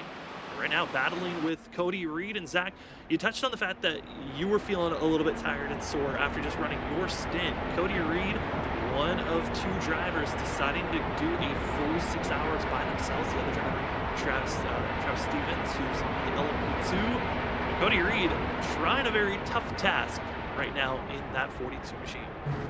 That is very difficult. I mean, that's, you know, if you're a 4-man team in the 24-hour race coming up, that's about what you'll run in the full 24 hours, and he's doing it in a 6-hour stint. So I myself have done the most I actually have ever done on iRacing is 6 hours in a row. And I can tell you what, your brake foot is pretty much falling off at that point. It's definitely getting to be a little bit tiresome, especially depending on how stiff some of these guys got their load cells and their pedals set up. It can really depend on those things. And that's personally another reason why we're switching every single half hour for me and Cedric. It's just to keep us fresh and keep us in the game. Keeping yourself in the game is the key. Category 5 is now up to 2nd after pit stop made by that of our leaders. Now falling down to 3rd place as Santos trying to get by Cody Reed. See in the chat, curious to see with that of Purple Who is out on course, is in 10th place in the Texas Speed Sim Racing Red. That's where Telemac currently runs for himself. And we'll also see this great battle. This is actually the closest battle for position is what's on screen. Everything else, anywhere from 5 seconds to a full lap or so difference between drivers. And always interesting, Zach, when you watch endurance racing, how there's always seems to be just one good battle that seems to stick all race long. I got a feeling this might be it until we see maybe a driver swap or the fatigue starts to kick in for Cody Reed. Definitely, this is gonna be fun. Oh, wow. Sorry about that. Muted myself. This is definitely going to be fun to watch because when you get these battles, they tend to, stick together for most of the night when you have similar pace. So you can see this one happening. This is definitely fun to watch as they cut through the traffic. And that's the one thing when you're battling side by side through the oval, you got to be ready to be coming up on GT cars and give that space. These guys are doing a good job. As now looks like Santos is going to send it up the inside and try to make this stick. I will say I was behind this 32 at one point, and I was actually pretty impressed with his pace. So, as a lap car coming through, I was like, okay, he's a guy that's not going to hold me up too much, I feel like. Yeah, it seems like the efficiency is where it's at. Cody Reed not really, I think, noticed, okay, they are there. I no longer want to battle. I'll just settle behind and just start to hit my own pace, as well as drivers starting to think about pit stops, as some teams that went with a little bit of an earlier stop coming into pit road as the dog leg got a little bit spooked down into the west side of the horseshoe. Getting ready for turn 7 are these drivers. A little bit of a squeeze. They'll make it through is this crew, and making these drivers pit stops, Zach, not something that you usually think about. But when you're coming into pit road, was there a factor that you worried about as we take a look at our manufacturers that these drivers are racing here tonight, as you see it on our ticker board? It looks like the Cadillac's doing pretty good. There's a few Porsches are up in it, but yeah, coming to pit road can be a little tricky. I know in previous years you would be very careful coming to pit road because you could take the tires multiple stints, so you didn't really want to lock up. But now you'll see some guys are going to push it to the full extent there, get on that pit limiter, and just lock up into there and try to gain as much time as possible. It's definitely something you can do, and some guys get even way more time out of it than others just by taking that risk. But I would say probably the most risky part on pit road now is the entry, but that exit on pit road, you have to stay in that inside wall. That can get actually a little bit scary. I know the GTP, it's very easy to take, but I'd imagine in a GT3 or even the LMP2, that's a little bit more of a sketchy corner, even at pit road speed. And I'm actually glad it's at pit road speed. We, a few years ago, used to take it at race speed as you just came out of pit road, and that was definitely a calamity corner, as they would say on pit road. So that changed a little bit with them adding that longer, pace speed distance, or pit speed distance. But it's definitely still a place that you can make mistakes and just get into the wall. I mean, you're close to it. So. Absolutely. Well, do want to give a huge shout out. We have another donation coming in, $15. I cannot believe the generosity that we've seen so far here tonight. Thank you so much. That is I'm going to butcher this name. I'm not someone who's great with names.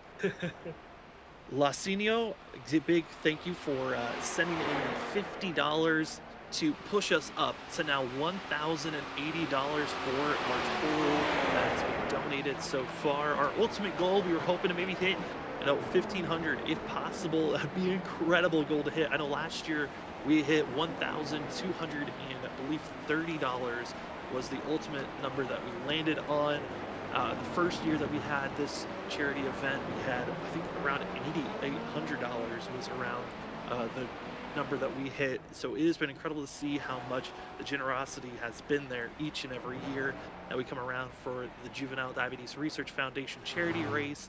And we are so thankful that we're not even halfway, and already we are seeing the generosity there. As you're watching the leader of the LMP2, currently it's the Across the Pond racing team. Their second driver, Evan Coleman, currently out on track, and I know Matt Dyer gave them the lead.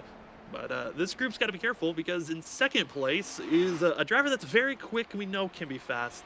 Zach Benjamin Nelson, currently cockpitting the second place LMP driver in the 05 for that Wake County machine. Yeah, they're going to have to watch out for the Wake County comrades. They're definitely going to be very quick. Ben, Brian, such a combination. And I think Evan and Matt have done such a good job so far that it's going to be tough for these guys to make it up because I think Ben, unfortunately, also, along with, I believe it was Tyler Thomas. I know you guys probably caught that there with the little bit of a mass disconnect we had there. I was kind of scared there for a few moments, and it seems like it came back, but a few guys definitely lost a bunch of time with that, but don't count them up for making time up. Benjamin Nelson, I mean, that guy, he's unreal. If he gets used to that car, I know he's struggling a little bit, he said in it, but if he gets used to it, watch out for that guy because he definitely could put good laps together. Certainly can. Also want to give an update for some of the drivers that have already used a fast repair in the first half of this race, as we're closing in closer and closer to the halfway point.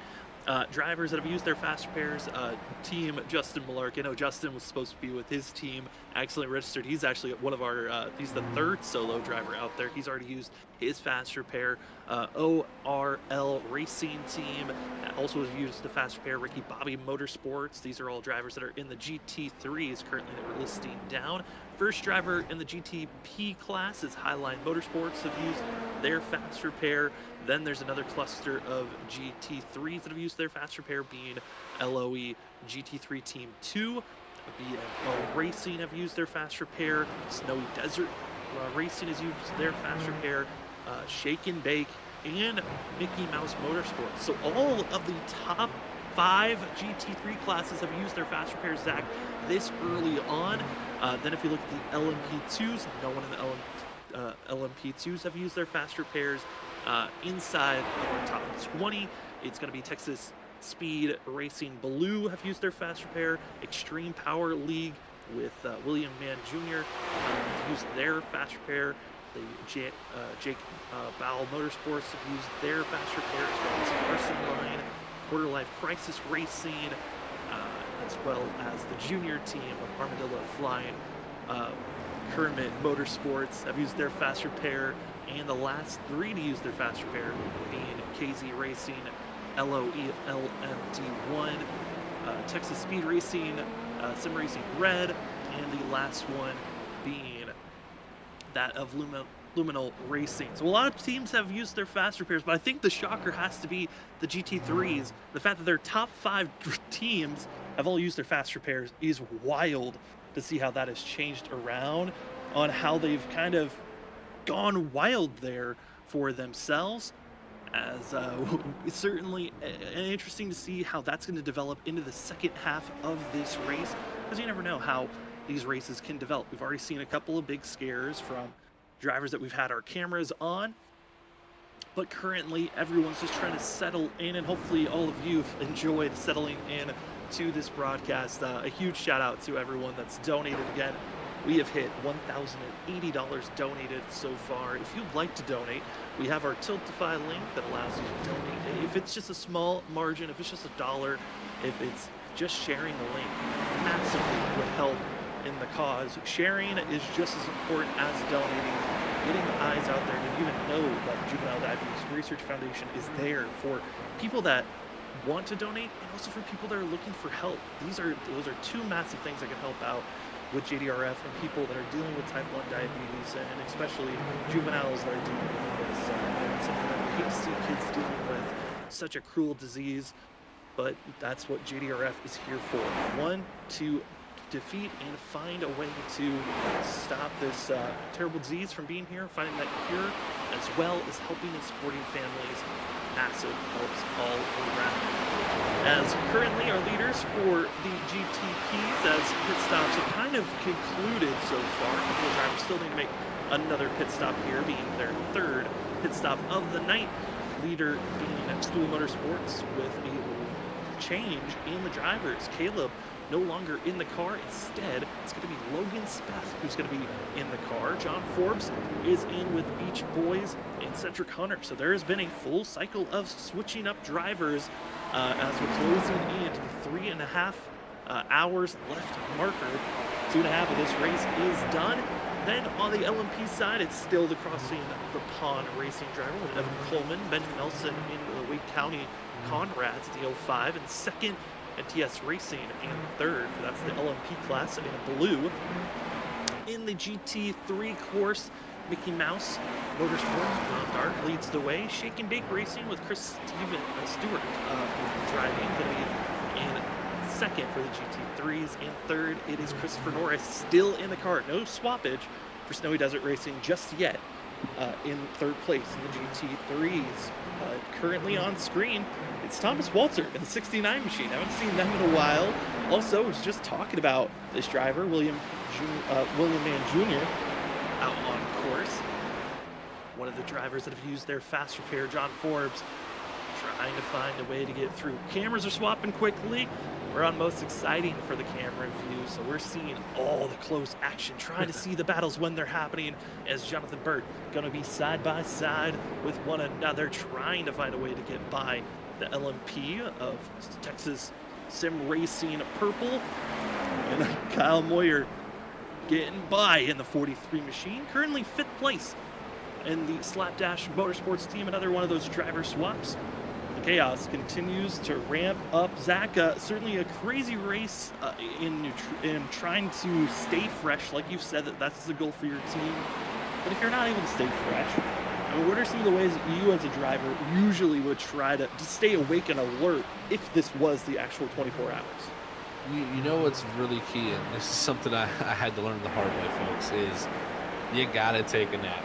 You gotta get to sleep. If you don't get the shut-eye, I mean, look at the real-life drivers in the 24. They always get sleep in between their stints, and just the key behind that is just making sure your brain is working at full functioning capacity, because I've had those stints where I've been very tired late morning in 24-hour races, and it takes away from your mental focus, and it really makes it hard to run the correct lap times and keep the car on track. So naps are very important, but also hydration and food. So the 3 essentials, I think, for just overall making you feel good during a 24-hour race is you gotta have some good food, that, nutritious food to keep you there. Nothing too sugary though, to make you crash or nothing, but you got to have some good, and also lots of water there to keep you hydrated, because don't want to have any types of cramps. You have cramps in this race, good luck. It's going to be a long stint for you. So it's definitely fun to see. And, you brought up about the fast repair, Sam, about the GT3 class there and how they weren't using it. Another thing I've been watching, and I don't think you guys can see this stat, and I think the reason why I can, I got a little bit of a low down stat here for everybody, because I'm an admin in this session. But I can actually see the incident points that people are accumulating, and some of these guys are getting close. It looks like Larson Line Racing right now is the top incident score, and that would be about... Report coming in, issue for the top driver, the LMP2 class across the pond, and that of Evan Coleman has dumped it into the tire barrier wall. You see the heavy front end damage. It does not even have a front bumper. They're going to have to go into pit road for that across the pond racing team and hand over the lead, most likely to Wake County Conrads here once they hit pit road. Wow, that is so unfortunate. And they've got a big gap. As you can see, it's still about 57 it's clicking down there. They're going to have, hopefully, their fast repair. I don't know, Sam, if you know what they do. They still have a fast repair for themselves. They've been trying to save that for this exact moment. Yeah, definitely good to have that. He's going to drive straight through the grass. So I think it's a smart decision. Actually, that thing's not going to turn left or right. He's going to have some faster traffic going by if he can get down on that apron and get the pit road. That's Evan's going to be his goal. And at the end of the day, if he can get here pretty quickly, this is going to be a close battle for the lead when they come out. Unless they take tires and fuel and just go ahead and fill this car up, they might transition the lead over to Benjamin Nelson, actually. And the hope being that they can get there without a penalty. Sorry to cut you off there, Zach. You were saying about incident points, and then once we're done with that, we'll allow you to go take a break, because I know that you need to take a break before you hop back into the car. I think we have someone waiting in the wings also once you're done. Yeah, it looks like definitely somebody wants to get up here and talk, but definitely get a good perspective from other people too. So looking at the incident points, it's 44 right now for Larson Line Racing. So that team, once they get to 60, they will get a drive-through penalty. And, I mean, we're only halfway. They continue at this rate, they will hit that, and possibly if you get to the 80 mark, you could get another penalty. So those are drive-throughs that you got to watch out for. I know one of the teams that I was looking at that up front here in this GTP class that's a little bit higher is this team right here that we're looking at, actually, of the Beach Boys Racing team.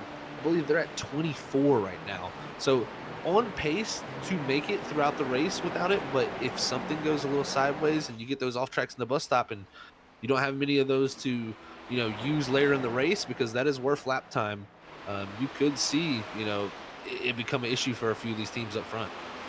You want to keep the piano when we have John Forbes up here in the booth talking with them. He said, hey, bus stops where they got to be careful to stay out of the more incident points. They're trying their best to stay out of that. Also, update for Across the Pond Racing.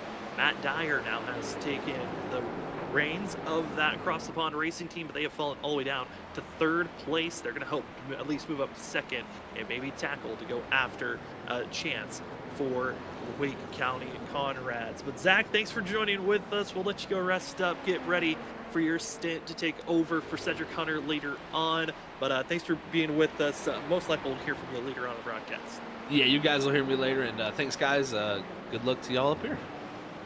As Zach gets out of here, another huge donation going to be coming from Freaky Fast itself. Thank you so much to everyone that's coming in. That's going to boost us over the 1,100 marker. We are now at $1,105 donated. Thank you to everyone that has donated and been a part of helping out with this great cause and great come together for this charity race. It's been a pleasure.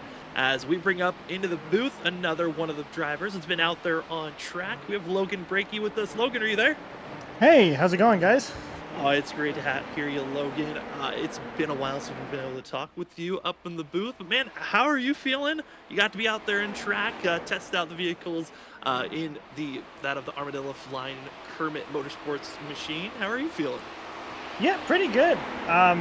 Been running some laps pretty much this entire week, kind of getting ready for January's Daytona month, as we know. So kind of just burning laps in this car around Daytona, and it's probably the most comfortable I've ever felt in the car here. That first stint was a little chaotic at the beginning, but kind of was nice to settle in after we caught GT traffic a couple times, and it kind of stretched everybody out, and we were able to just run our own laps and do our own thing. Yeah, feels good. Should be getting back in the car here again soon, maybe to the finish. So hopefully we can salvage or see through this solid day that we've had so far. Well, I know coming into this race, a lot of preparation. Like you said, it's Daytona month, trying to get that practice in. How has the practice been personally for yourself and Eric, trying to get yourself prepared? Currently running 6th after qualifying 10th. Not a bad advancement, I would say, with the competition we've been seeing here tonight. Yeah, I mean, it's, a lot of the hosted sessions kind of switch over to Daytona everywhere you look as soon as the year ticks over, really, and everybody starts throwing up hosted sessions. So just been kind of getting in there and seeing, not so much hot lapping. We try not. I haven't really been doing much hot lapping until maybe a couple days ago, just see what qualifying pace was like. But really, kind of just dialing in, see what that race pace was like, and we thought a 130, anywhere in mid to low 133, mid to high 133s would be good race pace. So that's kind of what we were looking to get consistently. And so far, I think, we're doing that. Obviously, the lap times rise and fall as you encounter lap traffic, but so far, Eric's done a good job here. I think we're dead even on where we were whenever we pit to do the driver swap. So been very, very consistent here so far for the first 2.5 hours.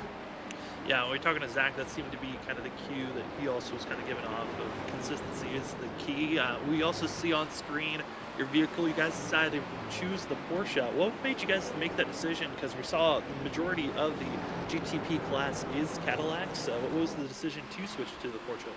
It just it just felt the best. We originally were going to do the Acura, and we tried to run some laps in there, and the Acura it felt so twitchy, so nervous, and so we were kind of just working. We've done the BMW before at a couple Enduros last season.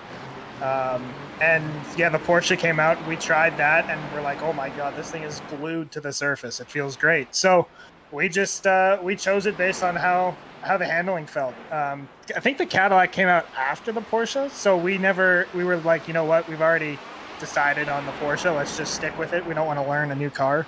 Obviously Cadillac seems to be the favorite, judging by the field size here.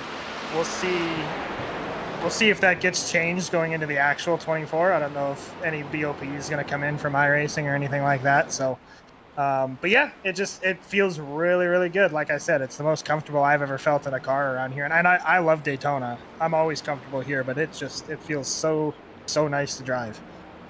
Well, I know for you, driving must feel a lot more comfortable than watching from an outside perspective. I know right now we're seeing on screen Eric Stamp being challenged by the LOE GTP2 of Justin Erb around that back bumper, as well as getting past other machines. But how is it trying to kind of be that cheerleader when you're outside of the car after being in it for those first couple hours? Yeah, I mean, you know what? It's a lot of I just try to kind of stay as quiet as I can. Talk to him like when he's here on the oval, kind of just tell him what's going on or just see how things are going. But for most of the time, like regardless of how comfortable you feel in a car, you kind of just want some peace and quiet. You know, you kind of just want to be left to do your thing. And that's kind of what I've done with Eric. You know, Eric and I have always been very similar in pace, no matter what we drive. You know, we kind of use each other as benchmarks and we operate the same way. So, you know, he knows I like kind of the peace and quiet. I don't like very much distraction. And so I'm kind of the same way whenever I'm out of the car and he's in. You know, I just kind of sit in there and let him do his thing. And especially right now, you know, the last thing he would need from me is me talking to him while he's in a dogfight here with the with Justin in the 23. So just letting him do his thing is kind of the way we roll there. This battle continues to rage on, and I forgot to ask John Forbes, who currently is second with the Beach Boys, coming off of his championship on our Monday night series, the ISRC Truck Series. We're coming back to cover for that. Logan, what are the thoughts? Are you guys, your team, Team Armadillos, are you guys coming back for another season for the Truck Series on Mondays, or are you guys going to be stepping away and take that night off? Yeah, we don't know. You know, we found we found an Xfinity League that we really like. We wanted to try something different. Obviously, it's, you know, we loved running with those guys and running the trucks and on Monday nights, and it was, you know, it was a lot of fun. Built some good friendships in there. But we found this Xfinity League, and we want to just try a different car. So I think we might be doing that. You know, never say never. You know, we might come back at some point, but not entirely sure if you'll see us back in this next season. Well, we're going to just soak in your time seeing you guys out on track during this event. Thank you so much for helping out and being a part of this event. I know it's always crazy. We've been saying thank you to all those that have been out there donating in the chat, and also to you guys, the drivers, to even have your time, let alone donating to help out with this cause. Anything else you want to shout out before we let you go, or if you want to stay, you certainly can, but the floor is yours for any shout outs. Yeah, no, I mean, just a big thanks for you guys to put this on. You know, it's nice to, we came into obviously the goal, you know, every race you do, you want to run well, you want to perform, but this was a race that we came into and we're just like, you know what, there's no pressure. Let's just log some laps. Let's get prepped for the Daytona 24, the iRacing Daytona 24. We won GT3 class last year. This year we want to go for overall. And so this was just a perfect chance for us to get some laps under our belt in race conditions. 6 hours is fantastic. Fantastic amount of time to do that. That's why we're fielding 2 entries out there with myself and Eric, and then Trent and Tanner and the junior car. So it feels great to come out here and just really drive around, race around, no pressure. Still want to do well, like I said, but you know, no pressure on the result. And it's just awesome that you guys do this. You guys do different race. It's not the same race every year, but a different big race every year. I think last year you did the Coke 600, and that was a blast. And it's awesome that you guys do this every year for such great charities. That was close. Yeah, and it's great to see you guys doing so well. I think we're over $1,100 already, which is so awesome, and we're not even halfway. So hopefully you guys can crush that goal with the generosity of all these other guys out here. But yeah, man, it's been fun. It's been a lot of fun riding out there, and I'm excited to get back out there again and see it through to the end. Hey, we're excited for it too. Logan, we'll give you some time to settle in, get prepared, as contact going to be made. I think that was John Forbes who made contact with that wall, trying to get by the second place runner of the GTs. So second place on second place issues. But Logan, we'll let you go. Get prepared to get back in the seat. Thanks for joining with us And it was awesome to hear from you. Yeah, likewise, Sam. Thank you so much. Well, that's going to be Logan Brakey, part of his team. And Stephen Eric Stamp going to be in 7th place currently. The Armadillo's Flying Kermit Motorsports team. But seeing the contact made, that is a hard hit that was just made. Luckily, no required damage for John Forbes. That's one of those scary parts of the racetrack that you never know if it's going to be contact made or not, of when drivers are going to be hitting contact into one inside pit wall, but that wall can sneak up on you if it does. But we're marching closer and closer to halfway, so we are going to actually take a break here. When we come back, I think we might have another giveaway in the wings waiting for us, or we might be seeing if we could talk to some other drivers, see their points of view. If you're a driver watching the broadcast and want to hop in, we've heard from 3 of the drivers. If you want to be another one that joins with us, well, join the waiting room. If you're in the Discord, make sure your name is the same as it is on iRacing so we know who we're talking to. But until then, we will be back for more coverage of 3rd annual JDRF charity race, 6 hours of Daytona. Diabetes. Let's beat this cause, and let's make sure we have a great night. We'll see you in just a few moments.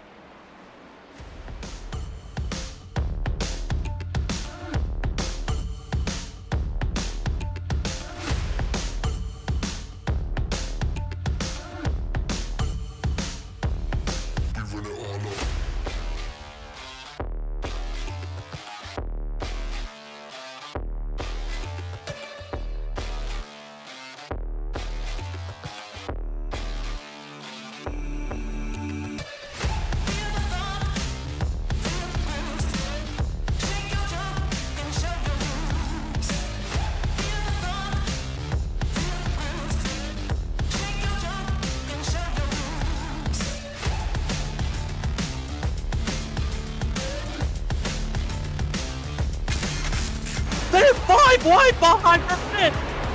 Oh my, the 5 wide here. This ain't gonna work. They make it last. Bumping and banging to the end. They're beating banging for the lead. Sora's still with the shot here, coming off a 4. Look at him. That's it. It's bottom line, here it comes. Oh no, Carter gets wrecked. It's gonna be that Nick Crawford. The 74 gets through somehow, and they just completely demolish one another. Trinity diving down low, drifting up, trying to be the stealer. Here he comes, Cedric Hunter. He does it. He steals it. But he somehow drove it into the corner to wreck it. Oh, they wrecked. They wrecked each other. The top 2 bounced into one another. Just too much of side drifting off of, and they got to be careful. Oh no, the 4 demolishes in the 28.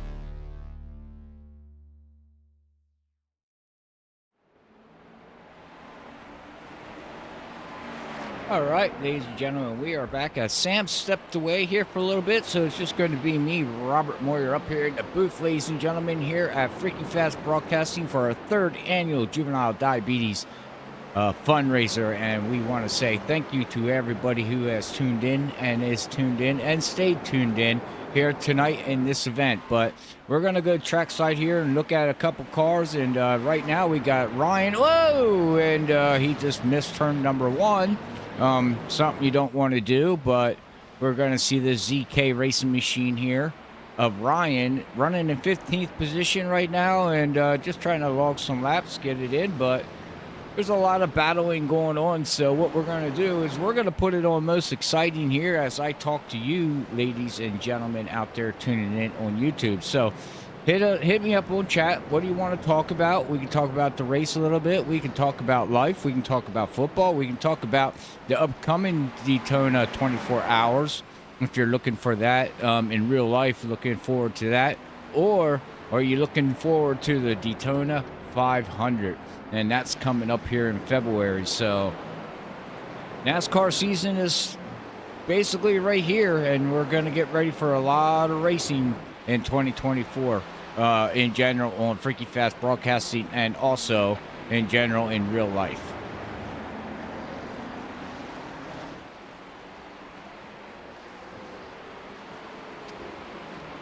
All right, yeah, it looks like let's see here, if we can get caught up. Yeah, we do. We got another a donation here from Steven Stempian. Great to see Steven Stempian out in the chat.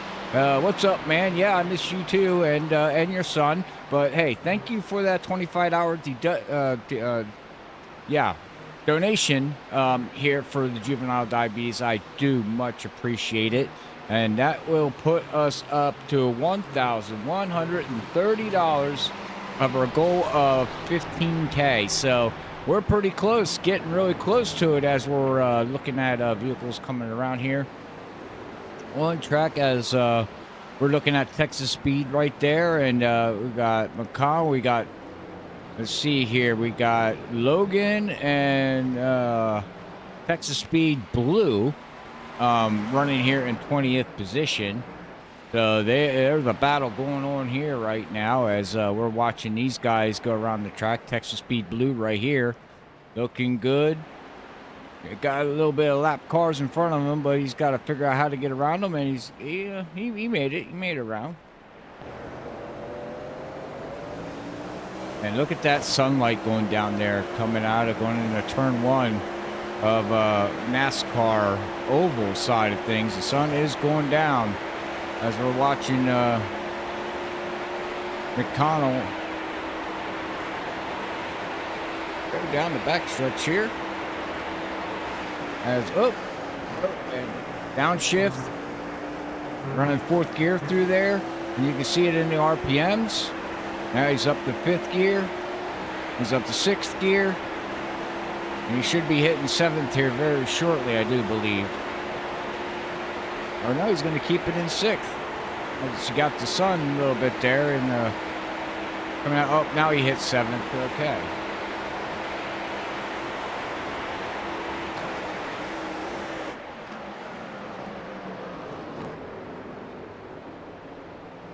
There's your guy. You can root for there. Yeah, it's in the 73. He's running pretty good. He's in P20th right now. Just keeping the car clean and doing what he needs to do as we're starting to get to the evening time here at Daytona International Speedway. And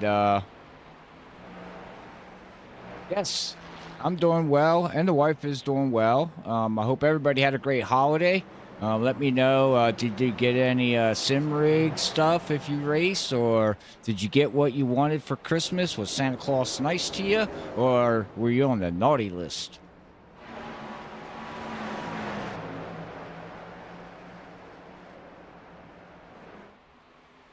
Appreciate it. We have 51 people viewing in here tonight. That is awesome to see.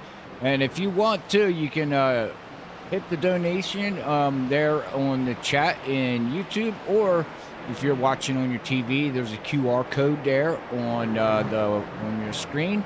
Just take your phone, hit the camera, scan that, and that will take you right to our donation page, and you can donate here to Juvenile Diabetes. But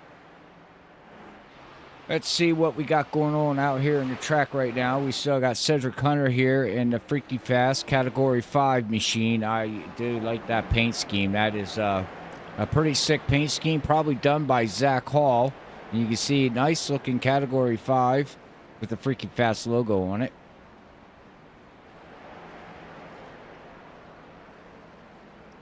Oh, wow. Got a 4K camera. That's nice. For the PC. Nice. So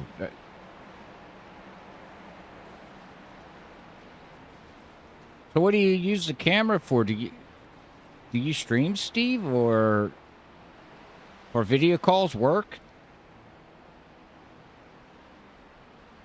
Oh, you got the wife's credit card bill paid. Oh man, I would have told her it's on her.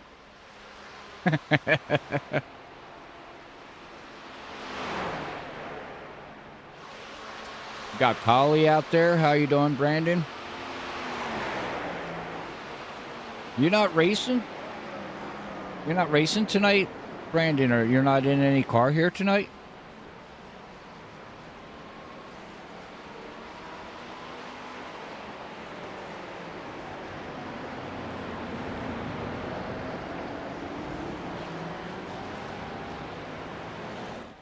See the clock, we're down to 3 hours and 14 minutes to go yet here in this charity race. Here to Ollie Fonseca, Larson Line Racing, running in 16th position.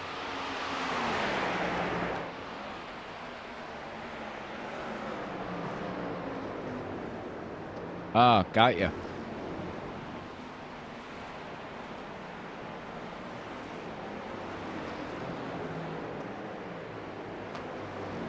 What 4K camera did you get, bud?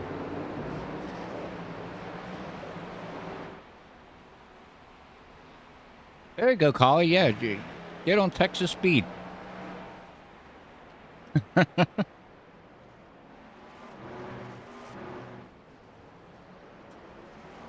But we got a lot coming up here in 2024 here at Freaky Fast Broadcasting. We have Monday nights coming back, like Sam said. We also are free on Tuesday nights. If you're out there watching and you want your league broadcasted, hit us up on Facebook, Twitter/X, or you can also hit us up on Discord here and let me know, and we could talk about it. Wednesday night, of course, everybody knows we're at WSSR Racing League as they're getting ready to go into round number 6. And then also we got a new league starting up on Thursday nights called Doghouse Racing League in the next gen cars. And what's awesome about that league is, ladies and gentlemen, it's the first time on Freaky Fast Broadcasting on the NASCAR side of things that it's going to be open setup league. So that's very interesting to see how we're not looking at guys racing on a fixed setup. They're on an open setup and setting the car up for the way they want it. So that's going to be an interesting broadcast, as we're going to have Sam Dyer and Zach Hall calling that race.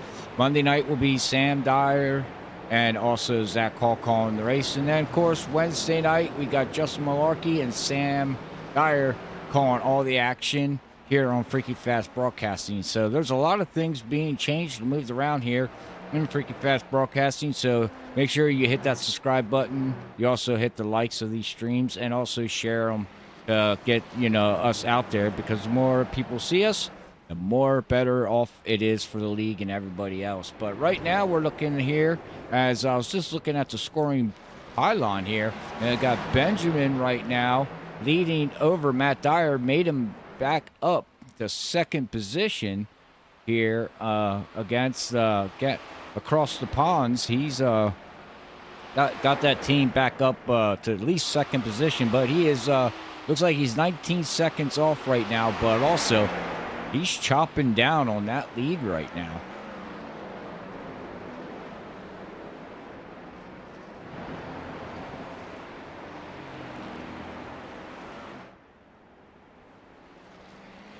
Wonder if Benjamin is doing a fuel. Be doing some fuel saving. I don't know. We'll have to see on the current lap times here. You can see that he's got an 18-second lead right now over Matt Dyer, as we're seeing right now. We'll look at the current lap time, and you can see the stents right there. Stent 1, Stent 2, Stent 3. There's 3 stents. There's actually 4 stents on the 24-hour road here at Daytona. So you can see the difference in the stents of what they're running. You can see in Stent 2, Matt Dyer at a 16.45 to Benjamin 16.6. So right now it looks like Matt Dyer was faster than Benjamin through stent number 2.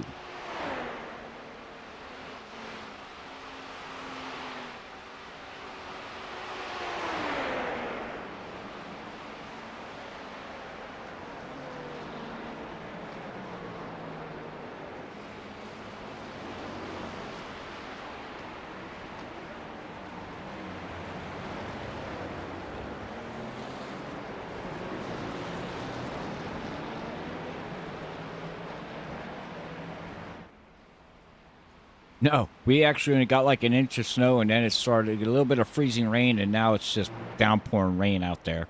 I know you guys up there are getting, what, between 5 to 8 inches, I do believe what they're calling for? And how you doing, David? Nice to see you out there in chat. Miss seeing you out on the track. It's good to see you out in the track tonight, but in general.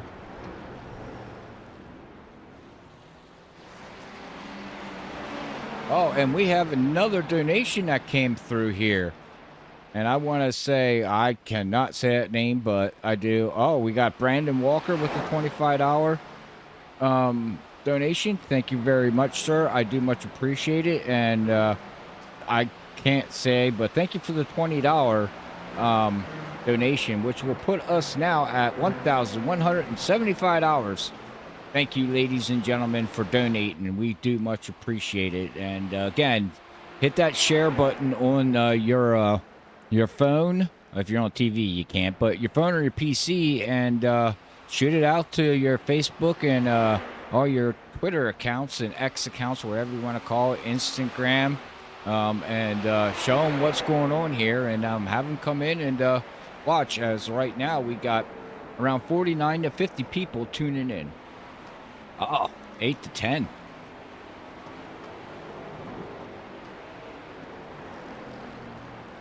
Oh, Chris is about ready to start his run.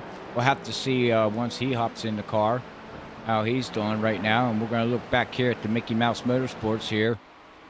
Running in first position with Shake and Bake Racing. Peter in his car right now, running second position here.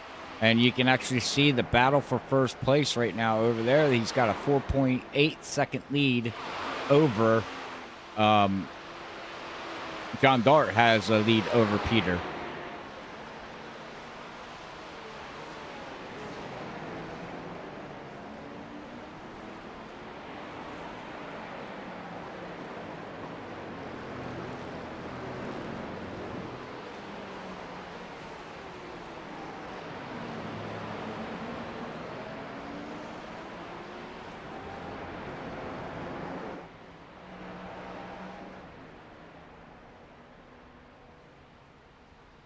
All right, interesting here. So we'll check out everything else here and see what's going on. We still got Isaac Muck in the car. We got Ricky Bobby Racing back here. It's been a rough go for these guys here. But they're still out there tuning away, running the car, trying to make some stuff up. Their data's not even showing up for us right now. So, but then we go here to 9th and 10th position in the GTP3 vehicles here with the Elite Sim Racing against the Freaky Fast 6 Hour team of Isaac Muck, and running in 10th position here right now.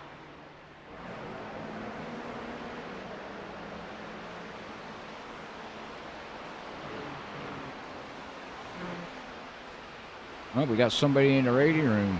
All right. Yeah, I have to agree, James. Yeah, there's a lot of give and take here. But all right. Well, it looks like we got two drivers in there, John and Jonathan. So we'll pull these two drivers up here and talk to them. Give me 1 second.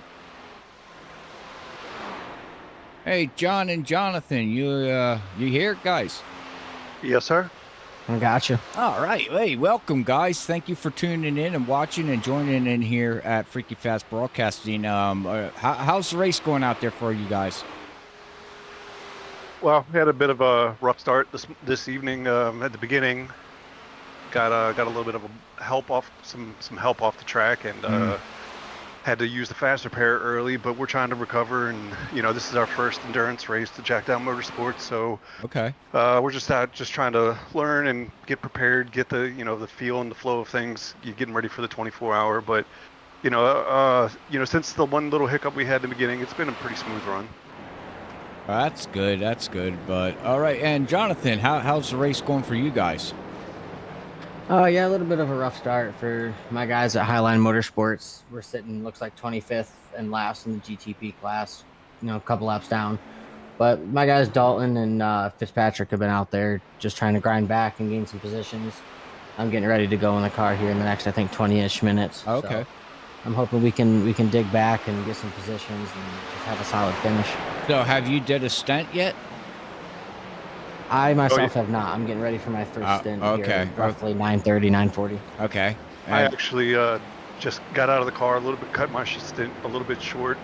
The driver in our car now is just came home. He was on his way back from, I believe, a real life race event. Oh. A two-time champion in his series that he runs in real life, and he's over in the UK, so time difference is way ahead. So he's trying to put some laps down and eat up this clock for us a little bit before he runs off to bed. And then our third driver, who should be closing out the race for us, is down in Argentina. So we've got a bit of we've got a team from all over. So it's a lot of fun. Yeah. So across the world, man. Well, I started this team in Jackdown Motorsports in 2020 with a lot of esports teams. Sim racing in general grew exponentially at that time. But what I believe sets us apart from a little bit from other teams is that we also build racing simulators out of 3/4 scale NASCAR chassis. I'm literally sitting inside of. If you got a moment and you're able, an extra monitors real estate to be able to look up Jackdown Motorsports, you'll be able to see my 48 Jimmy Johnson 3/4 scale NASCAR chassis that it's got triple 49-inch ultra wide monitors that go all around it. It's got butt kickers, wind simulator, quick sponsor plug, iRacing flag in the dash, which with spotter functions and everything. That is a great addition to the track, especially for events like this where. Everybody, you get a fast car coming up behind you from a leader or whatever. It'll light up blue and yellow, let you know that the car's coming. Spotter functions let you know where he's left or right. All that good stuff. And just recently had the group or the company admin box jump on board with us as well, which is nice if you're running a league to have one little button box to be able to control all your admin functions and everything. And and then this time last year, the biggest reason why we got on board and wanted to jump with this run with this series is the awesome cause that you guys are raising money for. Jackdown Motorsports hosted a race this time last year, and we did a 100-lap race in the truck series and raised $1,000 in one night. So nice. I'm happy to see that you guys have exceeded that number, and I'm trying to reach out to a couple of my donors from last year to see if they'd be willing to participate. And so hopefully we still got looking at the clock now, about 3 hours left. Yes. So hopefully we can get them on board to help push us closer to the goal. Yeah, that would be great. Man, interesting story there, John. I'm going to have to check it out and everything. And all them companies that you talked about there, Admin Box and also the iRacing, box or whatever it's called. iRacing flag. Yeah, I know the guy that actually, I don't know him. I talked to him. I forget what his name is now. But anyway, Jeff, that's it. Them guys I do know. So that is awesome. Like I said, I have to check it up and see what you got going on there. But you said you don't do too much endurance racing. I guess you have or you haven't. I do apologize. I got a lot going on back here. No, this is our first event. Yeah, this is our first endurance race. So how did you find us? Oh man, how did I find you guys? Honestly, off the top of my head, I don't even remember. I just. Man, you know what it was? I think it may have been just scrolling through the different Facebook iRacing forum pages. Yeah. And saw the the JDRF Daytona logo that you guys had. Okay. And it's like, oh, that's because I was actually in the process of starting to have trying to put together Jackdown Motorsports second annual JDRF race, and I know what it takes to get all the the moving parts all together and work well to become a well-oiled machine, and it is difficult. So I was like, what? This is two birds with one stone right here. If we participate with this, we don't necessarily have to. We can participate in a race instead of having the stress of trying to host the race, have some fun, and prepare for the 24 all at once. There you go. Yeah, you guys hosting this race helped us out quite a bit. Well, like you said, like you see, it's our third annual. The first year we did it, we raised about $1,000. Then last year we decided to do the Daytona 500 and raised over $1,000, and that was a good race. But it to me, doing a 24-hour race just draws more interest than a Daytona 500 race, in my opinion. Sure. And you got more eyes for over a longer period of time that you can try and reach too. So Exactly. you guys got a good format with this. This is great. And if you decide to do another 6 or 24-hour next year, we'll probably join you as well. And maybe we can get a little further up the grid standings. Yeah, we'll have to see how that is. And yeah, there will be a 4th annual. I plan on doing this because I got diabetes and I've been dealing with it for over 20 years. So I deal with it day in and day out. So I don't want to see anybody go through the pain and the suffering that I've been through in and out of the hospitals and just dealing with it in life in general. So I definitely feel the diabetes thing. I've also been diabetic for like 20 years now. I was diagnosed at 2.5. So I definitely appreciate this cause that this is for. So you type 1? Yeah, type 1, diagnosed at 2.5 years old, and I just turned 21 last month. Oh my God! And I mean, not to sound smart, we don't gotta go personal, but I don't want kids growing up with this and dealing with it. And how did you deal with it growing up? Just a lot of my parents being as good as they were with having to have a toddler deal with it. But once I got into the, like near 10 years old, after that, I'd been with it for 8 years at that point. Right. It just got easier. And then a couple of years ago, I got on the insulin pump and the blood sugar monitors on my arm. It's helped tremendously. Yep. Yeah, I got the Dexcom G7. I'm still waiting for G7 to come in for me. I've got the 6. Oh man, the 7 is so nice, man. It's crazy technology, but so expensive.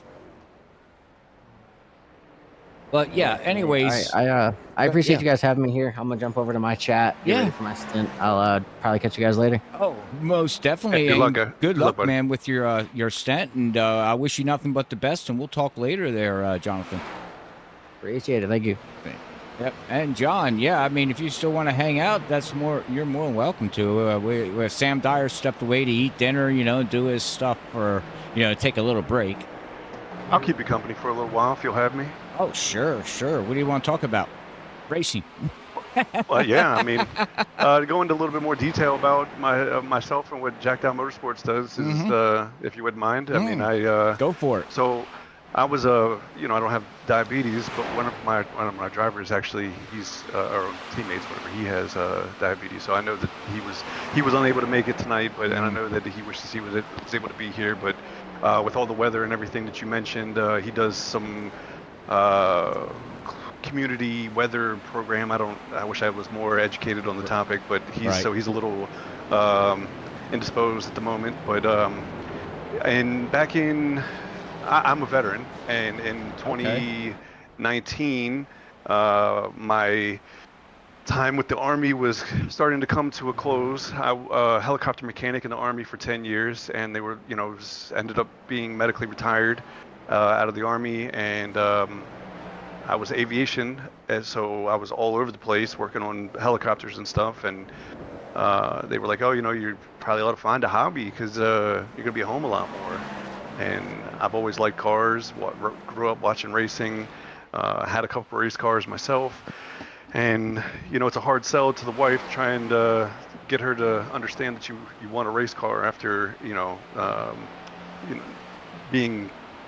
home from the Army. So with all the injuries and aches and boo-boos and stuff I've got. So racing simulator was the next on the list, I suppose. So,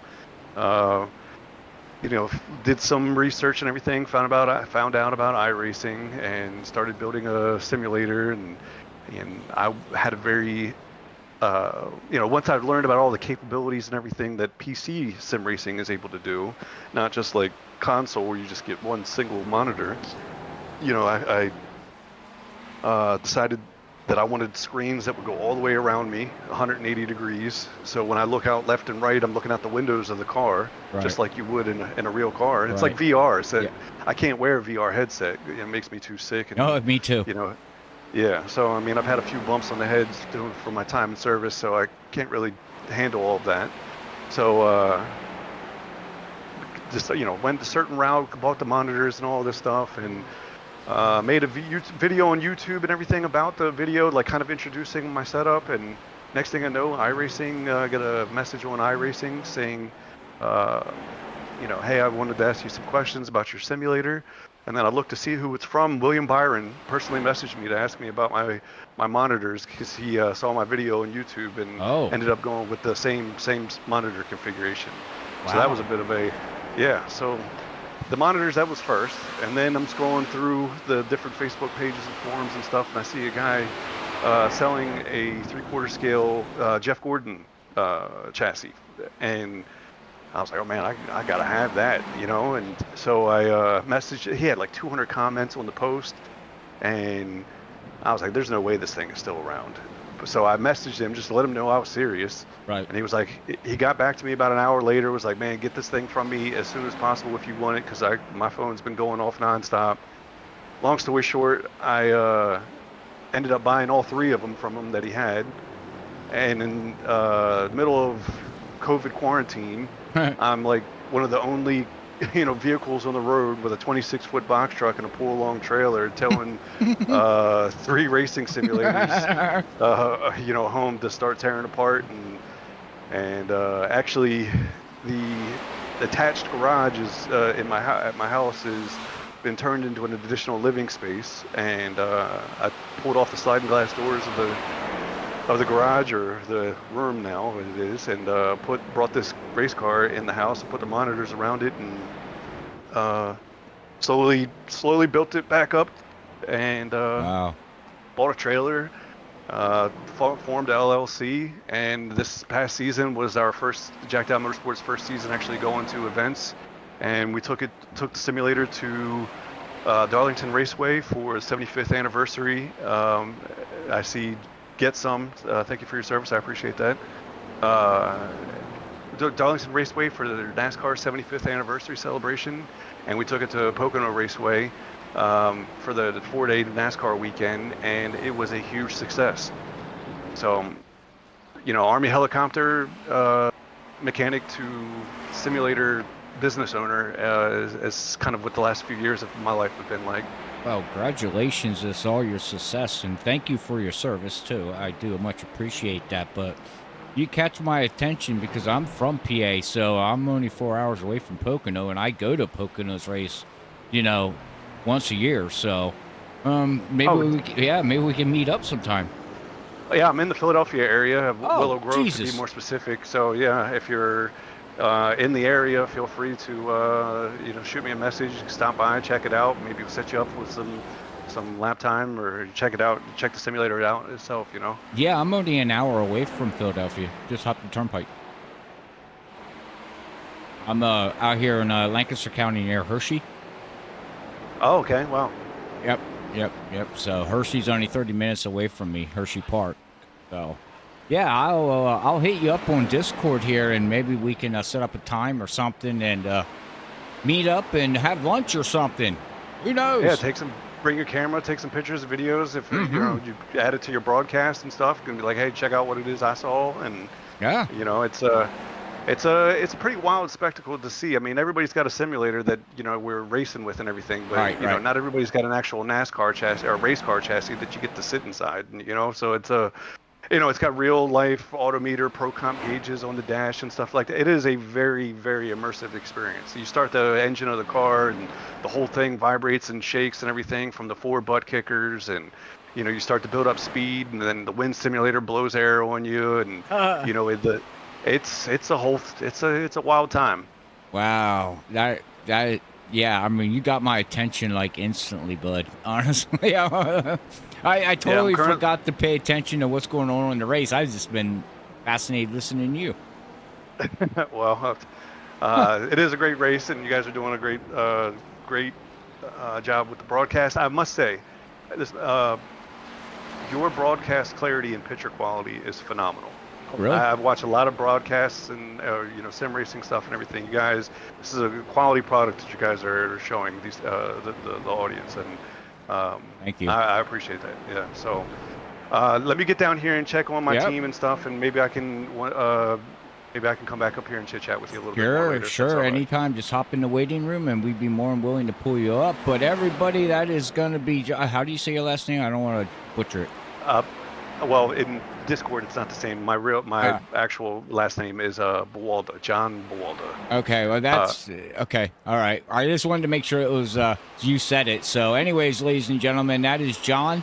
Thank you very much, you man, again for your service, and best of luck for the rest of this event, man. All right, thank you, sir. Hey, guys, have a good night. You too. Ladies and gentlemen, that was John. Interesting topic there, talking to him, and wow. Some stuff we need to go check out, it sounds like, out there in chat. And if you like it, hit that thumbs up on chat. Let's see how many people loved that interview with John by hitting the chat button and letting us know, or a little facey icon, or a smiley face, a heart, whatever you would like. It doesn't matter. We much appreciate it. I also want to say thank you to Daniel's wife. Donated another $20. We do much appreciate that. Thank you. Now I know who that is. She actually donated a total of $40 to us. And also, I want to say big thanks. I know she's not watching, but she probably hears me talking, to my wife donating $25 to the charity event here tonight for juvenile diabetes here at Freaky Fast Broadcasting, our third annual. That puts us up to $1,220. But with that being said, ladies and gentlemen, I am going to take a quick commercial break so I can catch my breath as Sam is out eating and getting ready for the last couple hours here of this broadcast. But we will be right back here after this quick word from iRacing.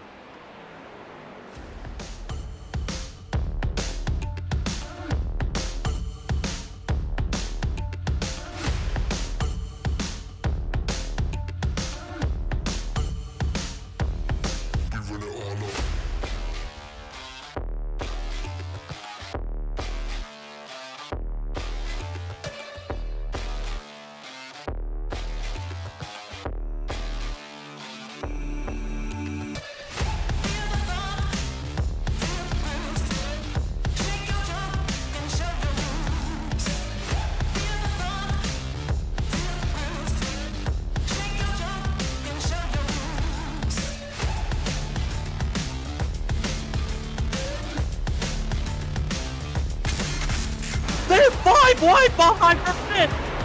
Oh my, the 5 wide here. This ain't gonna work. They make it last. Bumping and banging to the end. They're beating banging for the lead. Sora still with the shot here, coming off a 4. That's it. It's bottom line, here it comes. Oh no, Carter gets wrecked. It's gonna be that Nick Crawford. The 74 gets through somehow, and they just completely demolish one another. Trinity driving down low, drifting up, trying to be the stealer. Here he comes, Cedric Hunter. He does it. He steals it. But he somehow drove it into the corner to wreck him. Oh, they wrecked. They wrecked each other. The top two bounced into one another. Just too much of side drifting off of, and they got to be careful. Oh no, the 4 demolishes into 28.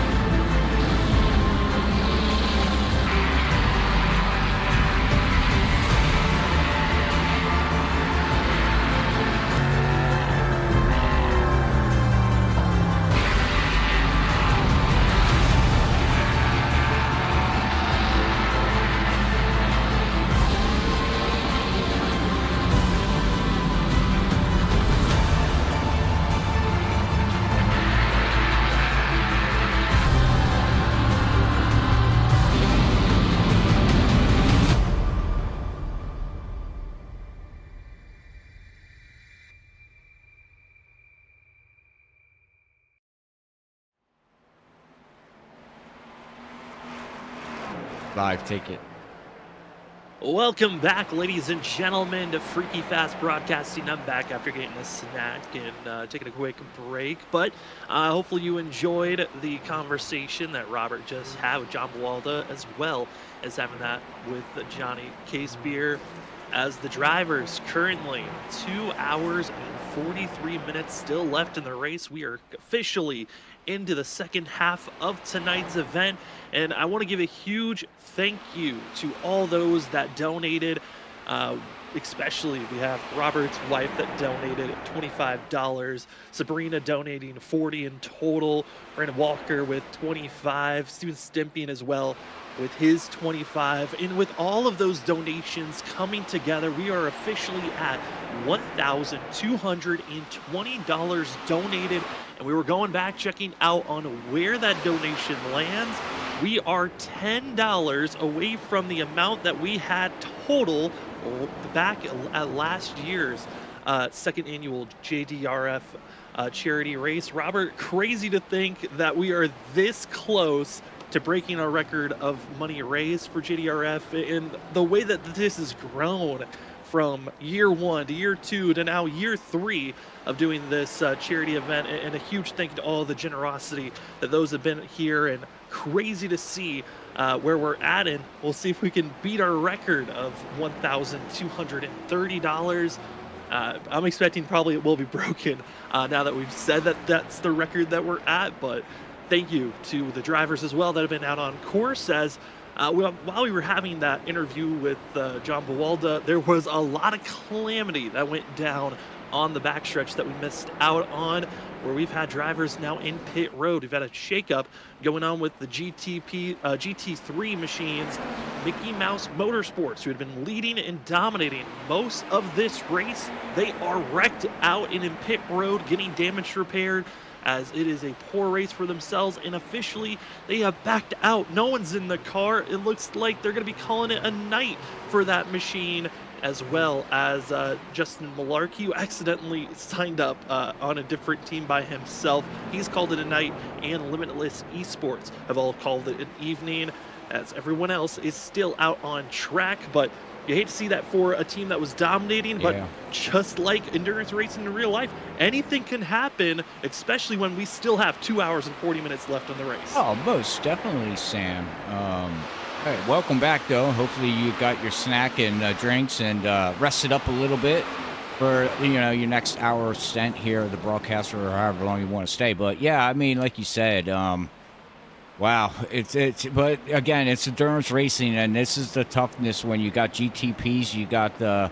P217 cars, the Lauras, and then then you got the GTP3 cars, fast cars, medium fast cars, and slow cars. So I mean, just trying to work around everything is tough as it is, and then on top of it, you got to keep your car working. Like we see this cluster going on right now here in front of us.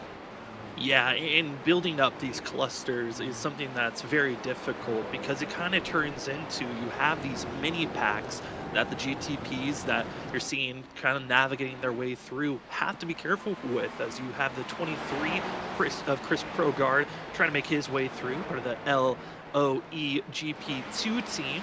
Their other teammates, having Zach Wilson and the LOE LMD group, are in front of them in 10th and just making their way forward as quickly as possible. Matt Dyer now back in the catbird seat of the Across the Pond racing team in second place, trying to catch up to Brian P. Johnson after the wreck of Evan Coleman having in this machine, and trying to make their way forward. And I do believe, I was hearing it, that there was a little bit of substitution. I believe Matt Dyer and Evan Coleman may be the only drivers in this machine. I know Bronson Stafford was scheduled to be their third driver, but I believe that there might have been a little bit of a swappage of them turning into just a two-man crew. One driver that we know 100% is racing by himself, still out there in 12th place, is Cody Reed. And Cody's up. Cody finds himself up 7 positions and continues to try to race on. Back in the driver's seat, one of the fastest drivers out there is going to be finding ourselves with Logan Clampett in second. And Robert, it is official. We have crossed the barrier. This is the highest we have ever seen our charity event go over to. Huge thank you to Get Some J, as well as Sean helping out with the donations. Thank you. As we have now marched into $1,260 has been raised for the JDRF charity event. Thank you so much. This is for a fantastic cause for the Juvenile Diabetes Research Foundation. Their goal is to try to find a cure for that of type 1 diabetes, and as well help out the families that find themselves stuck with this terrible disease. And you are helping by giving these donations and helping out. If you'd like to donate or just share about this event, remember to share the link of the stream, and as well use the Tiltify link so we can document and figure out where have you been helping us out in this donation. Last year for the Daytona 500, we had $1,230 donated. Year one, it was a little bit over $800 donated, and to now $1,260. This is incredible to see the generosity by all those that have been coming together to help out for this event. Yeah, and when you came back, Sam, you said how this all these cars out here and the teams and how everything grew, and I just want to comment on that scenario. We couldn't do this without, first of all, the team here at Freaky Fast Broadcasting, with you and everybody that's behind the scenes for the last 2 months getting this stuff ready and set up and working on it, and me too on the background to get everything that I got set up for doing this. And most of all, we got to thank the drivers. If it wasn't for everybody donating and joining and signing up that we see here tonight, from year 1 to year 2 to year 3, we have nothing but grown. And I can't wait for, we're not even done, wait a minute, we have a car going off. Who's that? A couple of drivers having a scare there, but it looked to be ZK Racing having a scare for a quick moment. Ryan. Yeah, it's tough for some of these drivers, as well as you're still seeing everyone trying to work their way around. Yeah. Anyways, I just want to say thank you to all the drivers. And, I know we're not even finished. We got 2 hours and 36 minutes to go yet here in the third annual. But I'm hoping when the fourth annual comes, we can only grow from here and maybe get more stuff out and more things out for the drivers or the viewers or prizes and stuff like that. But think, talking about surprises or giveaways, Sam, man, I got too many people going through the booth here. Sam, we soon have another giveaway to give away here, another game, if anybody out in chat is interested in that. Yeah, we had Madden 24 as our first game. Well, let's go to a different type of gaming style. Instead, let's just give away Dragon's Dogma Dark Horizon. It's set in an huge open world. Dragon Dogma Dark Horizon presents the rewarding action of some combat in a fantasy world. Go and fight your dragons and find yourself adventuring through Dragon Dogma. If you'd like to be a part of getting a new game, well, you find yourself on Steam and you have a PC, go on and type in JDRF to find yourself with a Steam code for Dragon Dogma, the Dark Horizon. A huge thank also to JDRF themselves, coming together to allow us to have these games, to give it out to you guys for the donations. And speaking of thankful, there's even more donations coming in. It's out of Jackdown Motorsports. Thank you so much. $31 donated, with the 31 team trying their best out there on track. A huge thank you again to everyone, as we are now up to 1,291. And if you would like to find yourself, again, we're giving away a game. Type in the chat JDRF for a chance to win a video game. This game that we're giving out is Dragon Dogma Dark Horizon, which allows you to go out there and go conquer some dragons in an open world. If you've never played open world games, they're different. They're not like the racing games, but it gives you a different experience of trying something different and new. So if you'd like to go get yourself a brand new game, it's completely free. huge shout out to JDRF for allowing us to have these games to give out to you. Type in the chat, JDRF. In the chat, already seeing some people getting active out there. Again, this is our thank you to you and from JDRF to you guys for participating and raising money for a great cause. Incredible to see what's going on with all of this. I mean, we need some music, Sam. Let's play some music. I mean, you're the guy who's got the music controls. I don't have it. Oh, man. Well, I can find music. I just don't know if we'll get hit with copyright, but who cares? As long as it's music that is in the website that we know that we can be in, we're good. Right. Otherwise, yeah, you don't want to get to. We're not on Twitch. We would get in. Yeah. We would have a chance on Twitch to survive. Yeah. On YouTube, we were in trouble. Yeah, most definitely. Oh man! But again, thank you to everyone. It's been such a pleasure for us to come together for these charity events. You heard about our Coke 600 that we had last year. Also, they want me to sing. I can sing Christmas songs. Oh boy, we do not need. Your Robert would sing Christmas songs. Yeah, I mean, if chat wants me to, thumbs up. We got 46 people watching, and we get like 3 thumbs up. Come on, where's the thumbs up? 3. We need like 6. That is you. That is wanting to sing. Okay, 1 thumbs up. Okay, how about this? If we find ourselves hitting 1,300 on the donations, Robert's gonna sing. So that we're $9 away. Well, sing Frosty the Snowman. Oh yeah, well that's up to you. If you'd like to help have Robert sing on stream, help us hit 1,300 and go over that. That's when we'll have Robert sing. Otherwise, there's a thumbs up.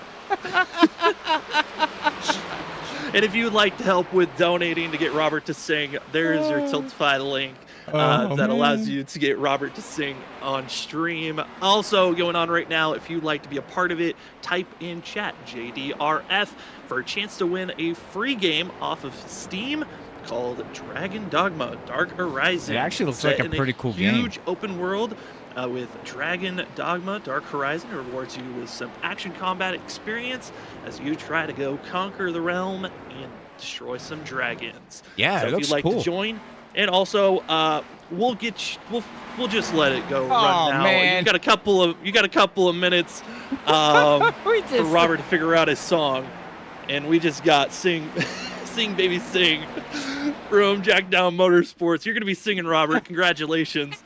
And as well, we're gonna be giving away this game of Dragon Dogma Dark Horizon. Robert's gonna have to cue it in. So if you'd like a chance, remember, type in JDRF. It's your last moments to do so before Nightbot lets us know who is the winner. Welcome to I guess it's not even dark enough for after dark. It is here on the East Coast. I guess so. It's sorry. Oh wait, the sun's not here anymore, so I guess we're good. It's after dark, singing time. Oh, chat, love you guys, love you, ladies and gentlemen, do. But let's do this. I can't even hit the button. Oh no. No, I'm laughing too much. We're losing Robert every moment that goes on by. Oh, too much candy. Oh man. All right, let's roll it. Let's see here. John Larson won. John Larson has won. No, the Josh giveaway. Larson. Sorry. Oh, Josh. well, I should have read instead of looking at it. Yeah, my bad. Josh Larson, if you are in the chat, congratulations on winning Dragon Dogma Dark Horizon. If you'd like to collect your game, message us on our socials on Freaky Fast Broadcasting, or come to our community Discord channel and message one of the admins, and we will hook you up with your Steam key to grab yourself a free game. Thank you so much for being in the chat and being with us, as well to Corey Goldie, who says, "Sing for me, my angel of music." Yeah, for you, Robert. You welcome. All right. All right, ladies and gentlemen, we're just, like I said, I know it's Christmas. I'm good with Christmas songs, I think, but I know Frosty, so I will do it for the chat because we asked the chat, and they exceeded our goal. But here we go, ladies and gentlemen. All right, here we go. Frosty the Snowman. I forget the rest of the words because I'm I'm nervous. Jingle you got bells, this, you got jingle bells, jingle all the way. Oh, much fun it is to ride in a one-horse open sleigh. Hey, jingle bells, jingle all the way. Merry Christmas. Oh, God. I'm so nervous. You know, honestly, I know the songs, but now my brain totally went blank. Oh, man. Thank you so much, everybody. Yes, 1,311. And you got I'm to not hear singing Robert's. no more. I'm not doing it. I'll mute myself. Oh. Okay, Oh. I'll do it. I'll do even one crazier. If you want me to sing, Oh, we have to hit our God. actual goal of 1,500. If we hit that goal, I they never will get heard me to Sam sing. sing before. I don't sing him. I was gonna say, I So- don't think like that is for what 3 years of knowing you now. 2 years? Yeah. 3 years? Yeah, I never have I ever heard. The only thing I ever heard out of you is talking and bitching at me. Whoa, calm down, Robert. Whoa. You guys really got After Dark Robert going on now. I'm wound up for some reason. Like I got sugar. Like I don't know what happened. Sorry, ladies and gentlemen. I'm like hyped right now. I mean, this is crazy. We again, this is a record for us that we've hit this donation. But again, if you hit the goal of 1,500, I'll sing. Okay. I'll sing a segment. But that is, if you hit it, that's up to you guys. If you're gonna get Sam to sing or not. Oh, well, boy. I have not been paying attention to the racing at all. I Again, don't even know what's going on track, to be honest with you. no, not at all. I've been shocked at this number. I've been just staring at it, just utterly baffled. Thank you so much, chat, for helping out, and everyone that's donated before the race even started to now. The drivers are under the lights, Taylor and Swift? we are in Oh After my Dark. God. That is for sure. Yeah, Robert's realizing what he did. If it was Taylor Swift, I wouldn't be sitting here because I'd be a billionaire. Oh man. Well, I love you guys. All right, well, back to the race here, Sam, a little bit before we get a little crazy. We are in nighttime here now, I do believe, here at Daytona, aren't we? We are. Nighttime has come upon us. Drivers are trying to make their way through the carnage of just madness around. And so currently the field is they're dealing with track temp that is starting to cool off. The lights now are on, and now we get to really see whenever the lights start flashing on who's trying to make some big moves. Again, usually it's the faster drivers giving a flash warning, hey, I'm gonna make a pass here going into this corner. Get ready for it. But if you're just joining us now, we have lost a few drivers and teams that are out. Looks to be for the night. That being Mickey Mouse Motorsports, who were the drivers looking to be in control and dominating the GT3 class. After they were caught up in an unfortunate incident, they have found themselves now being out of this race. Also, Limitless Esports, one of the driving teams from the GTP class, find themselves out of this race. And also team Justin Malarkey actually signed up by himself, but he is out there on track. And the track temp has cooled off a little bit here. Also, you can see in sim time, it is 6:07 currently. So it's starting to cool off, starting to see things dumb down. But this race still 2 hours and 25 minutes, so we're expecting to see that track temp dip down even more. I think the highest the track temp was about 86 degrees, and let's try almost 3. Why, that was a smart move to back out of that situation. As these drivers are right on top of one another. You got Chris Progrard just making the pass on Matt Dyer, and Brock Evans trying to set up on the red, white, and blue on the outside, not able to do so, and other drivers just in their own race at the moment. And then these small little, take a breath moments are always nice for these drivers that are back here, as we've got the leader of the race and of the GTPs of Logan Spath going to be leading the way in the 24 for the Stroh Motorsports team, just settling in as Logan Clampett's trying to cruise and get as close as he can. The last couple of laps, it's actually been the 24 that's been the faster of all the machines.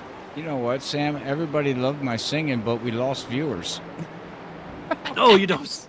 I think, okay, I'll give you the benefit of the doubt. I was watching the viewership. They went down before you sang. Oh, okay, good. I was like, oh, God, I don't blame them. I'd leave too.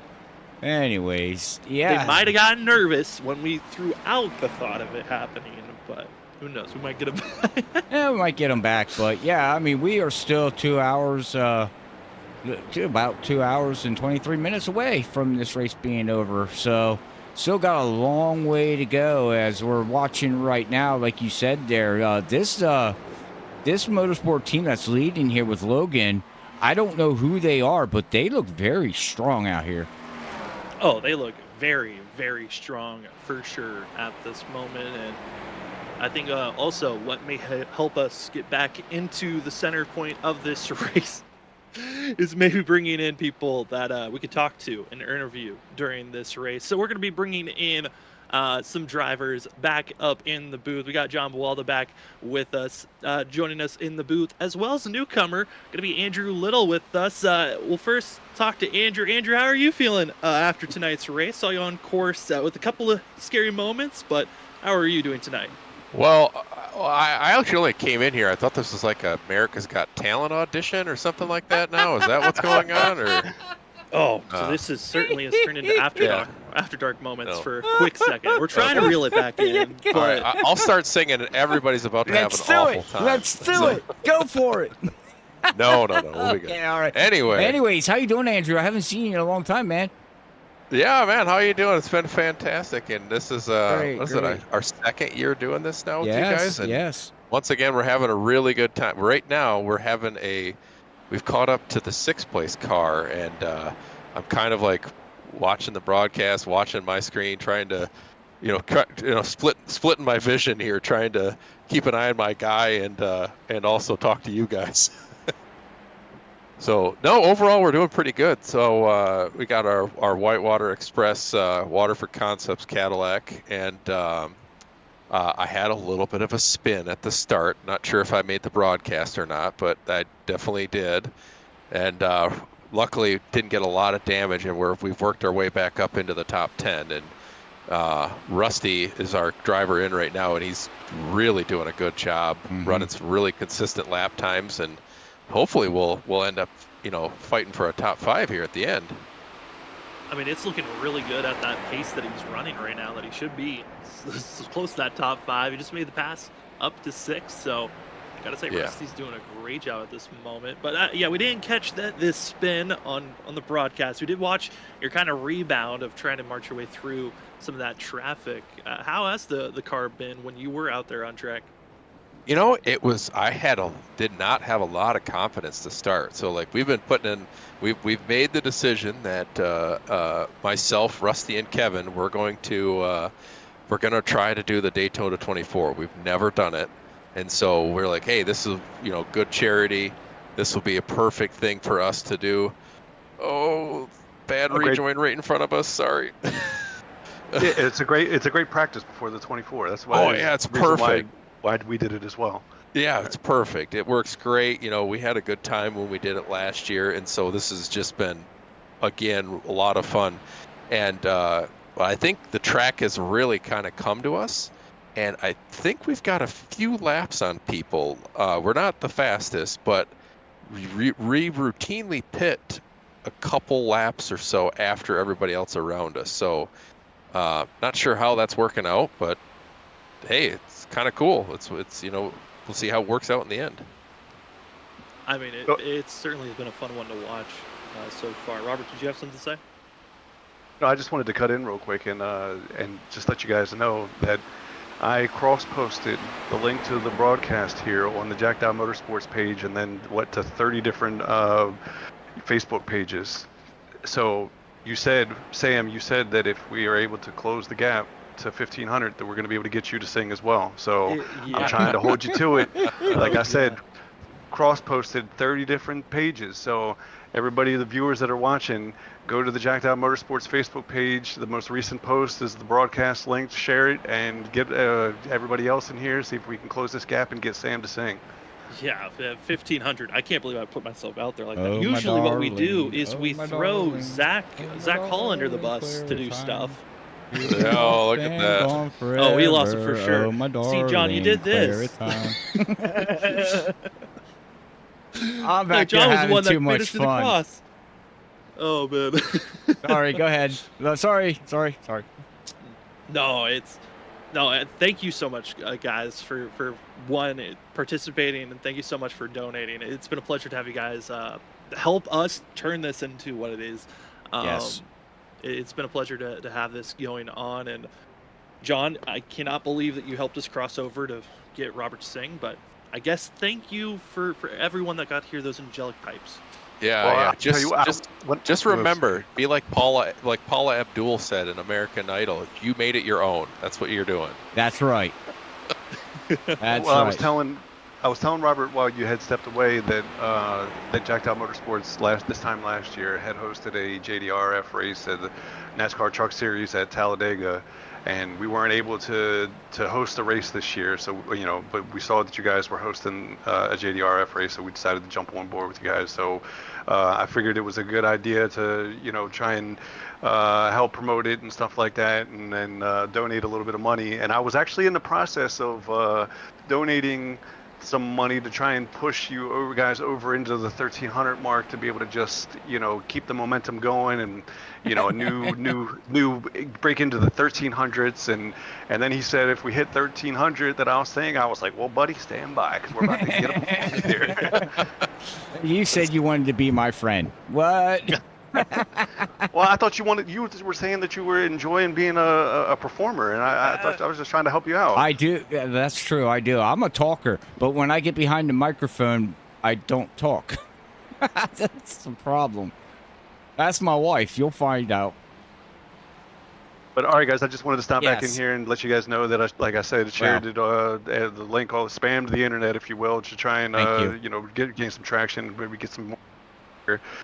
Good luck reaching your goal. I'm going to go spot for my last driver getting ready to take over here shortly. Not a problem. We much appreciate it, John. And again, I'll get a hold of you on Discord if you don't mind. Eventually, Absolutely. one of these days. But Yep. Yeah, sounds good. All right. You know where we are, and All right. good luck, guys. All right. Thank you, sir. Thank you so much. That's John Buwalda, who is with us. We now have Andrew Little here as well. Andrew, how's your night been so far with the team and being outside of watching this team and kind of the flare-up moments of scares that we've also seen at moments? Oh, gosh. Yeah, no, there's been a couple of Code Brown moments here and there. Luckily, we've had, honestly, it's still been a pretty clean race. Just a couple of scary moments here and there, but no, overall it's still been pretty fun. The best part is that all the squabbling that we have between Kevin, Rusty, and I was like, where we want the brakes, how they're, and it's amazing. We all agree that the car's fine. which I was surprised we wouldn't be yelling at each other for a little bit, but everything seems to be going really well. I don't know how to say the name. Sabrina. Yes, you got it. Damn. Let's go. I'm on a roll, baby. I got it. It only took $40. Oh, look at that. There you go. Well done. You guys are doing a great job, man, with this. my I'm going to go God. ahead. I've got the link shared over my personal Facebook page. I'm going to make sure I push it through the Waterford Concepts, my business page, too, see if I can get some people in that community and through my business donated. And I've got... I'm going to send in some money here from Waterford Concepts ourselves. So I much appreciate it. But Andrew, real quick, I wanted to ask you, so who's all in the car? Just you and Rusty tonight? We have Rusty's Modesty. Yeah. Then Kevin Zabladil. Okay, yep. And then myself. So just three of us. Okay, man, I miss watching you guys race. Oh, yeah. You guys used to broadcast our Cup Series, right? Yep. Yeah. No. Yepers. And you guys did a good job, and you're doing a great job with this one. I've been having a good time. I got the race on one monitor and the stream on the other, and I started sharing the link, so hopefully we're getting some other people calling in or viewing too that normally don't do this kind of thing. So hopefully it's we keep pushing. I don't know. I feel like 2,000 is possible. I don't know what's going on here, but you think 2,000 seems like a number. Where are we at now? We're at 1,311 currently. Our original goal was to hit 1,500. If we hit 2,000, we'll probably have to punish Zach like we always do for the charity events. Well, if there's anybody that deserves it, it's him. So. Yeah, well, the last time we did a goal, he had to shave half his beard. Oh. Yeah, the first time last year, it was just shave his head and go almost bald. And then for the Gamers Outreach, he shaved half his beard. So Zach's been punished the most. So that's why Robert and I are like, well, we'll just sing if we hit these goals. now, hopefully for the poor man, he grows hair like squeezing out Play-Doh. But it'd be really a shame if he was one of those kids that worked a year to grow a goatee and you made him shave it off. There's a wreck right in front of us. Oh my God. Oh. Good. I gotta go. I gotta go take a glycerin pill or something. I'm not sure, but my heart's in my. All right. Well, we'll let you down to your team there. It was great talking to you again. And if Rusty or Kevin want to come up, let them know. I'd be more than happy to talk to them again, man. Zab's the real character, but he's about to get back in the car. I know he is after his stint. So, we'll let him come out and. He'll chew the fat with you guys, no problem. Yeah, Burrs. All right, well, good luck for the rest of the race there, bud. Yeah, have a good one. Good luck, guys. Have a good one. All right, you too. Well, that's going to be Andrew Little, part of the ARC Motorsports team. Currently have just moved up to 5th place in the GTP class. And like we've heard, we got Robert to sing at 1,300. If we hit 1,500, which is our goal that we have on screen, I'll sing. We have to figure out what song I would have to sing. If we get close to that, that's up to you. Well, you need to know. Yeah, and that you're going to need to know the song too. Yeah, well, we'll figure it out. As we're going to bring in another driver, going to be coming in from Texas Speed Sim Racing Red. We got Elliot Lang with us. Elliot, how are you doing tonight with seeing your team currently trying to survive the chaos that's been out on track? It's been pretty interesting. We had a really good start there for our first stint with Brandon Walker, but of course at the end got involved in that big incident on our 4th to last lap of our first stint, wrecking us out of 3rd. It's just been uphill battle since then. With I was caught in the 2nd round of the big connection drops, so that set us back another lap while I was driving. And then it's just been fighting back from that. We've been making positions, helping our teammates, and just trying to survive, as you said. I mean, survival seems to be the key. How has it been trying to help from an outside perspective as a spotter when you're seeing the 3 different classes trying to work around this traffic? It's really interesting because there's been multiple instances where the people holding my team up has been our own teammates in a different class. So working with them in the nicest way possible while still being able to not lose time has been very interesting to navigate. It's always interesting when you're going 3 wide in the middle between your 2 teammates who are battling in GT3.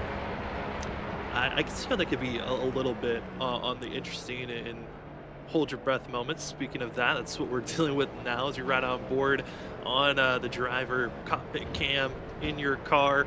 Elliot, what made you want to be a part of this event? I would imagine to help out with the 24, but was there anything else that got you interested in joining this race? Before I answer that, I will say that this is not our car you're on. This is the other team. My car is blue. Oh, you're on blue. Oh, then our schedule, our markings are wrong. There were some very last minute changes made. Oh, you were on the blue team. Wait, were you part of the wreck that happened with? Yep. Oh yes, I remember now. Mm-hmm. Well, so what? Actually, then we'll go back to that. What was up with the aggressive driving at the beginning? We don't know. Also, it's still the wrong team. That's purple. I'm trying to find a blue. We're just showing off your team. We're 70. We're showing off 73. We're trying here. There's too many teams. There are. We got 5.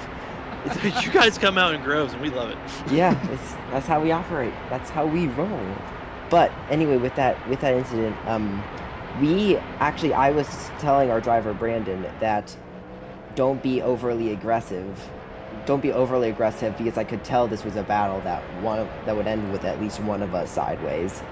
And as I was saying that, into turn 1, of course, it happened where the driver behind, I can't remember his name, he sent it deep, and then that wasn't the issue. We were used to that. Problem was then we weren't cleared by him, and he went out to the outside to block us, is my assumption, or just to take a normal line. But that in turn, the slight amount of net code hooked us into him, and then both into the wall, completely out of control. Yeah, I remember seeing the netcode on that incident after we looked at it a couple of times, and it was just, that was some of the most aggressive driving so early on in the race. But you know, you guys trying to recover back from it, you guys have had speed. I think that's the most incredible thing, is watching the speed that this both you and Brandon have had out on the track. And oh boy, that guy. Also our third driver, Daniel McConnell, who just got out of the car, he was also putting in the laps too. It was very interesting. All of this, they were supposed to be in the, Brandon and Daniel were supposed to be in the Porsche, and there was a last minute switch to the Cadillac. So they only had their first laps in the Cadillac in a couple of weeks were in this practice session before qualifying. Well, what made you guys switch all of a sudden at the last minute? I was always supposed to be in Cadillac. I was supposed to be in Red Team for that, but then there was just some sudden scheduling issues that arose. That caused that last minute switch. That's why we were rocking a different livery, because we didn't have time to prepare our blue livery for the Cadillac. It just happened that our old livery happened to be blue. Right. Wow. Okay. Well. Okay. That works out. That is a very, I felt like we were being panicked up here in the booth, trying to make sure that the event was working on, the broadcast was live. That just sounds just as chaotic. Yeah, it wasn't too fun. No, I would imagine not. Trying to figure out where am I going? What am I doing? Who's what? Oh, man. Yeah, because, I mean, once you register into iRacing server, which we had a couple people do wrong, you can't back out. Yeah. So. It's so interesting. I'm assuming no one was really used to the non-set driver list. Yes. That's what I'm guessing what it was. Yes, that's something new that iRacing put in there, and people are still getting used to it. Yeah, good call on that. Yeah. Well, Elliot, what brought you wanting to come up with the booth and hang out with us? I actually do on and off some short track commentary over with the Bootleg Racing League, and I've never been the interviewee. I've always been the interviewer. Ooh, okay. I was about to say, you sound like you have a voice for someone that Yeah, I've done a couple things, usually just as the color commentator, but I was like, might as well try and get on this when I've watched it so many times. I was like, might as well. Here's your chance, sunshine. We're going to take a nap. We'll be back later. All I will say with this is, so far, this race is going a lot better than my last special event appearance with Freaky Fast. Yeah. Were you a part of the Coke 600? Yes, I was. Yes. If you remember, I was the one whose wheel and pedals broke on lap 200. Oh, that's right. Yeah. Yeah, okay. Yeah, well, I'm assuming you got that fixed. I had to buy an entire new wheelbase. Oh, really? Oh, no. Man. Yeah. Well, what'd you buy? I just went from a Fanatec Club Sport 2.5 to a CSL DD 8-liter. Oh. You like it better? Yeah. Torque's the same number, but of course the direct drive is a lot better than the belt. Than the belt. Right. Thankfully I was able to keep the pedals. Okay. Which are nice. Okay. So your wheelbase broke. That's it. Yeah, and Gotcha. that immobilized the pedals. Right. And everything else. Right. And then told your PC go, ah!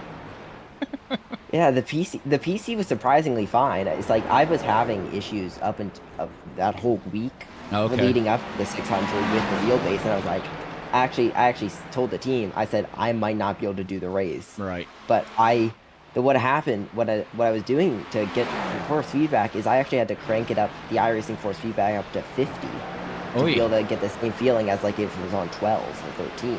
Yeah, that's. I was like, just make it through the race. Just make it through the race the whole time, and then lap 211 just went out. Yeah. Sorry to hear that, but hey, it's great having you back here for this event here with your team out there with Brandon Walker.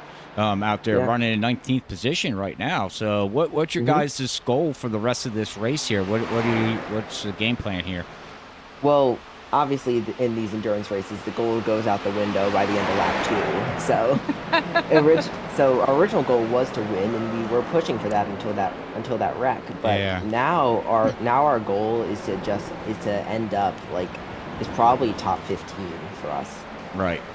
Yeah, it's hard to tell considering the fact that now there's only 3 to 4 cars on the lead lap.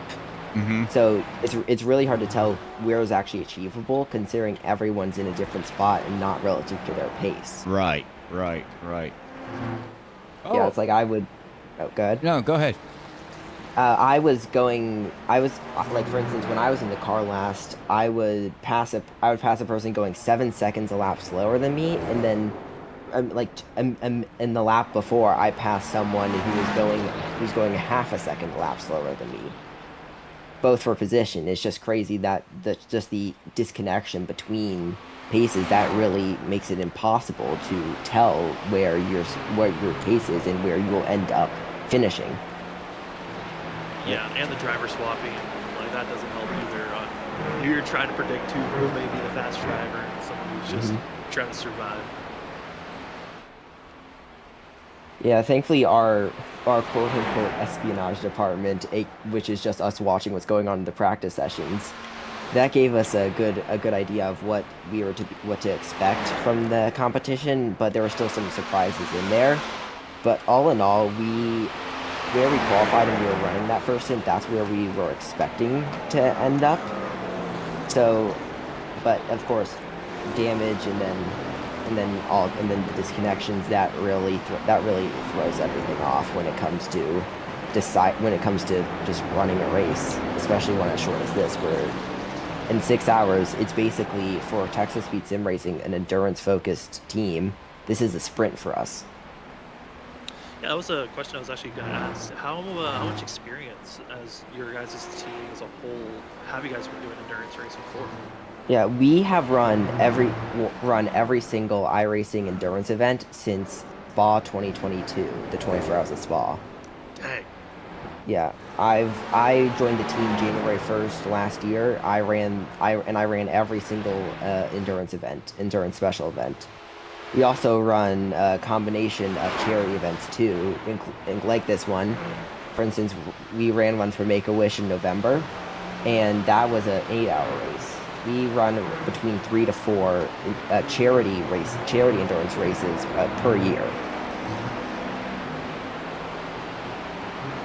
Well, we are happy to have you guys be regulars on our charity events, and it's awesome to see you guys racing, and then also, getting to see the team actually race on ovals. And we were seeing y'all race on Tuesday nights, and it's been a pleasure to have Texas Speed just as a group, because you guys move together so well. It's always, we know in Texas Speed, someone's out there racing.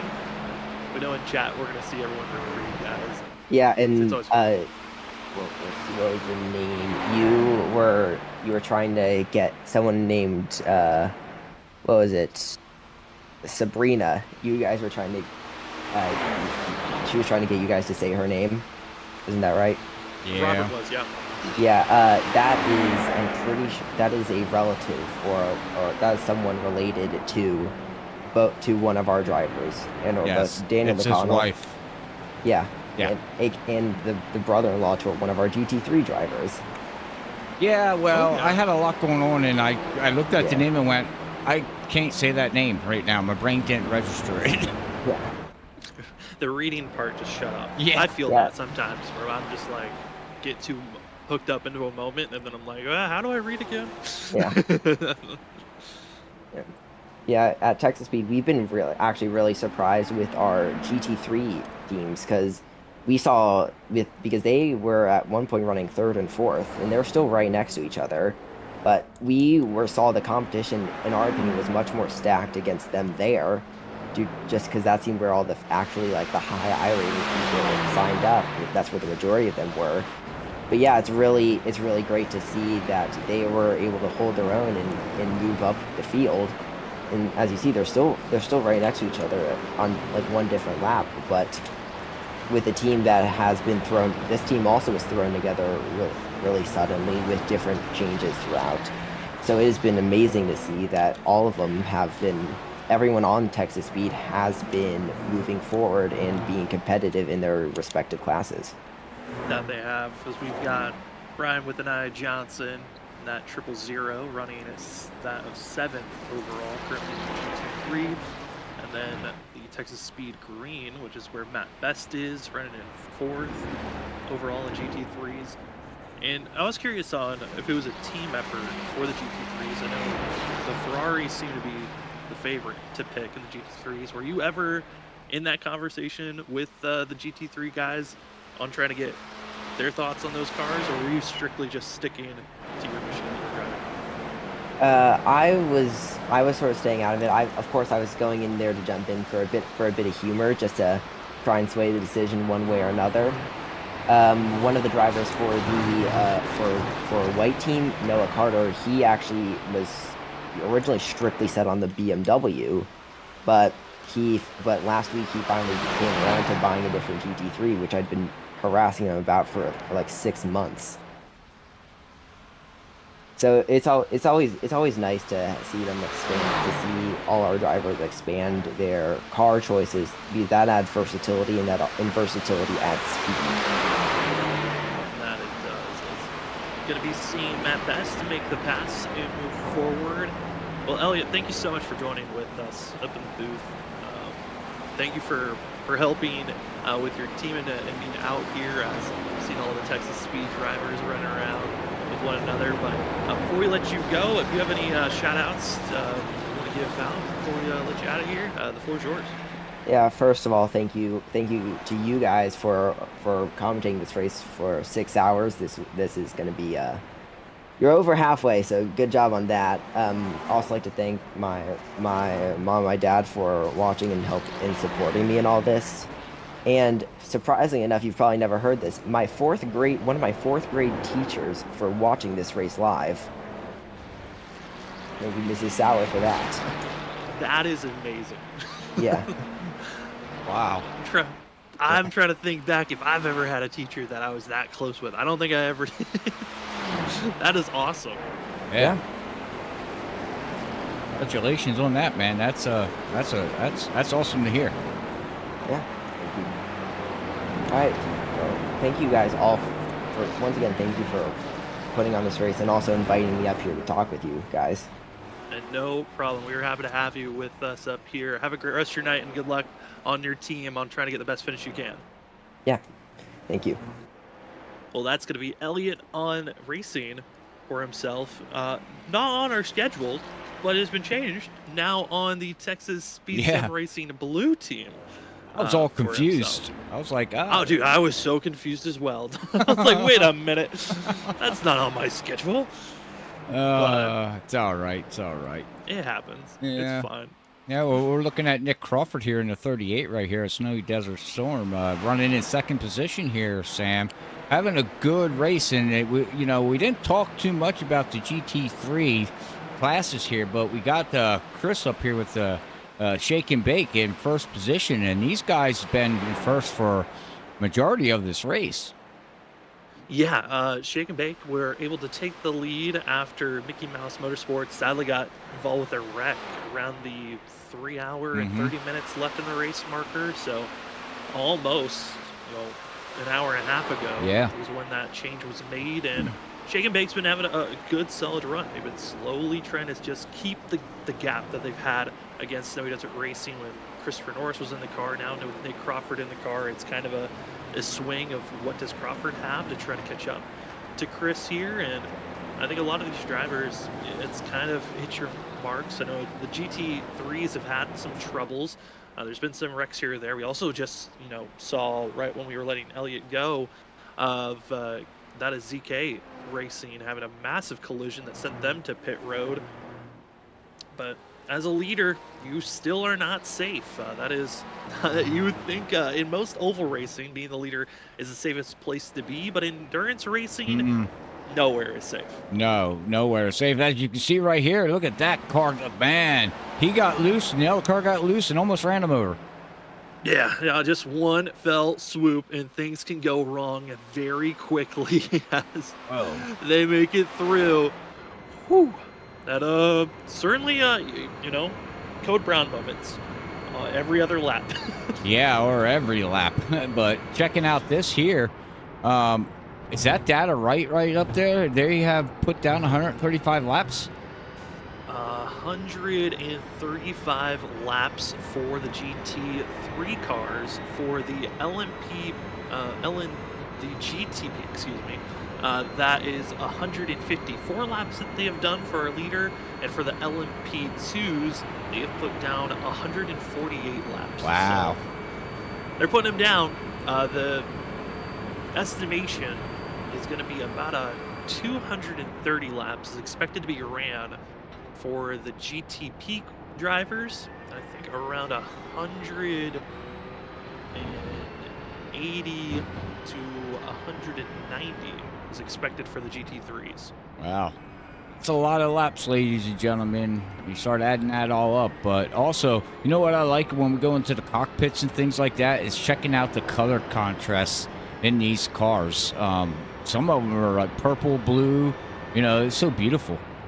Oh, the lights and the glow that they have to allow you to see your data and your switches, but also trying to be, that glow, that low glow, where it's not really distracting too much, but still pretty to the eyes. That's what we're watching right now. Is Stewart is trying his way where to place yourself, and this is that difficult position where you're trying to get by what you deem to be a lap car in front of you, but you also have the faster drivers behind. Right. You have that constant cycle of looking in front and behind at all times, and keeping your head on a swivel is the key, especially when you're this late into the race, where you're trying to set up these passes, and right there, double duty, where you're trying to set up to go for a pass into the bus stop, where you have to be perfect on your entry into the corner, and then you also have a driver trying to make a late pass right before the bus stop. Yeah. Luckily, it was clean enough that no one was involved with a wreck, but we're getting this late where fatigue could be an issue. Well, and that's it too. People that just start watching don't know much about endurance racing. The thing is you can't back off though. You know what I mean? And wait for a second or two, to get clear to make that pass, Sam. Because it's all about lap times. Endurance racing is about keeping the pace. And the last thing he wants to do is lose 2 seconds, because of a slow car in front of him, where he's just being patient, because Nick Crawford is running in second place. He's 12 seconds behind, but you slow down 2 seconds, now he's 10 seconds behind. And, that's where trouble occurs with this, when drivers don't know what to do, because certain things happen so fast sometimes that your reactions, no matter if you're trying to do the right thing, is the wrong thing. Yeah, it's so easy to make a mistake if you're, get off cycle in some fashion. And speaking about going off cycle, looking in on what was our leader of the GTP course, it looks to be a little bit of a change up for the 24 team. They're hitting a little bit sooner than I was expecting. I'm curious if maybe there was an issue that might have been popped up. They're leaving pit road. I think they did a driver switch, didn't they? That they did. They did a driver switch as well. A little bit quick change. Tires were not comfortable after the bus stop, and now we're going to be seeing Zachary, his chance to see what speed is here for the 24 team, as a early pit stop, changing up the cycle. Instead of pushing it out to their usual, 20 to 25 laps on a stint, they decided to go only about 19 laps on this go. So, well, that could interesting on that change up. Could be due to maybe he's a little faster driver in the car. We're gonna find out. I Yeah. need to see him for the first time seeing Zachary, what speeds he's gonna have for this field. He was in the car. He has been in the car for a bit. Yeah. But we'll see what's true speeds, if he's gonna have enough to maximize. I know the fastest lap was put down by Caleb, who's their first driver, who did a fabulous job getting the lead that they once had. Now trying to get that lead back. Here's a driver though that we talked to, we saw in different leagues. Zach Wilson out there on track in the #1 for the LOE LMD1 machine, currently in 8th place for themselves, up 2 positions from where they qualified, and just trying his best to run down that Texas Speed Sim Racing Red. A second and a half off of one another is the speed difference, and right now Zach Wilson is the faster driver of the two. We'll see here as let's see if we can pull it up and see exactly what we got going on here. Sam. This is the battle going on for back to 9th, which is trying to stay. This might be the reason why some drivers are closing in, and others not being able to. Zach Wilson's got a gaggle of cars to get through. This is a wall, this is a mess, and this is what could get you in trouble if you're not careful. And the gap for Zach Wilson back to Ryan Bird at one moment was 9 seconds. He just lost all that time in an instant because of how clogged up and jammed this field just got. So stay in line. I'm curious on how you even navigate this. This is those scary moments.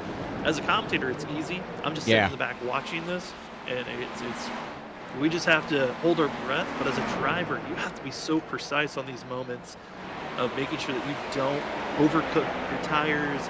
You pick the right time to attack for a pass, and right there, saw Wilson go to the outside, had the momentum, went for the pass, and now, aggressive and abrasive, and luckily had enough time to react to get by that Texas Speed GT machine. And now look at that. Whoa, look out. Oh, the apron is not your friend. You do not want to go down there. And they're just going to be snaking their way around. A little bit of bump drafting, setting up passes. And this is for position for these drivers. Wow. We still got 2 hours left yet. No, they don't care. It's go time. 2 hours and it's go time? It's go time. There, you're seeing blood in the water. You got to attack. Okay. I mean, in my mind, no, but the way these drivers are racing, yes. Yeah, and not only that, does it take any factor here, Sam? You see all the rubber put on the track in the turns. Going over that, does that do anything to these, cars or anything like in general from iRacing? Yeah, so you're seeing those black little dots. Those are marbles that we call them. They're little dots that you don't want to drive over.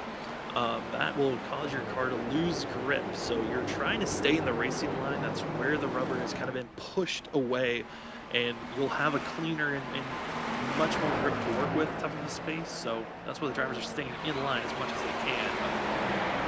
Ooh, they don't. I think at this moment, I think drivers are just trying to put on as fast of a show as they can, as see the weather conditions. They have been slowly dropping, and oh no, trouble! Driver spinning around. Luckily, no one else involved.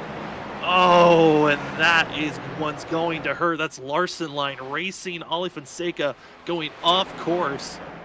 I don't know if that was assisted or if he just locked up the brakes. That was a very odd. Just looked like it was just a lockup. Locked up the rear brakes going into the bus stop, and it looped that machine around. What team is he on? On Larson Line Racing, 36. Ollie Fonseca, another car having issues in turn 1, it looked like. But, I mean, we're, like I said before, fatigue also something that could be influencing these drivers. But at this moment, surviving is on the line for some of these machines. As it looks like we actually have another driver that's waiting in the waiting room.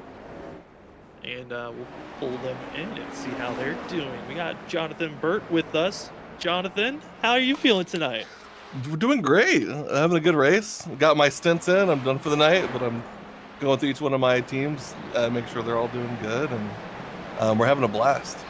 Oh man, it's been a blast to watch everyone from Texas Speed. How you guys been running? I know it's been a weird one. What team are you officially on? Purple. Racing up there. You're on Purple. Okay. Yeah. I know Purple had some scares.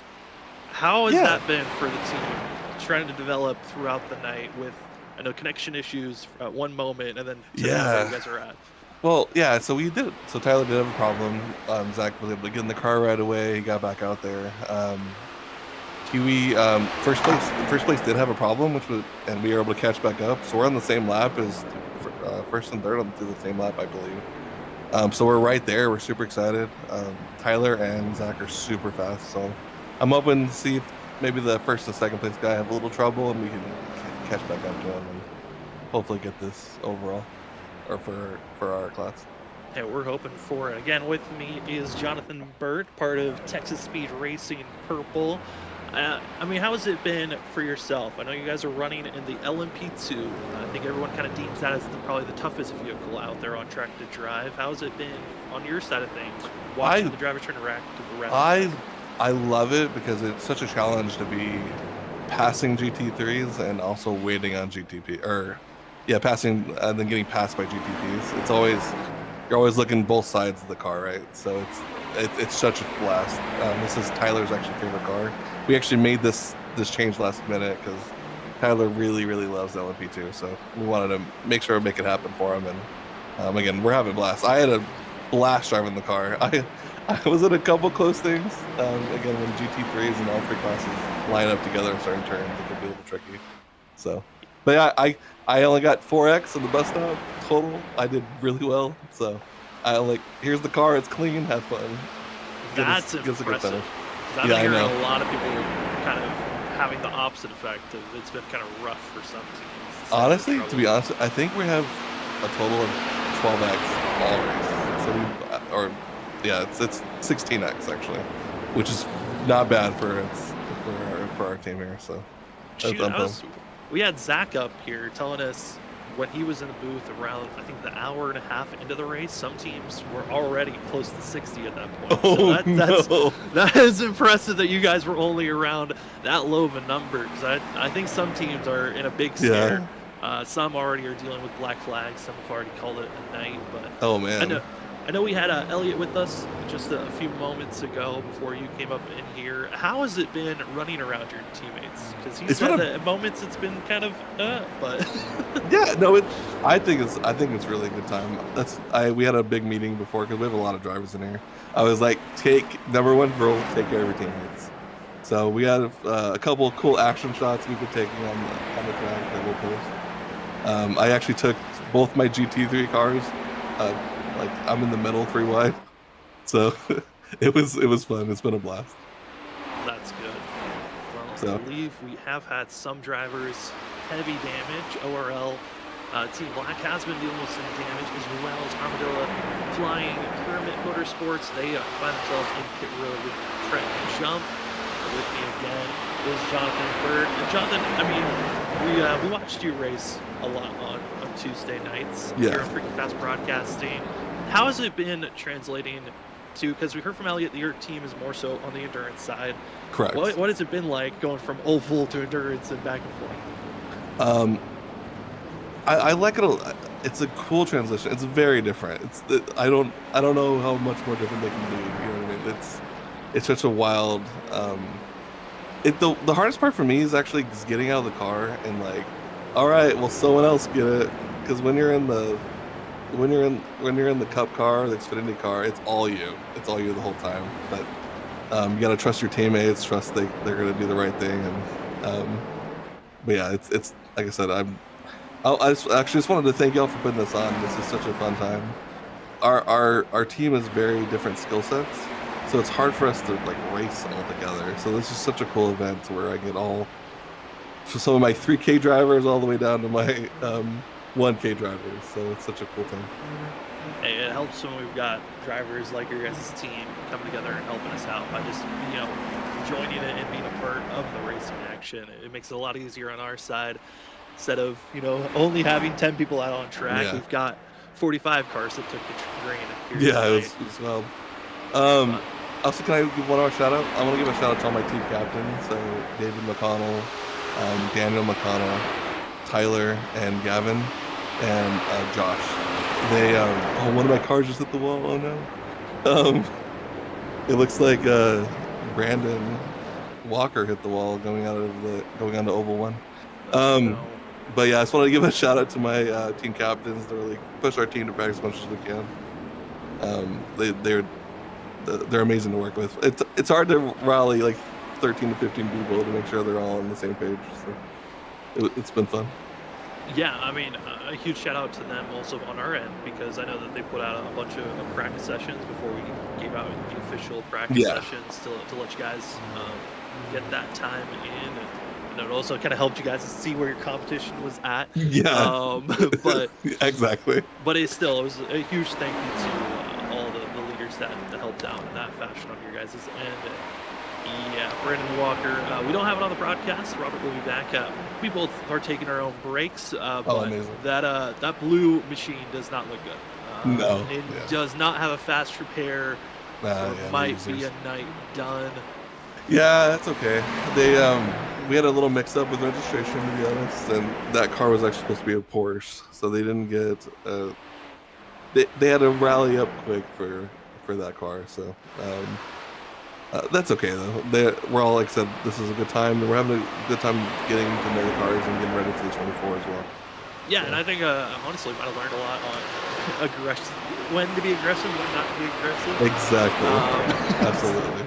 I think that was probably the most fun in the first hour, is watching the battle between Blue and also LOE1, and sadly the wreck that happened there, but still enjoyable. But all right, well, again, I want to thank y'all so much. Again, I'm hoping that we can catch up to P2 and P1 here. And but I appreciate it. Yeah, well, thanks for coming up, Jonathan. Again, that's Jonathan Burt. He is officially done racing on the Texas Speed Racing Purple team. Congratulations on completing yours and making it all the way through your stint. And good luck to the team on finishing tonight's race. Thank you again, and y'all have a great rest of your broadcast, okay?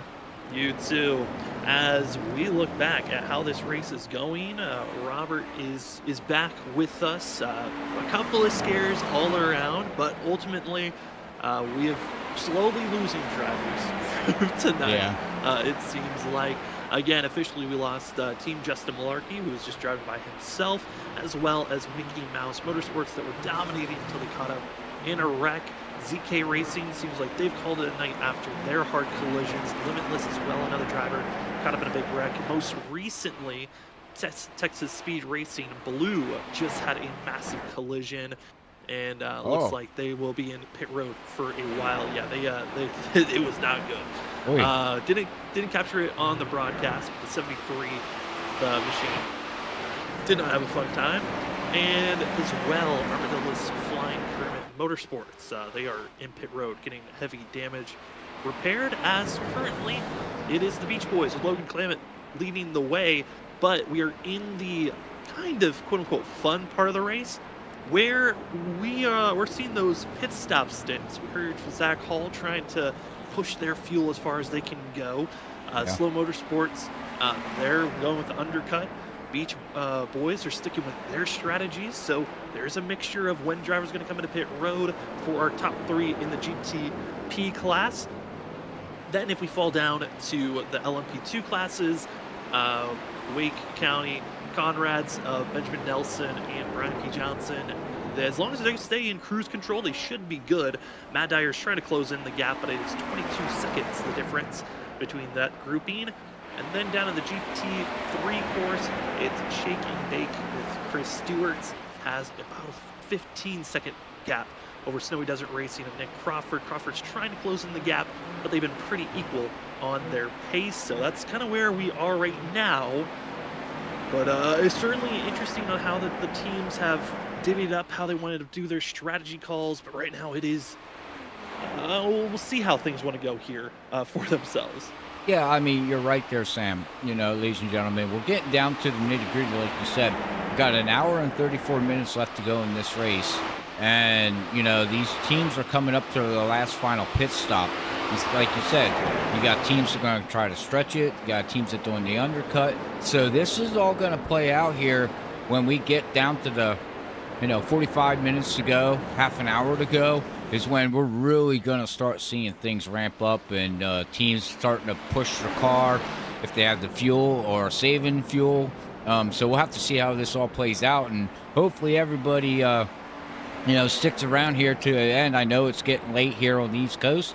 It's 11 o'clock at night almost, so we do appreciate everybody, coming out, tuning in, chatting with us. I really enjoyed having chat with everybody out there, and love to do it, and it's fun. But we'll have to see how this all plays out here, Sam, like I said. But I think right now, ladies and gentlemen, we're going to give Sam Dyer a little bit of a break, and we're going to hit a commercial break and have a quick word from iRacing for us to get ready for the last hour and a half of this Juvenile Diabetes event here at Freaky Fast Broadcasting. So with that being said, hopefully everybody enjoys tonight's show. Don't forget to like, share, and follow here on Freaky Fast Broadcasting for more interaction here on iRacing and on YouTube and in your home and living room. But we'll be right back after this quick word from iRacing.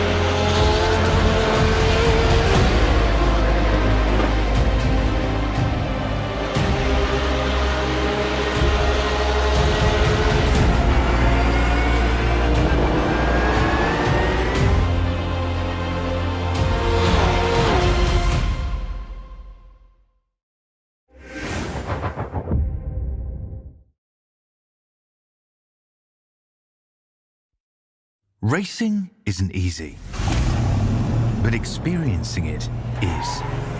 iRacing puts you in the driver's seat with the industry's leading sim racing game. Drive on laser scan replicas of the greatest racing circuits from around the world. Go head to head against other drivers chosen by skill-based matchmaking to ensure competitive racing at every level. Compete across all your favorite series in officially licensed cars engineered to deliver the most accurate driving experience possible.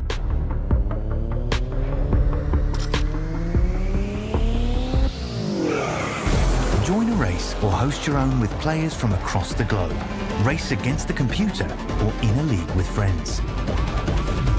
Feel the thrill behind the wheel.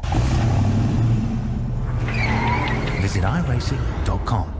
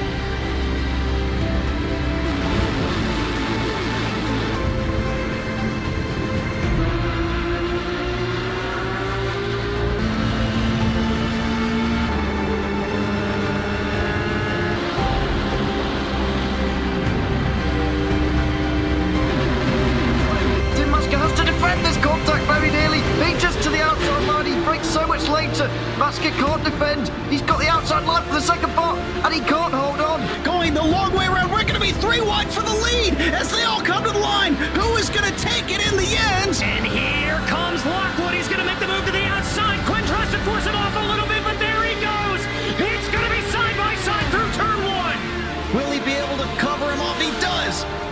back to the left-hand side. Reynolds is trying everything. The kitchen sink is being thrown at it. They're leaning on each other. Coming into turn number 3. It's going to be a drag race through 3 and 4. Coming back to the line. Here comes Trish on the bottom. Richard's going to hold the inside. Tries to be the late breaker here. They're going to be side by side through the final chicane. They bang doors, but keep it clean. As that's still 4 wide on the run down into the back straightaway. Demerit's looking for a line as well. What is going on in Michigan? Novak into the fence. They're still beating and banging. Oh my and to the line. He is much faster coming through there. Is there damage on Challenger? Aphrodite is ahead. There's going to be a race to the line. Who is going to get it?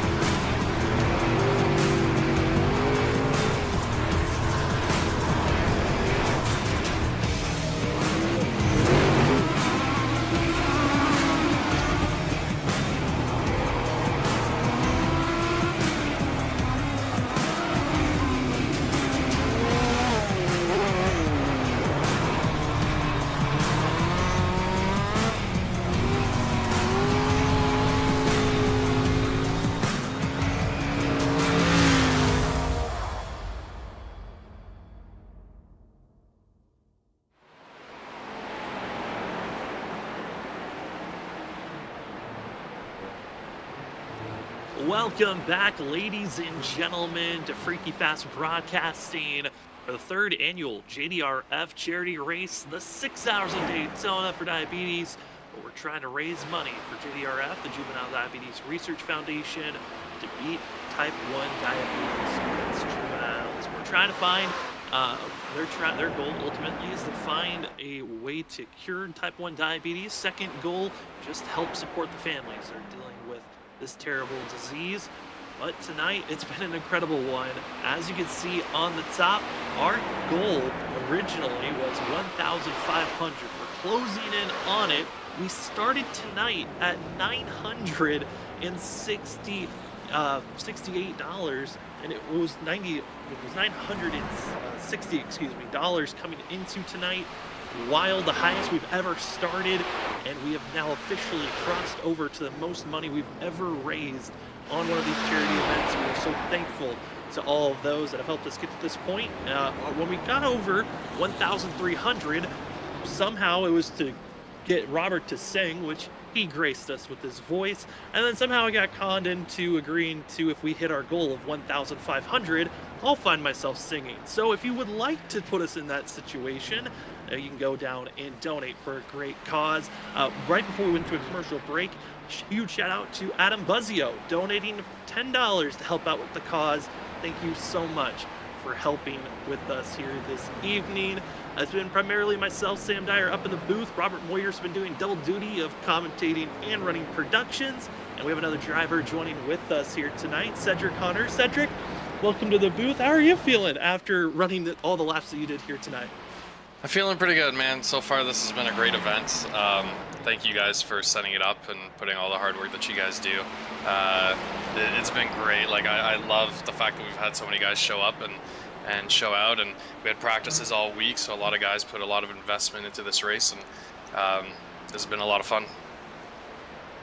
It has been awesome to see everyone that has come together. We've seen that your team has been trying a different strategy. I know Zach Hall had his complications that didn't help you guys out with qualifying, but currently leading is Category 5 Esports with your off-strategy game plans. How has the confidence been for the team on trying to stay inside of the top 3 and potentially try to steal another position with less than an hour and a half to go?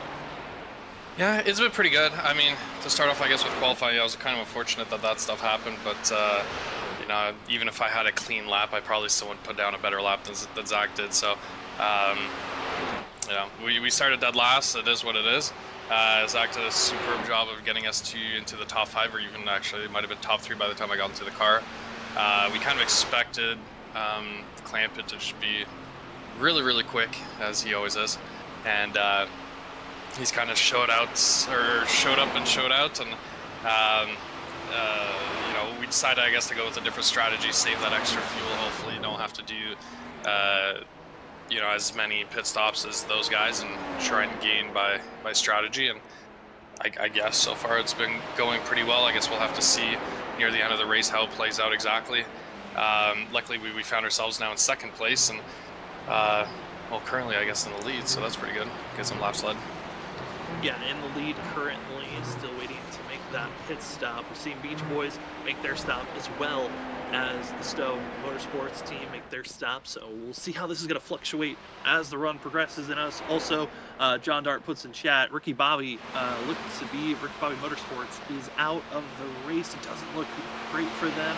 The lone Lamborghini has been out there on track. It's been a rough night for them. It started out rough, and it looks like it could be an ending for themselves. Speaking of some of the drivers that are doing well here this evening, Wake County has been able to move up to 1st place. They've been there for majority of this race and able to keep the lead gap that they've had between themselves and Across the Pond Racing, after Across the Pond Racing had their own incident getting into the tire barriers, and seeing drivers, their mistakes have really hurt them moving forward. But seeing these drivers and the way that they've been running, certainly difficult. Also, just saw it pop up.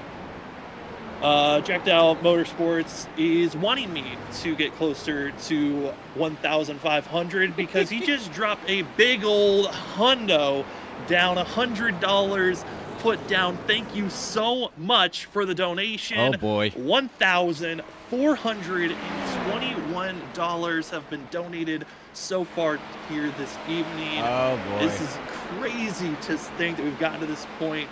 Thank you so much. And because of that, hey, let's get one of these games out. We still have 2 games to be given out here tonight. We already gave away Madden 24 on Steam, and as well, all these games are on Steam, and as well, Dragon Dogma Dark Horizon.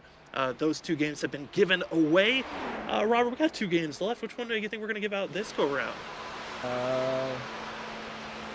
Go station to station.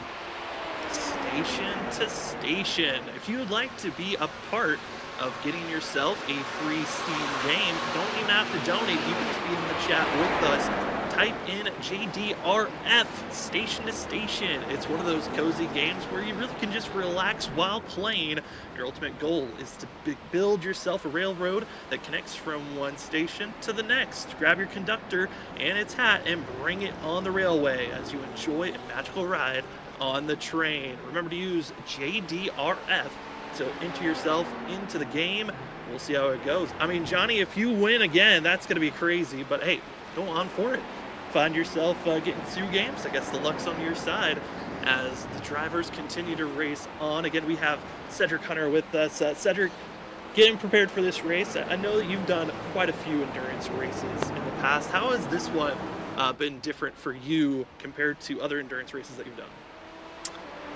I would say, like, for so obviously for official races, I mean, you're going to battle against guys with like very similar iRatings, and so for the most part, like, the field's a lot closer on pace, where with this field, like, you have a lot of variety. Some guys are way quicker than we are, and some are you know, just a little bit slower, so you kind of have those varieties. Obviously, I love the fact that you have so many you have, you know, a bunch of cars throughout all 3 different classes, and that's really cool. The last few endurance races that we've done, we've seen like a lot of just like the most popular class, and you know, maybe a handful of the other classes. So it's good that we have a lot of variety in this race, and you know, it's just been a blast. And also just racing with the people, like the guys that we know. I think about half this field I've raced with before, so and some names I haven't seen in a long time, so it's really cool to see them again. I've kind of hopped around the Discord at the beginning of the race, just kind of saying hi to to guys I used to talk to. So it's cool to see some familiar faces. It's been awesome to see all the racers coming back that we haven't been able to cover for a while and seeing where they're at now. Speaking of those, we have Scott Rickard, who's out there running in 15th for the 25 machine. That team's been struggling on the Bronze Horse Garage Squad, but they've been trying their best to stay out of trouble as they continue to race on. We are in the final hour and 19 minutes here tonight. Thank you again for joining with us. Currently your leaders, the Beach Boys, led by John Forbes. Then you got Stowe Motorsports in Category 5, your top 3 in the GTP. In the LMP2 class, we've got Wake County, as well as across the pond in second in Texas Speed Racing, Sim Racing. Purple as your top 3 in the LMP2, top 3 in the GT3, Shake and Bake Racing, second. Racing going to be third. That third place has been shifting a lot in the GT3s on who's going to be in that position or not. As you're seeing the drivers making it through the S's, surviving as much as they can. Hey, again, we are currently in a giveaway. If you would like to be a participant in the giveaway, go on over and type in JDRF. Currently, the game that we're going to be giving away is Station to Station. Go put yourself on a map and connect your stations, connect your railways, and find yourself with a conductor hat and finding yourself traveling along the railway, station to station. Kind of one of those slow down games that maybe you're getting stressed out with racing. You need to just calm down. We'll get yourself station to station on Steam, or go fill in JDRF in the chat. And you might be one of the lucky few that find yourself with the Steam code. If you are one of the winners that wins the Steam code, remember to message us on our social medias at Freaky Fast Broadcasting, on X or on Facebook or even on Discord. Message one of the admins and we will get you your Steam code if you are one of the winners. Well, Robert, we're going to give him a little bit more time and also get you prepared to push to that button. Do you have any questions for Cedric while he's here right now? No, I was just watching what these guys are doing and your strategy and all that stuff. So we'll have to see it out. Because we were talking to Zach, and Zach's like, you guys were trying to, I guess Zach had bad, with this dog unplugging his monitor during qualifying. So you guys started in the back, so your strategy had to change instantly. So you getting back in the cars, he finishing out the rest of the stint. So he'll be doing, I guess this is his last run right here. So whenever he runs out of fuel, he'll come in. And then I'm taking over for probably the last, I would imagine, like half hour-ish, 45 minutes. Okay. Yeah, I think somebody paid off Zach's dog here and kind of screwed us at the beginning of the race. But that dog bone worked. yeah, exactly. Yeah, so I mean, I'll be getting in. I'll be, hopefully doing some burnouts. Fingers crossed. Stuff can happen. Obviously, I don't wish anybody misfortune, but if it happens and we benefit, then fantastic. Right. All right. Well, hey, I wish you nothing but the best, man. I appreciate it, guys. Thank you so much for doing all of this, and I'm sure I'll talk to you guys probably after the race. So, have a great rest of your night, guys, and good luck to everybody in the giveaway, and hopefully we reach our goal there of $1,500. Yeah, we're hoping to hit it. I'm getting nervous now. That 100 certainly freaked me out. And that's going to be Cedric Hunter, part of Category 5 Esports Racing. Currently, the car is in third place. Good luck, Cedric. And hopefully we talk to you later on tonight. I appreciate it, man. Thank you. Well, that is going to be Cedric Hunter. And Robert, with that, hey, let's see who's going to win that giveaway. I know we already have a couple of people that have already won. Will we see someone be a two-time winner in the giveaways, or will we see a brand new person? All right. Do some drum roll. How about the drum rolls here? Because here it comes. And winner? There it is. Chris. Oh, Chris Progrard. Ooh. Getting to slow down with the station-to-station game. Remember to message us on our social medias if you would like to get your Steam code for Station to Station. That's going to be given to Chris Progrard. Congratulations on being our winner here for our third game. We've had one more game left that will be given out later on in the race, probably with 30 laps to go. Once things get a little bit more interesting, I mean, with 30 minutes to go, that's when we'll bring out the more interesting parts. As we got 2 people sitting and waiting to be brought into the booth. Robert, I'm going to give you these people to talk to as I get a little bit of something to drink and also deal with this cough that I've got going on. All right, no problem. All right, we got Kevin. Kevin's back up here in the booth. We're coming back up in the booth, and we got Jonathan joining us back in the booth. But first, I want to talk to you, Kevin. How you doing, sir? Man, I'm doing great. This is a hell of a race so far. Man, the 29 car had some action there, so hopefully we got a little glimpse of that. But yeah, this is done this, I think, every year that we've had it going on, and it's always a good time. Yeah. You guys been here supporting it from the beginning. I do much appreciate it, and it's good to see you out in the track. Haven't seen you out in the track. Do see you on Facebook, posting stuff and things like that, but actually haven't talked to you in about almost 2 years, give or take, something like that. But how's it been, man? Been a minute. The old RSR Cup days. Yeah, most definitely miss you guys. But man, oh man. So how's the race going on out there other than that, little battle that you had going on there? What are you guys going to be able to take away, going into iRacing Daytona 24 hours here in a week or two? I think the biggest thing is just more reps, more laps in the car. You go into practice, you can only simulate practice laps, so much, and it kind of turns into just this repetitive, your brain, at least with me, my brain just turns to mush, and it's like, it's hard to really to put myself in that heat of the moment type seat, and so we get out here and I mean it's real battles. It's it's the track wearing in. We started a 0% track state and rubber the thing in, and seeing how it changes with the weather with the rubber. I mean it's just all those little things that you pick up. I mean, I think all of us who are going to be in the race kind of know the layout of the track and all that. It's just the little kind of nuances, and iRacing is always doing updates to the simulator, so the more we can kind of stay up on that and how's it actually working right now, and obviously this is a great opportunity. It's it's about as good of a mock run as you can get for a race like the Rolex 24. Well, that's good, because that is the purpose of what we got going on here is give you guys, anybody out there that's interested, to get a little mock run to get ready for the big event, at iRacing. Not that this ain't a big event, of course, because it's, for charity and, for juvenile diabetes, something dear, close to my heart. As everybody basically knows or watches the streams, know I'm diabetic. But, also, it's like I said, it's good for, to get your reps in and everything, as you got Andrew Little, out here right now running in 6th position, out here running some laps and everything. Is your night done here for the night? Is Rusty Modesty getting back in again? Rusty's going to get back in. I think we're each going to have one more go at it here. So that was, that's another thing. Trying to kind of, when we started out the night, we were thinking about doing 2 stints at a time and then swapping drivers after 2. It's going to be our same driver lineup for the 24. So just trying to figure out, where's that.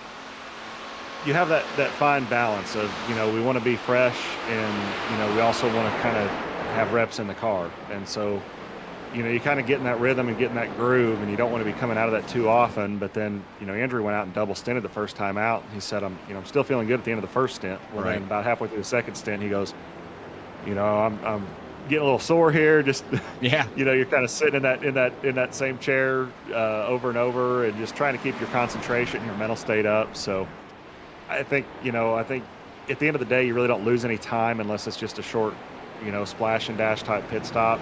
The fuel and the tire change and everything takes longer than the driver change. So I think we're probably going to go with just a single stint for the Rolex. But, that's something. We'll see how this race ends out. It's one of those things we all got together and everybody's trying to look at, different scenarios, and if we can stretch the fuel maybe a little bit longer, and somehow we are on a point where we're going an extra lap or 2, it seems like, every fuel stint. But we started looking at all these things, and finally we were kind of just like, this is a long race. Even this, 6 hours is a long race. Yeah. We just need to kind of run till we're out of fuel, run till we need to pit. And then once we start getting up to where, we know one stop can make it, then we can start looking at, how we're going to do the strategy. But up until then, we're just going to trade out once every stint from here to the end. Yeah, well, that's the other thing too, winning, like I said, winning this is, it's bragging rights, of course. You can say, hey, I won the 3rd annual, 6 hour of Freaky Fast Juvenile Diabetes event. But again, the bigger point is oh no, as we're watching live. No, it looks like he's fine. Andrew's fine. He's got it. He saved it. Yeah, he went a little sideways, but he's got it. Okay. I lost total track. That'll be one I have to go back and look at the replay on. I just caught it out of the corner of my eye. That was that could have been really big. Well, my next. And, I mean, go ahead. I was just gonna say we're back here in 6th. I think we've got a legitimate shot at a top 5. Clampett's got the race covered. I don't see any way he doesn't win this thing. So yeah, congrats, Logan Clampett. But yeah, being 2 laps down to a guy like that is still not a bad thing. I don't think for some everyday people that don't race in the Coke Series. Well, I agree with you 100%. If I finished 5 laps down to him, I'd be like, look what I did. I was on the track. That's a good thing. That's we were there. Yeah, exactly, exactly. But I wanted to ask you, you were talking about, the weather and all that stuff. With this new dynamic track, do you feel anything different from going to day to night in these cars here? It's so gripped up right now. It's my biggest problem was I was underdriving the car this last stint, which, I just got out of the car, but it's so gripped up compared to where we started this. I went out and practiced and ran, a handful of laps or so I haven't been in the car today. So just we all, took a handful of laps just to kind of brush the dust off and everything and reacclimate just kind of last minute. But that track that we were on at that time is, you wouldn't even believe it's the same track. It's that different. The rubber that's built into this track right now, and I'm sure the temperature change is helping a lot too, but that's something that we found running some different practice sessions throughout the week. Where those practice sessions are as far as being rubbered in with the dynamic track and also the time of day and the weather conditions. You could go out and feel like you're slip sliding away, and then you come back in a couple hours and join in the same exact session, and it's like you feel like you're driving the fastest thing in the world. Right, night and day. Yeah, it literally. Yeah, and figuratively. Yeah, well, I'm the type of driver. If you give me more grip, I'm happier. Yeah, it's the biggest thing is just I go into the corner and I'm waiting for the thing to slip, and it's not slipping, and I know there's more there, and I'm almost getting. I felt a couple times I was slipping the front tire, like I was almost driving it in too hard, expecting too much, because there was no lack of confidence in lateral grip. Right. And I was reaching the mechanical grip of the setup. So right. And that goes back to the whole premise of this. Obviously the charity, but also from a standpoint of where this race falls in the calendar compared to the iRacing 24 is, those little things are something that I think we're all going to take note of here. Oh, that's awesome. I'm glad to have you up here, man, and I sure do miss seeing you out there running around. But like I said, I do pay attention to your social media, page is just your personal page on Facebook. I'm always just looking around, scrolling, things like that, and but yeah, it's great to see you. Well, hold on, we got beating and banging going on here. Volley Fonseca, he's trying to make his way around, and he just butted his way through. Okay, let's get aggressive. The 29 car? Me and him were, and it was great. It was one of those like really fun battles, and I can't see if that's 29 on the screen, but no, we were going back and forth. Okay, 29. It looked like I got very familiar with that paint scheme, and that was one of those fun battles. He actually pitted a lap before I did, and before I could even send him a message, he was already sending me a private message and said, hey man, that was fun as hell. So that is the best thing about this whole simulator and this platform is the community. Getting to do charity events like this. Yeah. Like we're catching up. We haven't really talked a whole lot in the past couple of years, but just the community of iRacing is so great. So hopefully we get more people out here, and anyone who's watching and thinking about joining, I hope you do join up. Oh, that's it. You know, we will have our charity race, you know, the 4th annual coming up. I know it's a year away, but hopefully, you know, as these are going on, it keeps growing bigger and bigger there, Kevin, and never know where this can go. Well, go ahead and mark us down for next year's race. As long as Rusty and Andrew don't fire me for being over aggressive, I'll be there. They won't fire you. You're too good to have friends with them guys. They're great teammates to have. Oh, we have the 24 off track now. Yeah, battling was for second. Goes off track at the International Horseshoe and gets back out on course. Falls down to 4th. There's been a couple of these guys up here in the top 2 and 3 all night that it almost feels like when you're settled in, you'd think that maybe these guys would just kind of run their pace, but I think it's just the battle for second is so close that, you know, maybe a podium's not good enough. And there's been a couple times I've gone by and I'm like, that guy's a lap ahead of me. You know, that's 2nd overall, it's 3rd overall, and then you see him off in the dirt. So. Well, it seems like watching some of these replays of these guys are going off course, it seems like a lot more of rear end just locking up on the brakes. Is that something where you guys are dealing with changing up the brake bias during these prototypes are a whole different thing, and I've only driven the BMW. To me is just a whole nother animal to figure out. I've finally kind of got a grasp on the Corvette, but or on the Cadillac, but you know, I haven't driven the Porsche and some of the new ones, but yeah, definitely. And there's some things you can tune with the GTP class that you can actually tune it to, as you're letting off the brake, trail braking into the corner, you can give it more migration to the rear brake bias. And I think with the changing track state, you know, and just kind of getting into a tight battle and maybe pushing it just a little bit farther, and you know, track's got a little more grip now, and you know, maybe we were at that point where they were just getting by earlier, and this time's the time that they don't get by. So. By the way, these guys are driving. They're showing that they just want to wreck each other. Well, that's this the thing. This is looking like the real thing. I mean, everyone who says iRacing's not real.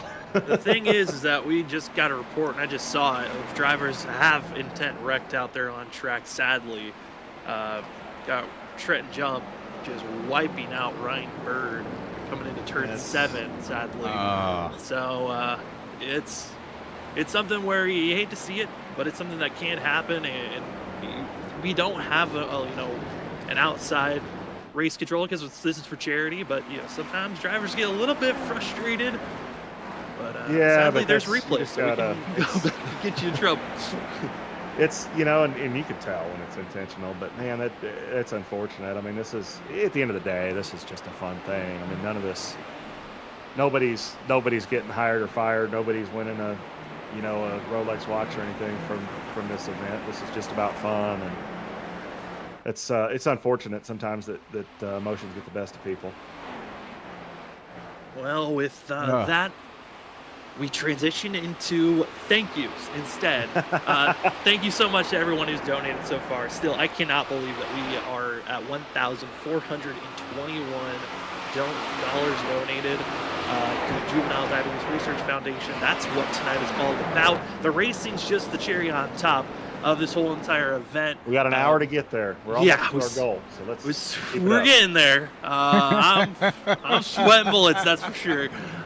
We got Robert to sing once we hit 1,300. For some reason, I thought I'll just throw my hat in there because I didn't think we were going to hit it.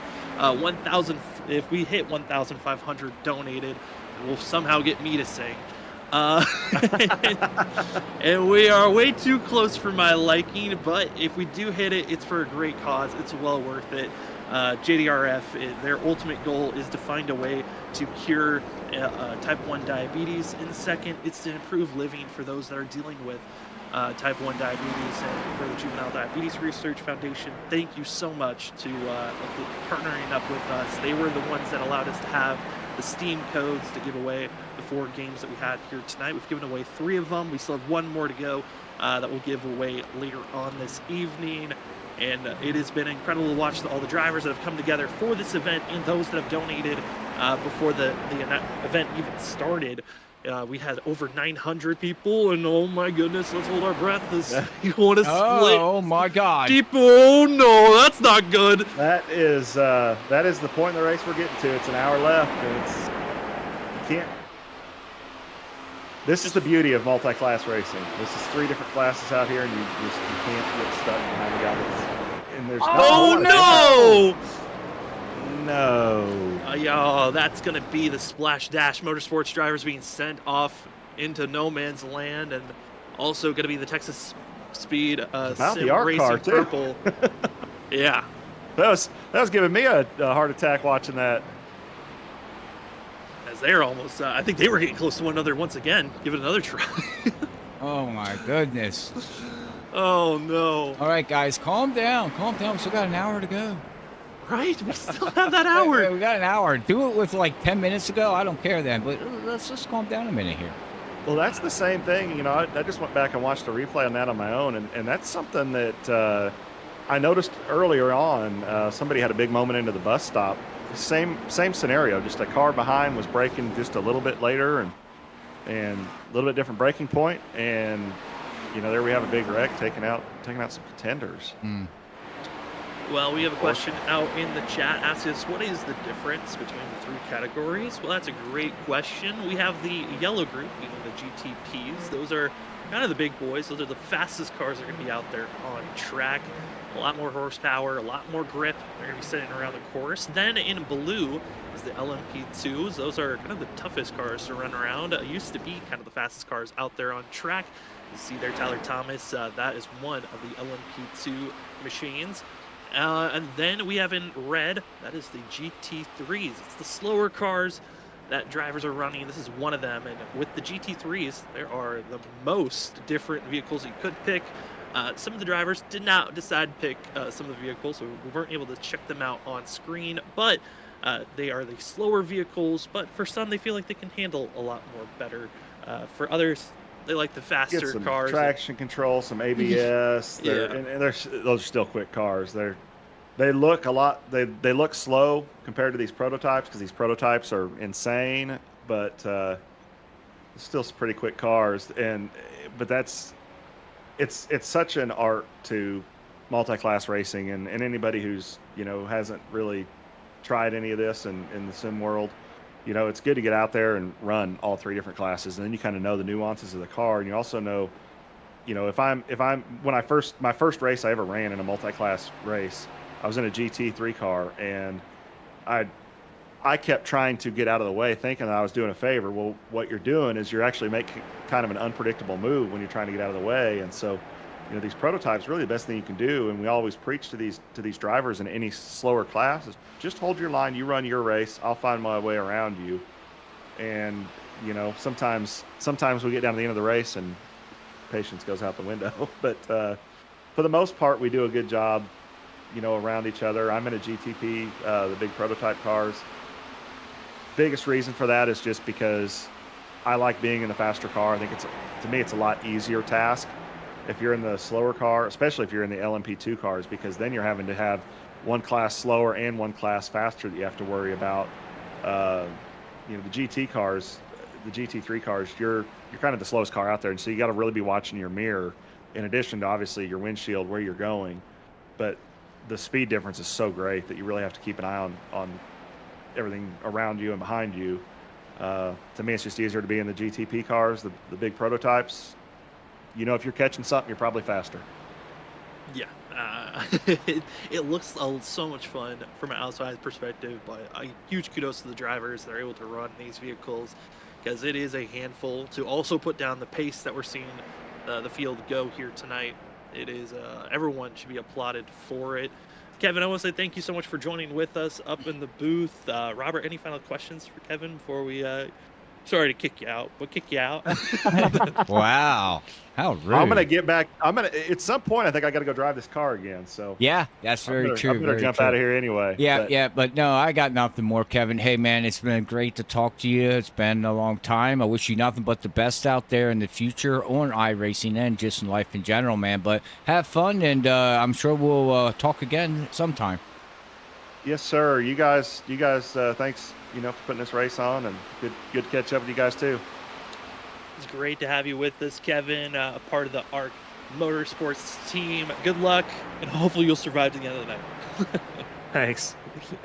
Well, from that, again, thank you so much, everybody, for donating. We are at $1,421 donated for JDRF, otherwise known as Juvenile Diabetes Research Foundation.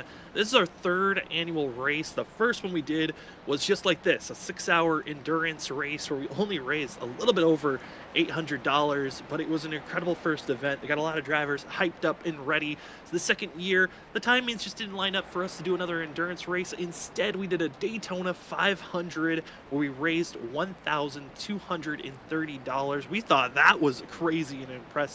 Never thought we were going to break that record, but we did it here tonight. 3rd annual charity event, 1,421. Robert, I mean, crazy to think, but you know, we've done little bits and pieces of your story on why we did this event, but the floor is yours on why we're doing this event and any other words you want to say as we're in the final hour of our charity event. The only thing I got to add to that, Sam, is that, you know, I hate to sound like a broken record, but I am very passionate on juvenile diabetes for everybody in the world that has type 1 diabetes or even type 2, all right? I mean, they deal with it too in a different way by taking a pill, which is still, you got to do what you got to do to, you know, to stay alive, honestly. That's what it all boils down to. But type 1 diabetes, I'm more passionate on the side of type 1 is for the kids. I see kids that deal with it, you know, from, you know, growing up since like Jonathan Casbury there, you know, since he was 2 years old. Something I just don't like seeing. There's got to be a cure. We got to be getting closer to it. With all the money that's being raised for it, and the more we can put into it, the more research they can do, the more, like you said, not just research, Sam, but also help families out that sit in a hospital with a kid or a teenager or a young, 8, 9, 10-year-old kid dealing with diabetes with the medical expenses, paying for hospital stays, paying for them to eat food at the hospital as the family, and doing all that. Take that worriment off them and let them focus on the kid, or whoever they have, they're dealing with the diabetes. So that's what my most passionate thing about doing this is. So until it doesn't work out no more, we're going to be doing this every year. It's our 3rd annual, and I would like to see it being our 15th annual. Us being 20 years older, Sam, how you like that? Sitting here doing this, remembering back when we first started this, way back in the day. You know what I mean? So that's my goal, to keep this going on and just growing it bigger to where we can get more drivers, more sponsorships, and just more money for juvenile diabetes. So that's about all I have to say about it, bud. Yeah, I mean, it's a great cause that we are working towards. Another huge shout out. We have another donation from Johnny K-Spear dropping another $25. I mean, we've seen people. They really want you to sing. 10, man. 25. I know. If we hit our goal of 1,500, I gotta sing it. I've been trying to think of a song of what I'm gonna sing. Do you know any Beach Boys song? Dude, what I'm thinking about, we'll end the broadcast off with me singing goodbye and farewell. No way. I've been thinking about it. We'll figure it out. That's where he's going when he walks away. He's like looking on his phone going, song. Honestly, it just came to mind because I was like, well, what would I sing? Because we're getting way too close to the end of the broadcast. For me to just do some silly song. Might as well do something that's going to be fitting of the moment. Right. But who knows? But again, every dollar counts. Like Robert said, it's not just for funding the cure, but it's also for helping improve lives. That's one of the key factors that JDRF always is looking for, is how to help improve the lives. We're looking for that cure, but also families day in, day out need help. And this is what this program helps out for. And if you can't donate, we understand. But if you can just share the link to this broadcast, share the link to JDRF, and inform people about, hey, there are resources for people that maybe don't know that there are resources. It is such a great cause. But chat's going, wow, they want me to sing. And again, you got to hit the Honky goal tonk. if you want me to do it. I'm not doing it. I'm not singing honky tonk.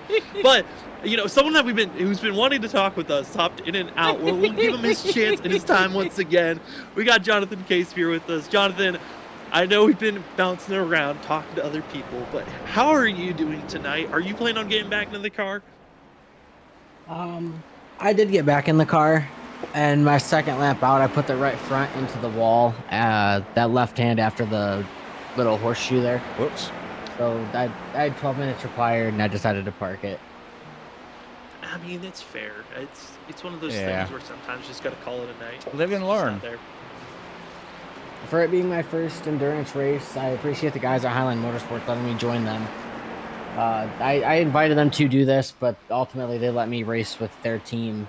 So I do appreciate everything they did, and it was a great learning experience. There you go. Well, you gotta learn. But go ahead, Sam. Yeah, I mean, does it make you want to do more endurance racing after trying for this event? Definitely. I'm gonna try and get a lot better at it and try to do more events like this, or maybe even the 24-hour one day. I don't think I'll do it this year, given I'm still so fresh to it, but one of these days I will.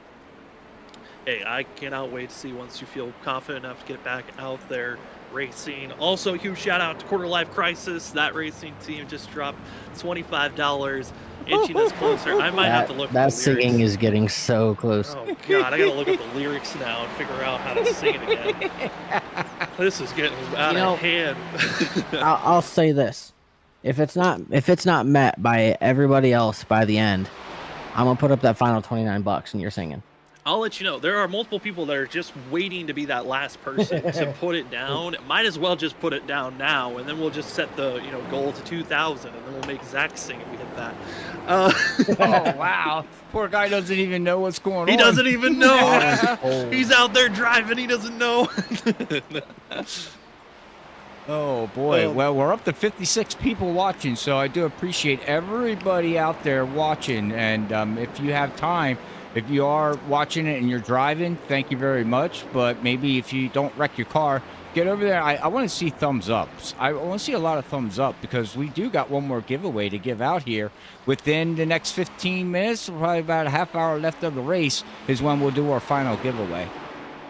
Yeah, still, it's going to be JDRF for that code. But again, we'll start doing it, telling you more about the last game that we'll be giving away. All 4 of the games were provided to us from JDRF with the partnership that we had. It's been awesome to see where we progressed from last year.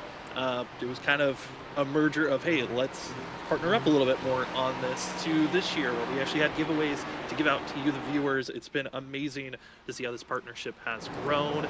Again, with us is Jonathan Casebeer. And Jonathan, we saw you racing in oval side. How has it been trying to transition from oval racing to this? Because I know racing regular Daytona is a lot easier than running this road course. Definitely. I'm not used to having to use the brake as much. I like to run a lot of the tracks where it's just 10% brake to get the car to turn, or those mile-and-a-half super speedways, stuff like that. So having to use the brake a lot more, and then learn that you can't turn these cars, specifically the Cadillac that I was running, you can't turn them and brake that much at the same time, or it's just going to go around. So having to get the brake done before turning into the corner was something I had to adjust to. Yeah, figuring out that pattern is certainly something you got to look into. We're seeing those thumbs ups in the chat. Thank you so much to everyone that's joining with us. If there's any other emotes that you see down there that you want to put in, put it down. And oh no, we hit it. 1,500 has been hit. Thank you so much to everyone that has donated. We have hit our goal.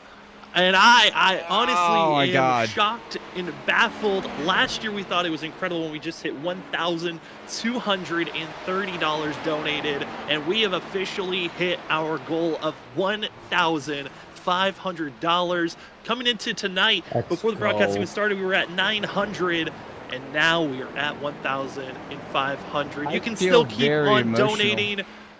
Oh man, this is crazy. And we still have 45 laps left. I've got the link out on Facebook and other Discords. I'm trying to bring in everything I can. Oh, we appreciate it. And at this point, Robert, I mean, I guess we got to extend it to 2,000, right? So we got 44 minutes to keep going. I guess. Yeah, we got 44 keep minutes on going. left. Keep it going down the road. Here we go. Rolling, rolling, rolling. I don't know the rest of that song, but anyways. You know what we need to do next year for the charity? We can do song requests. No. Yeah, we can. I got a every couple $100 is a song request. Yeah, there's a song request thing that people can put in. We'll have to look it up, but we would have to make sure that the songs are copyright free. Or are you saying for us to sing them? Yeah. Hey, if I know it, I will sing it. If I don't know it, I don't know what to tell you. Oh, man. Well, thank you again so much to everyone that has donated so far. This has been incredible to see the generosity by everyone to get to where we are in just getting this event to where it's at now. We never thought that we would ever get to the point that we are at this current time. I mean, we thought maybe $200 would be a good donation when we first started this 3 years ago. Yeah.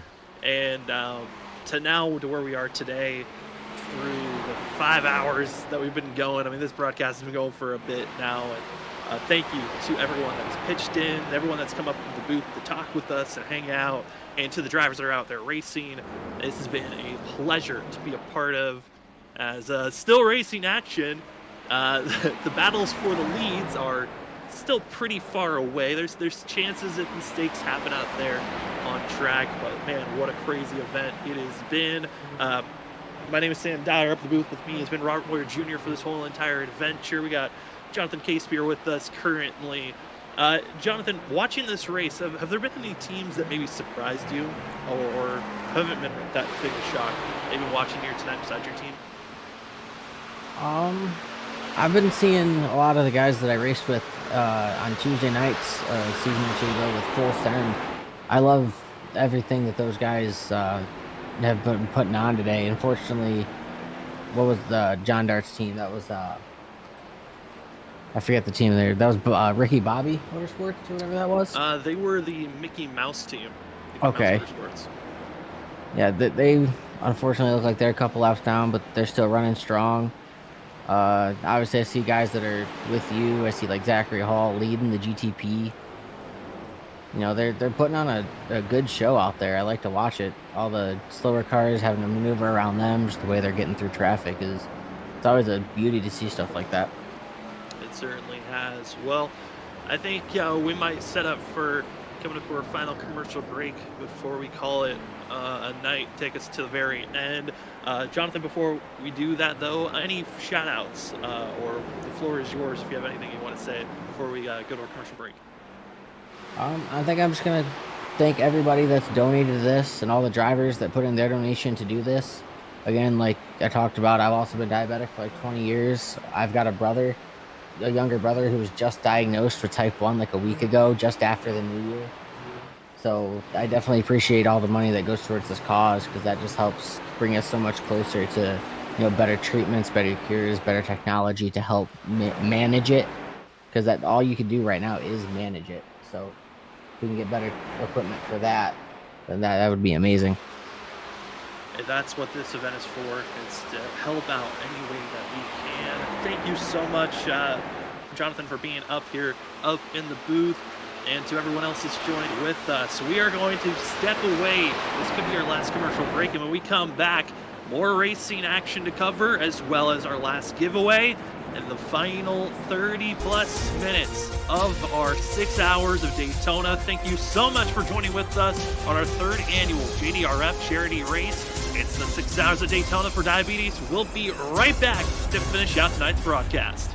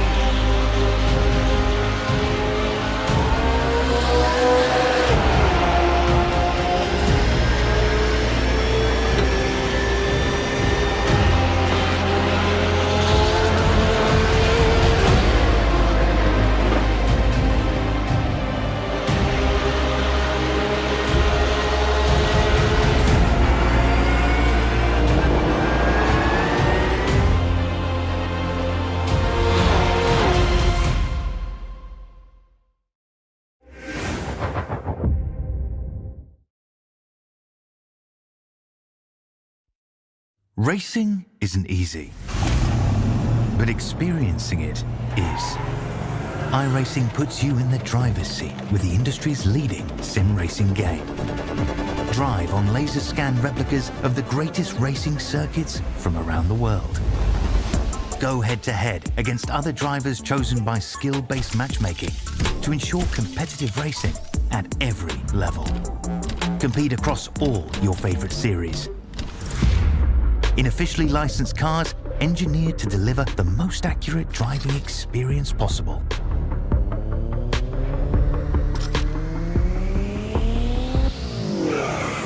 Join a race or host your own with players from across the globe. Race against the computer or in a league with friends. Feel the thrill behind the wheel. Visit iRacing.com.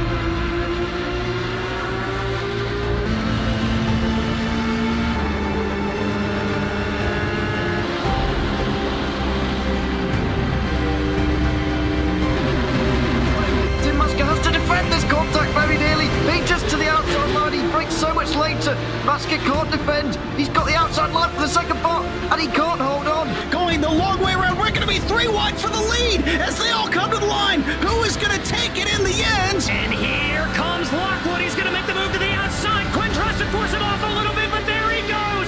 It's going to be side by side through turn 1. Will he be able to cover him off? He does.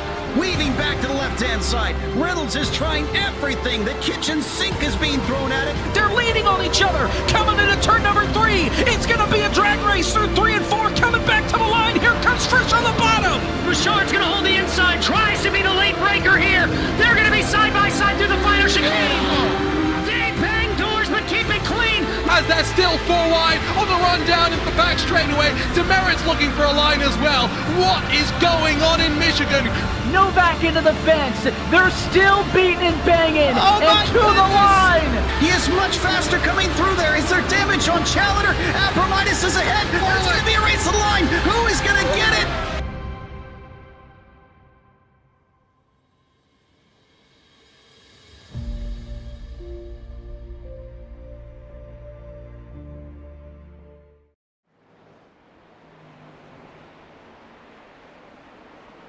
Welcome back, ladies and gentlemen, to Freaky Fast Broadcasting as we present to you the 3rd annual JDRF charity race, the 6 Hours of Daytona for diabetes, where we're fighting to find ourselves a cure. That's exactly what JDRF is for. JDRF stands for Juvenile Diabetes Research Foundation.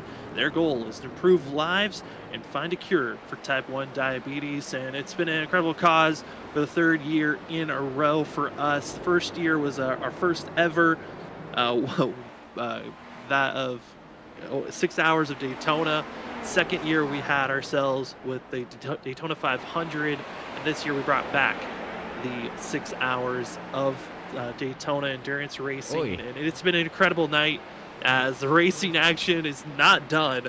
We're feeling the fatigue, the drivers are feeling the fatigue, but for you in the chat, you've been incredible chatting away with us, and we have crushed our goal. 1,500 was the original goal. We are now surpassed that. We're at 1,560 as the most recent donation was from David McConnell pledging. He then put down $60, said we pledged a dollar for every incident point our team got. And it's certainly, some drivers have had a rough night with the incident points, but we highly say thank you to those that have donated to get us to this point. And that means Robert, 1,300 got you to sing, and I threw out if we could hit our goal, maybe I'll sing, and we hit our goal, and I've got to sing, and I think that's we're gonna finish off the broadcast. So if you want to hear me sing, that's the way we're gonna end things off for the evening. So you guys stick around with us all the way through. But we've got 34 minutes left in the race, and it's slowly ticking away. Currently, it's the Beach Bros leading the way for the GTP machines, as they made potentially what might be one of their last pit stops. They might have one more still to go. Stowe Motorsports is still out there on track. They are going to have to pit one more time before the night's done. Category 5 Esports just got finished with their stop. Yeah, but there's word on them. Yeah, there was speeding on pit road, so their stop was extended, and the whole entire reason that they decided to stay out as long as they did, that whole entire strategy might have just gone up in smoke. It went because of that because of that penalty, and now the rest of the field, it's who knows what could happen here, as well as other. That is just the GTP. That is the fastest drivers out there on track. The second fastest is the LMP2s. Right now, it's Wake County that is currently leading the way of Benjamin Nelson. Second place is Across the Pond Racing of Matt Dyer, currently in that car, and they are about 18 seconds between them is the current stint. They're staying pretty close to one another when they come into pit road.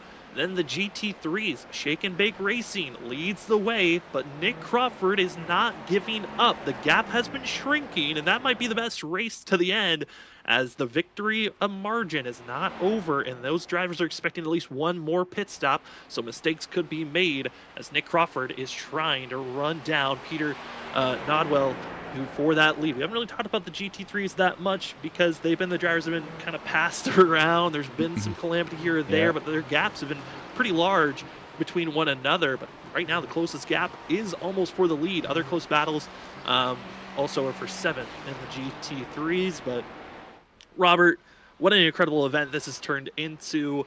I was kind of crossing my fingers saying maybe we'll cross over and find ourselves just barely getting over last year's amount of donations. Again, last year was 1,230, but we have well surpassed that at this point. Oh, yeah. Again, thank you, everybody out there. I know we sound like a broken record, but you can't do it without these drivers and without their fans and without their friends and without their family and relatives. You know, we do it. They helped us achieve our goal. And, you know, and joking around, we get chat involved. Chat is talking up out there and having fun, and I love seeing the chat rate go up. And just keep on chatting, ladies and gentlemen. Talk about whatever you want. It helps us out to get the word out, but it also helps YouTube recognize what we got going on here and starts promoting it for other, on other iRacing's websites and things like that. But yeah, so. It's been great, man, and we're coming down 31 minutes ago. We're about a half an hour away from this event to end. Like Sam said, stay tuned. Don't go nowhere, ladies and gentlemen. And if you're racing right now and you have it on your phone or your tablet or whatever, don't go nowhere.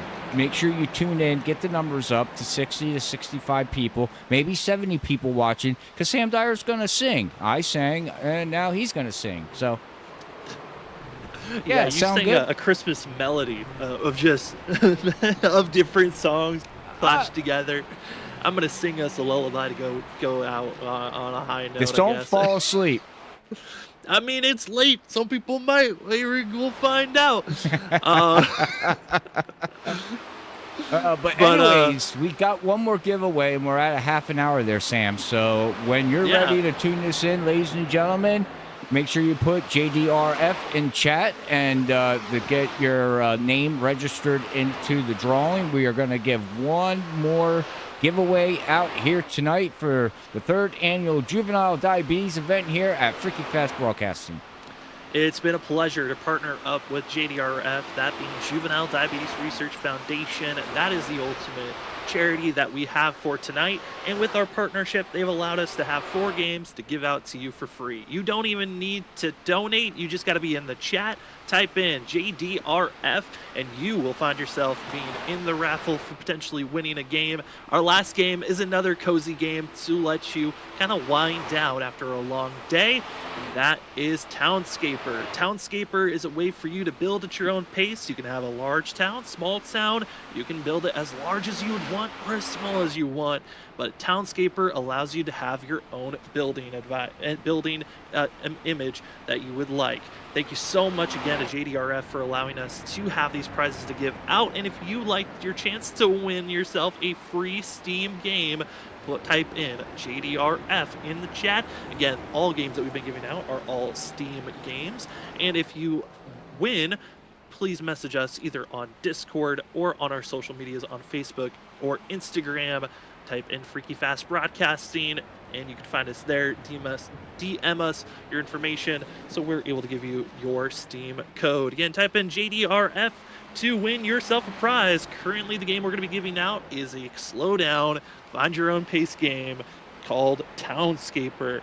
Really, it's an interesting game, Robert. Townscaper is. I was looking up all the different games, and like you get to build out different. You kind of start with an island. You can enlarge it, you can make it smaller, and you can just build it any way you want. It's kind of one of those just build your own environments. Some people like to have, their own like environment biomes that they can have at home that you can grow out. Well, you can do it virtually with Townscaper. So if you like to get your own kind of build it out game, type in JDRF in the chat now. Thank you so much to everyone that's been participating throughout all the giveaways that we had. This is our last one. So if you would like to be a part of this, remember, type in JDRF. And the drivers, they know it's crunch time. We got almost 25 minutes to go.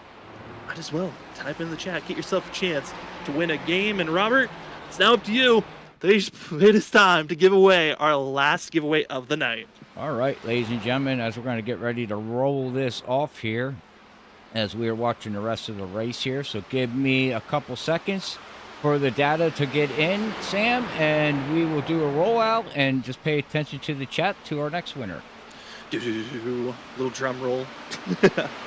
I don't have a drum with me, but imagine a drum roll as we're waiting for Nightbot to tell us who the You should have put a soundboard on there or something. Well, we muted the soundboard. Oh, so that's right. That's right. Yeah, we had to mute it. It was very dangerous to keep it there. That's as true. That's we true. are almost ready to get our announcement. That's we did not want. Oh my goodness, Zach Hall. No. All right. Well, roll it again. Hold with us. Hold with us. You stick with us. We might have to do a reroll on this. Yeah. But Zach is holding for now.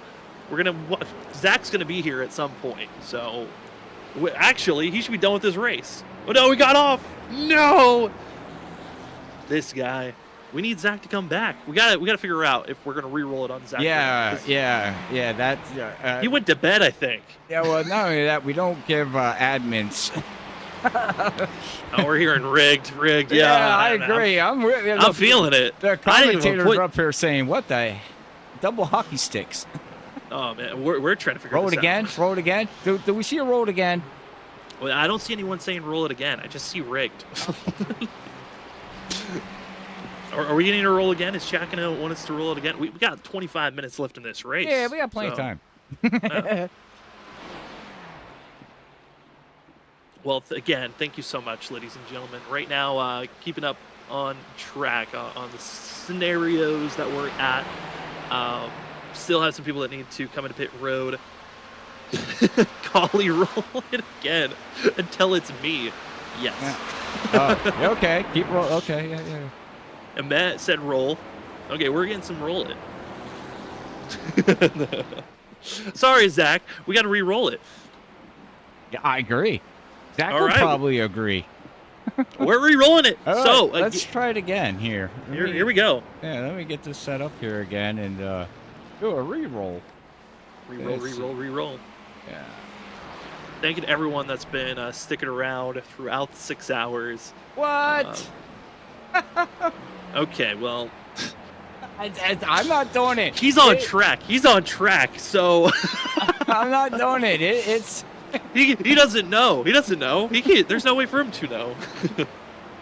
Apparently, it's grabbing whoever chatted. It's grabbing. Well, I guess so. Yeah. Hey, you know, I've seen other broadcasts where it's like that, where you just be active in the chat and you might find yourself winning a prize. Really? Yeah. Roll it again. Rolling it. Sorry, admins cannot win it. I didn't say admins are not allowed to win. I'm sorry. All right, well, here we go. We've got another chance at this. Well, Nightbot. Who I'm do we gonna have? look at this list here a minute. Go. I'm gonna take people off that don't belong on there. Now it's really getting rigged. I'm really rigging it now. Third time's a charm. Woo! Well, as Robert is getting that situated, currently leading the way still is There we Beach go. Bros. Oh boy, here we go. Adam K. 300s. Well, there is a person that is not an admin getting the victory. There, that's the way it's supposed to be. Admins winning crap. That don't work that way. The fans win it. People that are here, thank you. Yes. Sorry, we messed I know up. Collie wanted it, and Collie, I'm sorry. We have to try it next year, potentially. Look, I don't know what to tell you, Collie. I do apply. I know you're not an admin, but I don't know what to say. I didn't pick it.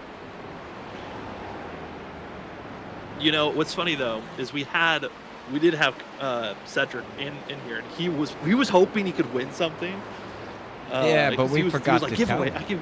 Yeah, we forgot to tell him the admins weren't allowed to be in. It's about the fans, not about us. Hey, Cedric, if you're watching this back, sorry. And if that was the case, Sam, I would have just kept all the keys for myself and not said a word. That would have been very rude. Very, very rude. Well, I mean, hey, look, I won. I got 4 free games. Oh, man. Games that I won't play. Oh, goodness gracious. Well, we do know one game that we've been playing, and that's iRacing. I mean, the simulator that we've been playing. John Forbes leading the way for himself with Beach Bros. Over a minute gap, working out perfectly for himself. Other battles that are going on track for the lead position. LMP2's around 17 seconds is the difference between Wake County and across the pond. But the battle for the GT3 victory is closed in, Robert. It's now less than 5 seconds between Shake and Bake Racing and Snowy Desert Racing. As we're down to the final crunch time. Nick Crawford's been out there for quite a while, but it looks like these drivers might have made their final pit stops for the GTEs. And with 21 minutes left to go, it's going to be down to just raw pace. Can Nick Crawford run down Chris Stewart, who's been kind of the main horse of that team, and trying to hope they can woo along is Shake and Bake, wanting to get the win here this evening.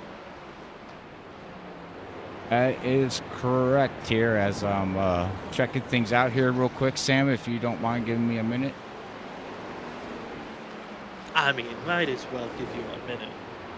We'll see how long that minute's going to last. Well, crazy to think, again, we're broken record at this point of thanking you all. I feel like we say it every I'm good. 5 minutes, but it's worth it on us thanking you. But currently, we are down to the final 20 minutes of tonight's race. For those that have been here for a majority of that time, type in the chat, how long do you think you've been here? When did you start watching? Did you take a break at any point? Yeah. I know for myself, I took plenty of breaks. I left for did too. like 30 minutes I left for. I went and got myself some food. And then I came back, had a couple of bathroom breaks. That's what commercial breaks are for. And now we're here. I know for the drivers, some of them, breaks have not been their friend. And one of them is Cody Reed. Where's he at? He is 9th place currently in the 42 machine. Garage 25, Cody Reed machine. Here is Cody Reed. He is one of 2 drivers that started this race off and have been racing this whole entire time. And the fact that he's 9th is incredible. Cody qualified 19th, He's watched all his competitors, some of them being taken out, others have had mistakes. But this 42 continues to stay out on track through the bus stop and now has a little bit less than 20 minutes to go before his race is over. Yeah, and do you think he's going to be prepared for the 24-hour? I think he will be. Oh, yeah. Yeah, yes, it's unreal. Going, sitting up here doing this for 6 hours, commentating, we enjoy it. It's fun. We do need a break. We're human. But sitting behind a car, in a sim seat, not be able to move, going around, that's a tough task. It really is. Yeah. I mean, we were hearing teams that were, 2 racers, 3 racers talking about, I felt sore. I was worried about a cramp. I was feeling uncomfortable sitting down as long as I was. I mean, these drivers, you have Cody Reed, who's doing the best that he can. You also have TS racer being Travis Stevens, who is 4th place in the LMP2, 21st. He's another driver that's been running out here on track all on his own. Those are the 2 lone drivers that have kept themselves in this race for the whole entire time, and it's been incredible to watch the way that they've been dedicated to, we're doing the 6 hours, we're doing it, we're going to make it as far as we can. And the weather is certainly another factor that's been pretty consistent, I would say, throughout the night. The wind's been consistent this whole entire night. The track time's been dropping off ever so slightly. It hasn't been like an aggressive drop off of it being 100 degrees. It started out tonight being around 86 degrees and now has dropped down to the 79 position. So drivers are starting to get that extra grip, and I think that's what's allowing them to put down some of their fastest laps of the night for some of these drivers. And it's keeping it entertaining on who's going to make it to the end. But I do have one note, Robert, that's interesting right now. Yeah, go ahead. The battle for the GTP is going to be close. We have 17 minutes, a little bit less than 18 minutes to go, and the Beach Boys are going to be very close on fuel if they can make it to the end. In Category 5, they have their speeding issue, but it is going to be very close between those drivers if the Beach Boys have to pit and they decide to just top off on fuel and go without taking a set of tires. They might be able to keep that lead, but if they take a full set of tires and fuel, it's going to be very close on the difference for the lead position. And the battle for second to third, really not an option that I'm looking at, but it's going to be very close once you get to the end of the race there. Then for the GT3s, it's now almost down to less than 4 seconds, the difference between first and second in the GT3s. The LMP2s, it's really not close. It's going to come down to a major mistake that's going to cost that of Wake County Conrad's their win if they're going to take it to the end or not. Well, that's going to be interesting to wait and see what the Beach Boys can do there with John Forbes and Logan Clampett. Them guys there, if they can make it.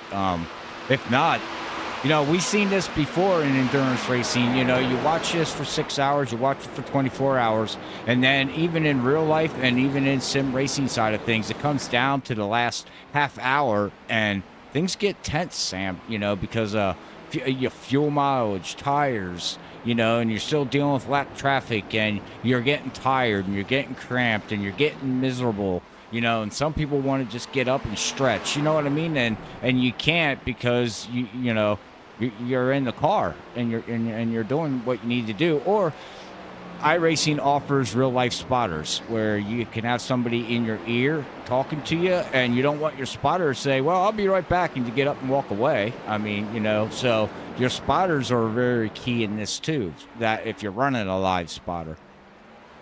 Yeah, having a live spotter in your ear can help you stay awake. And I know some teams, they have one other person that's in their Discord channel, kind of just hyping both drivers up. Hey, you got this. You just got a couple of more laps to go. You got 15 minutes. That's, doing the math. You're just, a handful of laps away from making it to the end. Keep pushing. You got this. And that's going to be the big mental that's helping these drivers, is that knowledge of, okay, I just got a couple of more laps to go. We can make it to the end of this race, and that's what we're seeing from these drivers. And I'm trying to do some recalculations on the fuel. It's going to be close, but I believe the Beach Bums, if they're on fuel conserve mode from here to the end of the race, they should be good. Again, they've got over a minute of time, 1 minute and 17 seconds to work with for the Beach Bums. They are not in a position where they really need to push the car. they can give up a lot of time each lap, just Yeah. saving, conserving, so they don't need to even be in a worrisome position. While Category 5, on the other hand, they're still in safe mode to make sure they can make it to the end of this race. But Right. they need to push and be aggressive. Well, you can't do both. I mean, so you got to figure out what you want to do. I would say just stay conservative and not push it and hope that we got a little bit of action in front of the Beach Boys here. I would just, stay on your track of what you were doing, even though they got that speeding penalty, and hope that the Beach Boys run out of gas. I mean, that's the only thing you can do, because why risk it by, with under 14 minutes, about 14 minutes to go, why risk running out of fuel? You're already saving to make it to the end. Why risk running out unless, you don't care and you go for it, but to me, that's not worth it. Yeah, it's really not worth the aggression if you're going to be throwing away your race. A lot better to just stay patient, especially when you're coming up with slower drivers.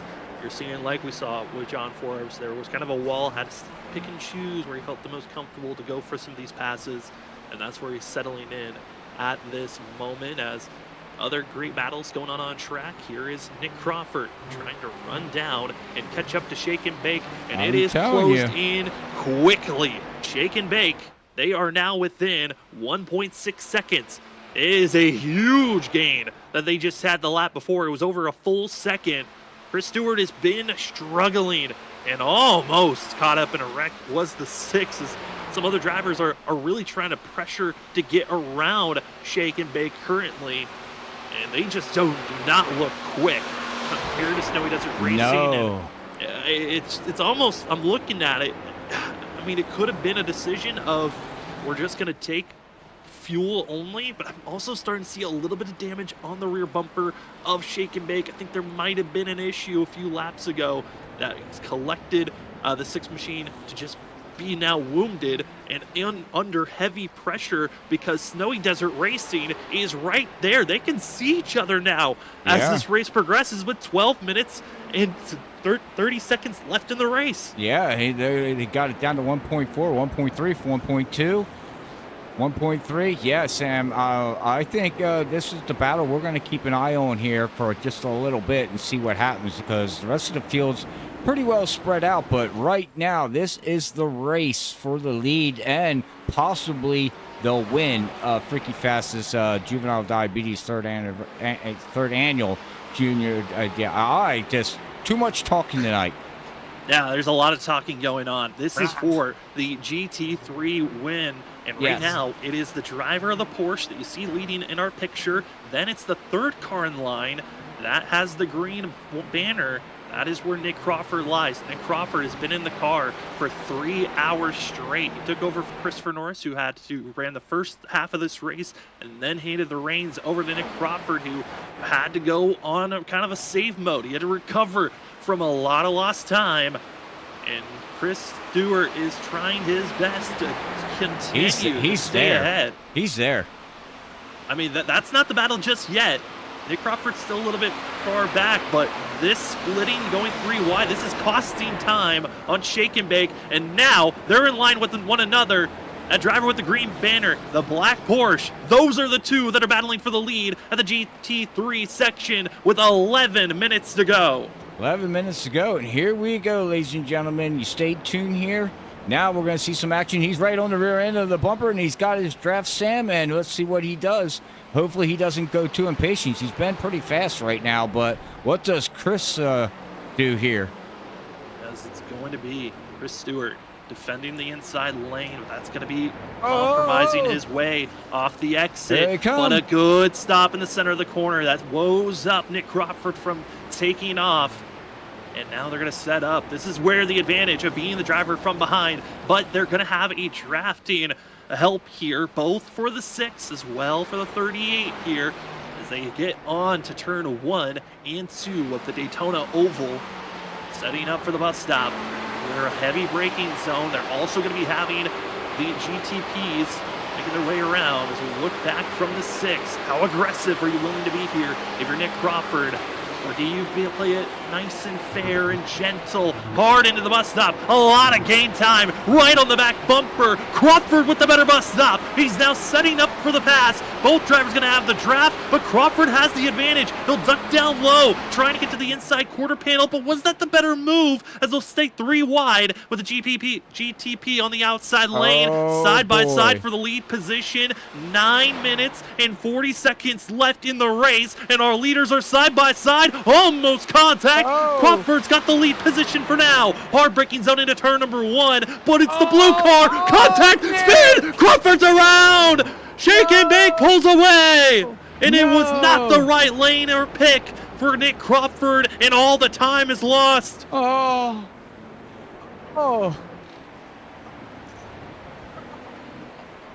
my goodness. God. You worked all of that time, and it gets thrown away in an instant. With 9 minutes left, the gap is now back up to 8 seconds, and that's just so much time to work with. Yeah, he's not catching back up, unfortunately. You know, Nick went for it, though. You got to give him credit on that part, but he was in the wrong place at the wrong time, and he just looked like he locked up. Well, he made contact with the driver in front of him that was in the blue machine. Okay. Which, that was BNO Sandbox Racing. Yeah, but they weren't doing nothing wrong, to be honest with you. No, not at all. I was shocked when I saw Crawford decide to take the inside lane, because you're closing in on what technically is the slower driver who braked slower, trying to kind of let the battle continue on, and it just didn't work out as planned. And looking at the distance, it's now almost 9 seconds, the gap, and those tires, Nick Crawford did a little bit of a burnout, big slide. That's a lot of ground, tire wear that's given up, but I'm now curious, what is Chris Stewart's pace going to be now as he's setting up for the final 8 minutes of this race? Does he just back it down and give another chance? Does he continue on at a quick pace? Because honestly, the 6 isn't running extremely fast times. He's still running decently slow. Yeah. It's just, where's the pace for the Snowy Desert machine? Can he even close in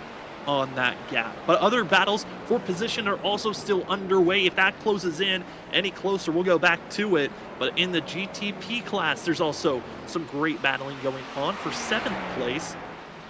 That is going to be the battle between that of Slapdash Motorsports and the Armadillos Flying Kermit Motorsports team. Battling between those groups for 7th place. It's down to 1.2. Logan Brakey's been closing in on Kyle here, but is there enough time? With 7 minutes left, it might be with how much that Logan Brakey closed in the last lap, but he's going to need some consistency and maybe a little bit of help in the department of lap cars getting in the way. Oh, yeah, we don't know what happens with lap cars. That's the problem. So we'll see how this all plays out here as we're watching what these guys are doing here. Oh, boy, oh, boy, oh, boy. It looks like it's getting 7th and 8th place. It's getting closer and closer here, Sam. They are. And Logan Brakey got the draft that was needed, and he is flying. Got the better exit, out of turn, the bus stop, and really that's where a lot of drivers have been gaining the majority of their time.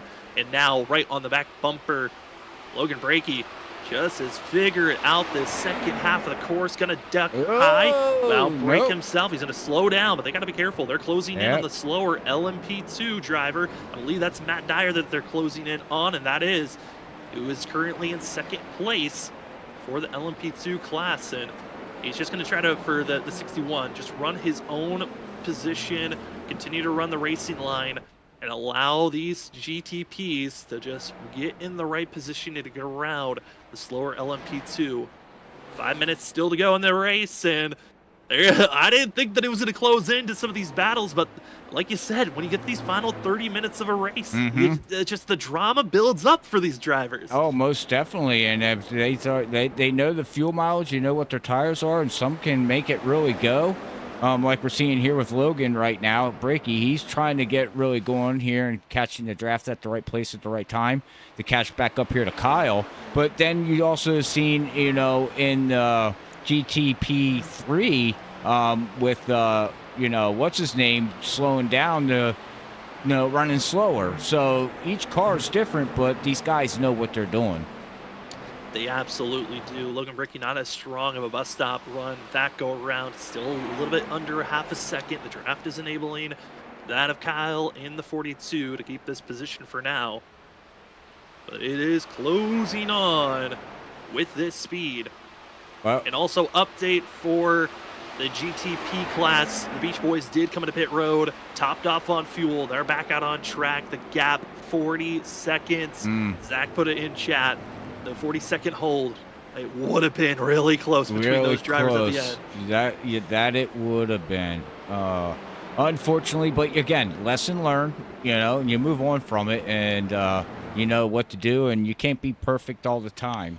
It is what it is. It sucks, but what are you gonna what are you gonna do about it? But as we got somebody locking up, 42 locks it up on the. Oh no, the Horseshoe West corner, and just like that, throwing away 7th place. It's the Armadillo Flying Kermit Motorsports driver of Logan Brickey, who will gladly take that position up to 7th. And what was looking to be a pull-away moment, instead costing time. And still, there's 3 minutes left, so 3 minutes and 45 seconds left in the race. You got to rebound quickly here if you're that Slapdash Motorsports driver, the 42. And also hope that there's a little bit of mistiming when you're closing in on these lap cars for Logan Brickey.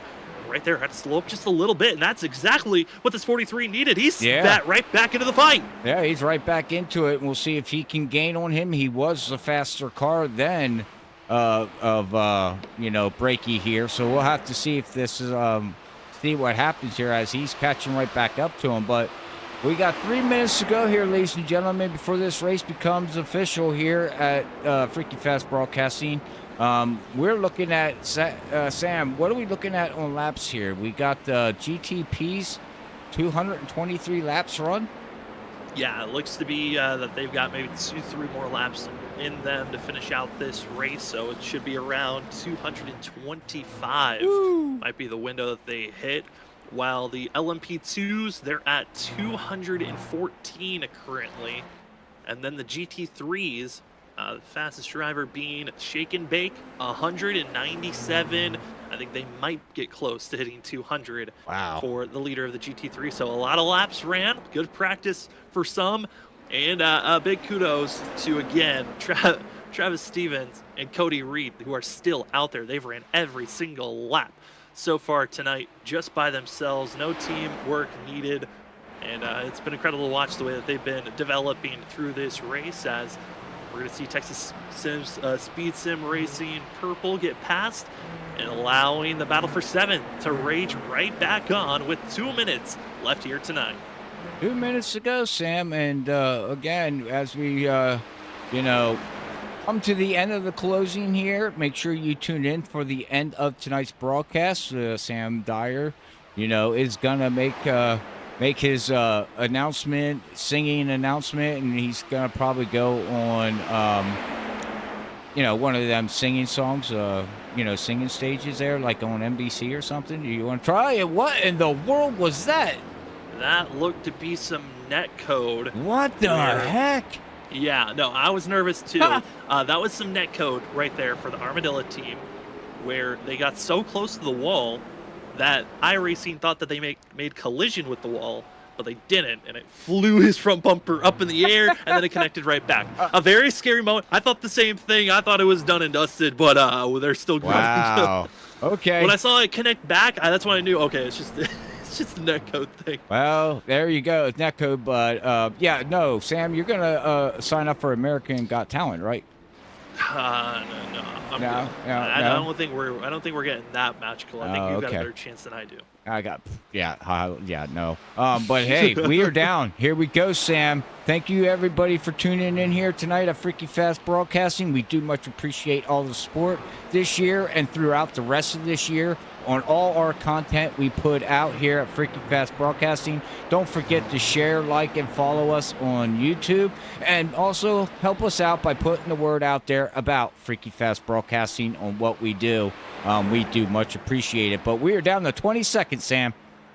20 seconds, and for John Forbes, he leads the way 40 seconds ahead of Category 5 Esports. And these Beach Boys had a lot of different strategies that had to be thrown out here tonight. There were some mistakes at moments. There were hard contacts between themselves and the Stowe Motorsports drivers. And the strategy calls just lined up perfectly as we're on the final lap as well. A huge shout out to the Wake County that of Conrad's being Benjamin Nelson as well as Brian P. Johnson. They had their great run leading the charge there. Shake and Bake, they got just a big enough lead to hold back. Snowy doesn't race unless a mistake happens, but John Forbes, Logan Clampett, this has been a dynamic duo of Clampett getting the lead, Forbes holding off the rest of the field and clutching up at the end when it mattered. Mistakes were made between the other competition and other drivers, but honestly, what a run by John Forbes and this Beach Boys team as they make their way out of the bus stop into the final bend here tonight. He's got a fleet behind him, getting by Snowy Desert Racing, and it's John Forbes leading the charge off the exit of turn 4. What a run for the Beach Boys. He's waving it back and forth, knowing your winner of the Daytona 6 Hours goes to John Forbes and Logan Clampett. The Beach Boys get it done. Wake County going to be Benjamin Nelson, Brian P. Johnson. They exit out of turn 4 and across the line. The 05 wins the LMP2 course. And the last team to have to cross the line currently, Shake and Bake. What a run that this 6 machine has had to go through. Has dealt with some heavy rear end damage throughout the night. Had some scares with 10 minutes to go. And luckily, they have put themselves in the right position to survive at the end. And it's going to be Shake and Bake. Chris W. Stewart getting himself across the line with what a run for himself. Shake and Bake as well, having the likes of Justin Malarkey was supposed to be part of that team, but it was Chris Stewart and Peter Nodwell going to be the 2 drivers that officially ran for this team. I mean, Robert, crazy overall race. Take a break. Your voice is dying. Yeah, crazy race here, man. As watching him come down the backstretch, waiting for him to be the last car, or waiting for the GTP3 cars to be the last cars across the finish line here. But congratulations, what a crazy race. I do want to give a little bit of shout out. We had a couple more donations out there. We're at 500. We made $1,560 here tonight. So thank you everybody for beating our goal that we had at 1,500. I mean, that's just astounding, and we do much appreciate it. But hopefully Sam has hot tea ready to go, because he wasn't supposed to do this much talking here tonight. But Sam, thank you very much, sir, for sticking around for the whole thing and helping call this one. Yeah, I mean, it was a great one to call. It was awesome to watch the racing, the drama, as drivers are just ripping it across the line. Congratulations to the winning teams. I don't know if the winning teams are listening to the broadcast, but if the winning teams want to come up into the waiting room, we can interview you guys and get your thoughts on the race. We did this back in our first year. I kind of jumped the gun that first time around. Yeah. But this go around, we want to give you guys the interviews that you deserve, as here is the finishing results for the GTP. Winner going to be John Forbes and Logan Clampett for the Beach Bros. It's Category 5 Esports. It's going to be finishing in second, as well as going to be seeing that of Stowe Motorsports in third. Twisted going to be in fourth, and the rest of the order will let roll down. Thank you again to all the drivers. Again, for these teams to be registered in racing, they had to donate $15. Some of them went well beyond that, and we are so thankful to those that pitched in. Robert, we have a broadcast tomorrow. This is going to be a something. Here is your LMP2s, otherwise known as the Dallara P217s. It was only 4 teams, but congratulations to Benjamin Nelson as well as Brian P. Johnson. And here are the GT3s, or the IMSA class, where we find that Chris W. Stewart is in Shake and Bake, getting the victory. And with Stewart also was Peter Nodwell, getting things done here tonight. What a race for this field. Most definitely. What a race. What a race. But with that being said, if any of them teams want to be interviewed, make sure they come up here.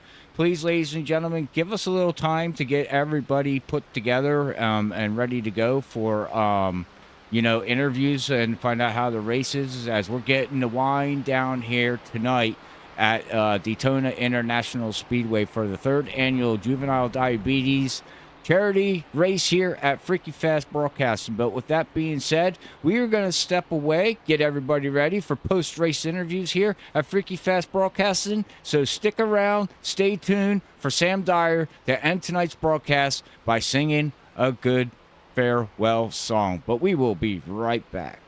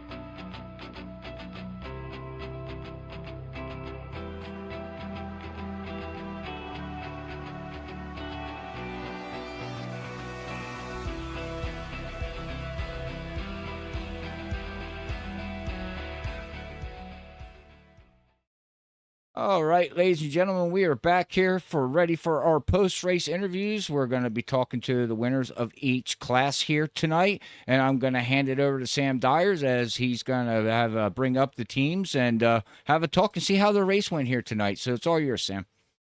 Well, we are excited to be bringing in the overall winners as well as the winner of the GTPs.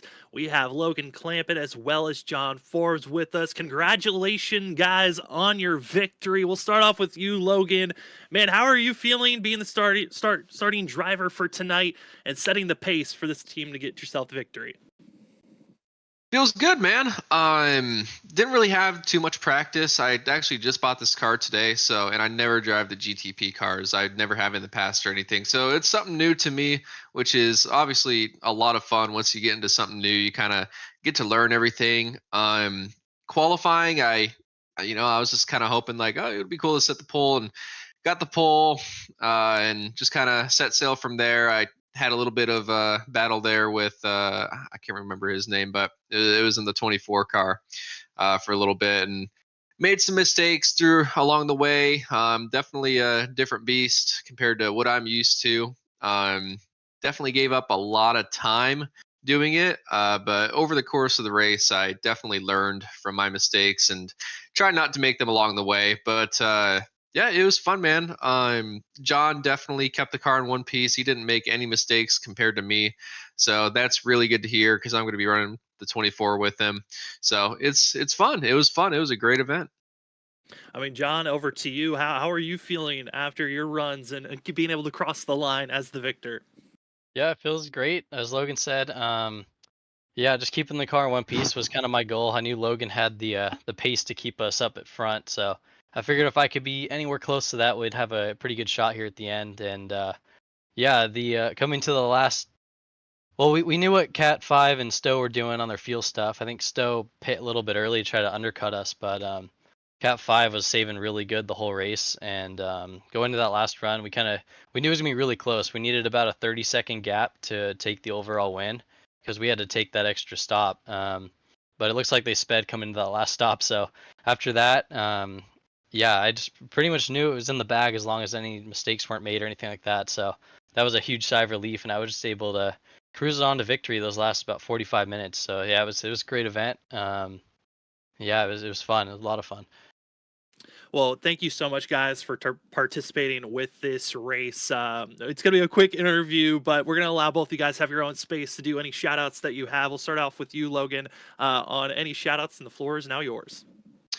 Well, obviously, shout out to you guys for hosting and broadcasting this event, and JDRF. It's like I don't know too much about it. But it seems like it's for a really good cause, and I'm really happy to be able to participate in this event. Very thankful. It was a lot of fun. And shout out to obviously my teammate John, and I know a couple people that were in the field running with us tonight are going to be competing with us on the same team for the 24. So shout out to them, and hopefully they kept their cars clean. So they keep our car clean during the 24. So yeah, hopefully we can follow up with another win whenever that comes up. Oh, we hope for the best for you guys in your 24 race, that you guys can finish as well as you can. And John, over to you for any shout outs. Yeah, I just want to thank you guys as well.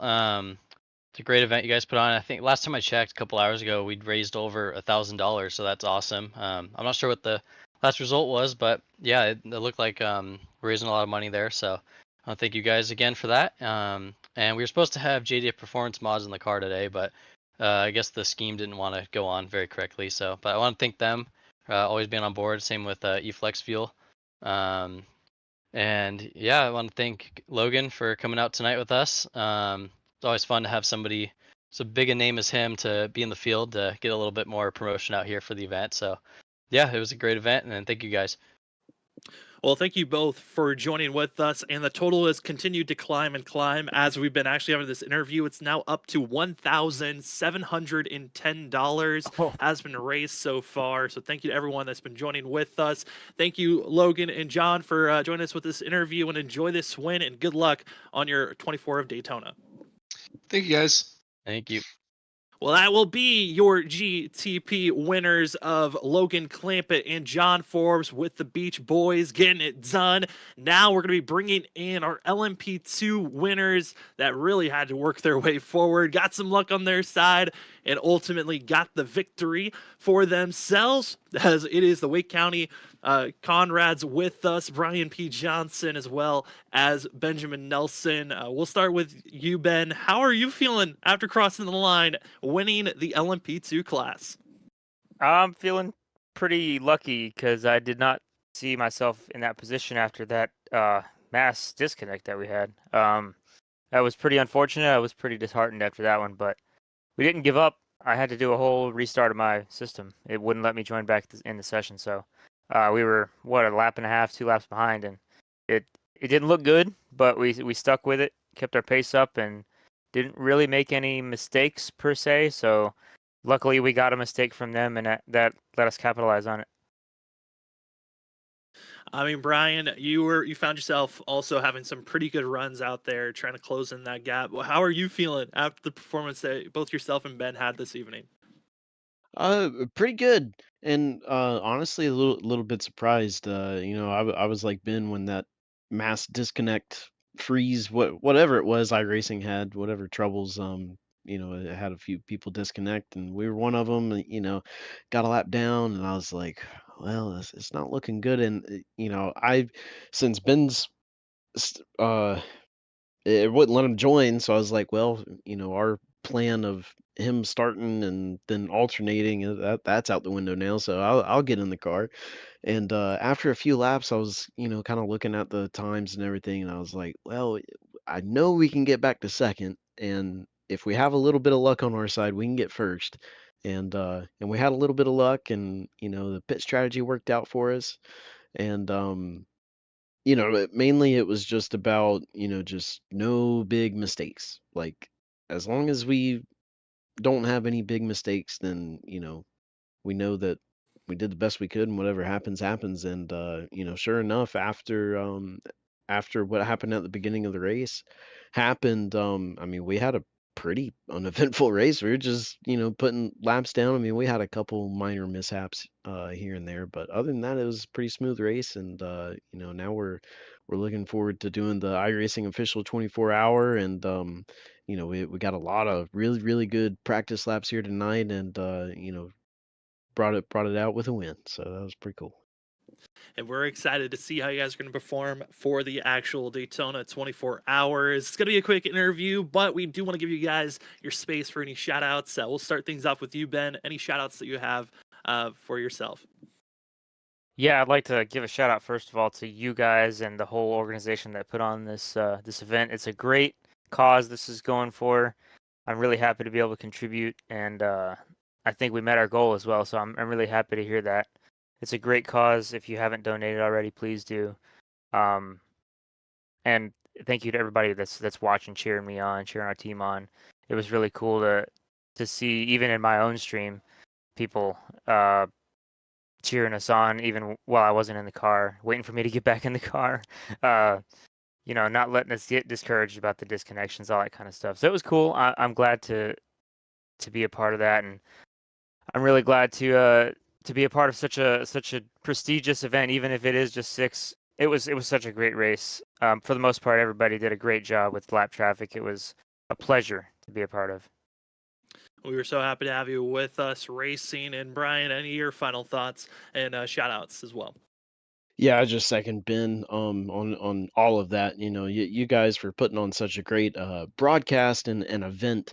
This is a third one Freaky Fast has done, and it's a pleasure to be a part of. As well as everybody, all the drivers that were out there tonight. It was great racing everybody. It was it was a blast. It was a good time.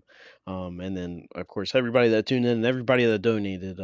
We every year it gets a little bit bigger and a little bit bigger. So that's the idea. And and you think about the possibilities down the road and everything that we're doing, the differences that we are making.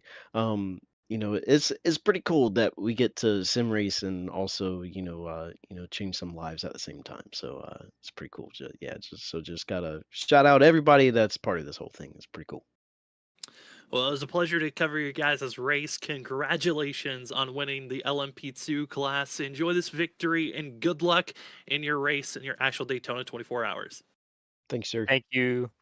Well, as we head down from the LMP2s, we bring in the drivers that found themselves getting into victory lane, running in the GT3, which was the most dramatic at the end. We have Chris Stewart as well as Peter Nodwell with us. Congratulations, guys, on the victory in the GT3s. It looked like it was getting chaotic. We'll start with you, Chris. Man, how are you feeling? Because that looked like the most stressful end to a race you could ask for. I'm just here so I don't get fined. It was a phenomenal race. Really enjoyed it. The end was extremely stressful, as you mentioned. Really felt bad for Nick. Honestly, he did such a good job to be there at the end of the race, and I think he probably would have gotten us if I'm honest. If he didn't lose it there in turn 1. So it was a lot of fun. It was cool to join you guys. Thankful that Justin turned us on to it, but yeah, it was definitely stressful as we got to the end of the race. It was a great one to watch. Peter, I mean, you got to run out there a couple of laps. I know your guys' team, there was a little bit of a mishap on having the full team racing with you guys, but what was it like for yourself being out there on track? It was great. It was good. I mean, Chris and I have done the Daytona a couple times together, so we're familiar with driving and sort of crewing for each other. But yeah, it was fun. It was crazy. And the fact that we still had wheels on the car after my bus stop tank slapper, I don't know how that happened. And then even when we came out of that last pit stop with a 3 or 4 second lead, I don't know how that worked out either. But it worked out. Yeah, I mean, for us on the booth, we were confused as well at times because we would look at the GT3 class and then we look away for a second, come back, and it's completely scattered on who was where. So it was, Yeah. Yeah. it was chaotic. It was wild. It was hard for us to follow it too. I mean, I had a spin and lost like half the gap that we had to P2, and there was one guy that looked like he was trying to Ironman the thing. It was doing a great job that we were behind for a really long time. And then he got, some bad luck with something in front of him. So yeah, GT3 was wild. It certainly was. Well, we're going to make this a little bit of a shorter interview. Thank you so much, guys, for joining with us. We're going to give you both your own space if you have any shout outs. We'll start with you, Chris. The floor is yours if you have anything you want to shout out. Yeah, follow me on YouTube, Chris Stewart TV. Peter, anything you want to shout out? Nothing from me other than thanks to Justin for signing us up and not showing up. Well, you had to try a little bit out there. Yeah, It just I wasn't know. on the team. I know. Well, congratulations, Okay. guys. Enjoy this win. And if you guys are doing the 24 hours of Daytona, good luck on that adventure. Awesome. Thanks. That's going to be Shake and Bake getting the win here this evening. A wild race for themselves. And we're going to secretly pull these guys in who didn't know that they were going to get pulled in. We're pulling in some of the admins that helped out here tonight and racing. Cedric Hunter, Zach Hall. Was there anyone else I need to pull up, guys, that were admins or helped out that are in the waiting room? I guess Norris, but he's not here. He's so- not here. We'll say Yeah, thank you, Norris. He's sleeping, yeah. First, I wanted to say thank you guys for all the stuff you guys did in the background to help out to get this event to where it is today. And if you guys had anything you wanted to say to the broadcast before we call it a night, the floor is yours. We'll start off with Zach if you have anything. Well, first off, everybody, thank you so much from the bottom of my heart, straight up. Like, that is amazing to see. I was so focused on the race during this, guys. I'm not gonna lie, because we were in such an intense battle that the goal and everything got out of my mind. But as soon as the race ended, and I seen what we had done, it literally warms my heart. So thank you to all the drivers. Literally, this couldn't be possible without everybody who signed up. And I mean, even JDRF, they are such a huge supporter of us. It really helps out when you have a charity, not only that you raise money for, but they help support you and try to help bring more eyes in and raise that goal even higher. So it's really, really cool to see that. Definitely proud we broke our record. So we'll see, maybe next time we can get into that 2K margin and keep raising up that goal. If we can keep getting better each time, then I'm gonna be happy. So thank you to JDRF, thank you to everybody tuned in, thank you to all the drivers, and most importantly too, thank you to Robert and Sam, guys. Let's give them a round of applause out there, because it's a 6-hour race. I mean, we're going on right now, this broadcast, 6 hours and 50 minutes, folks. So they put in the work tonight. I was out there driving, having a fun time. I got to give them a huge amount of credit for everything they did. So thank you to you guys, and congrats to all the winners too. That was a great race. And Cedric, the floor is now yours if you have anything else you want to add. I was just going to piggyback a little bit off of what Zach said. So I want to thank everybody for watching tonight's broadcast, everyone that donated, all the drivers for coming out. I think this was a very successful event all in all. Thank you so much for Robert, Sam, Chris, and Zach for doing everything on the admin side. I'm going to be honest, usually I'm a lot more help. For this event, I completely took a back seat and didn't really do much. So thank you so much for all the hard work that you guys put in. And yeah, I mean, just doing the broadcast for 7 hours straight is pretty insane. So thank you so much to you two for doing that. And I actually didn't even know that we achieved the goal. So I'm gonna have to go back, I guess, and listen to Sam sing. Hopefully you did at the end there. And thank you to everybody that donated. Like I said, it's super successful, and hopefully, we get to do this again next year and for years to come. Oh, well, the singing hasn't happened yet. That's how we're going to end the broadcast off, so Nice. we'll get to that point. But thank you Nice. guys for everything that you did behind the scenes to get us to this point where we were able to have the race run as smoothly as it did. Thank you so much. And Robert, we'll give the floor to you if you've got anything left to say. Well, I got to echo what everybody else said here. To all the drivers out there, I said it, earlier, this wouldn't be what it is without their help, their family, their friends, their friend racers, posting it on social media, all over the platform, all over the world to get eyes more onto this. I really have to echo what Zach said. Is JDRF big supporters of us? I do much appreciate it. Been talking to them back and forth for the past week, getting all the prizes, the giveaways that we gave out here tonight. Don't forget to contact us on Freaky Fast on Facebook, X, Twitter, or on Discord here to claim your prize. And then also, just you guys. Sam, I said it earlier. Thank you. It's been a long race. We've been live for 7 hours, and I appreciate you taking your time doing this. It's rough, and your voices do die out and get sore and everything. And then second, I want to thank Zach and Christopher that's not here right now. All the hard work that you guys put in and year out behind the scenes of making sure all the drivers are signed up right. The donations are put in. Everything's set up on the server side of things, and just in general, there's a lot more that goes into this than just showing up and having this go on, ladies and gentlemen. It takes a lot of work from all of us here at Freaky Fast Broadcasting. So with that being said, Sam, that's about all I got to say. Again, thank you from the bottom of my heart. I can't ask for anything more except what we got coming up in 2024. Hopefully we'll have another charity event for gamer outreach here in the future and raise some more money for a good cause, and just overall content that we're going to be putting out, week in and week out when we go back to our traditional NASCAR stuff and things like that. We're going to be live on Monday nights. We'll be live on Wednesday nights. We'll be live on Thursday nights.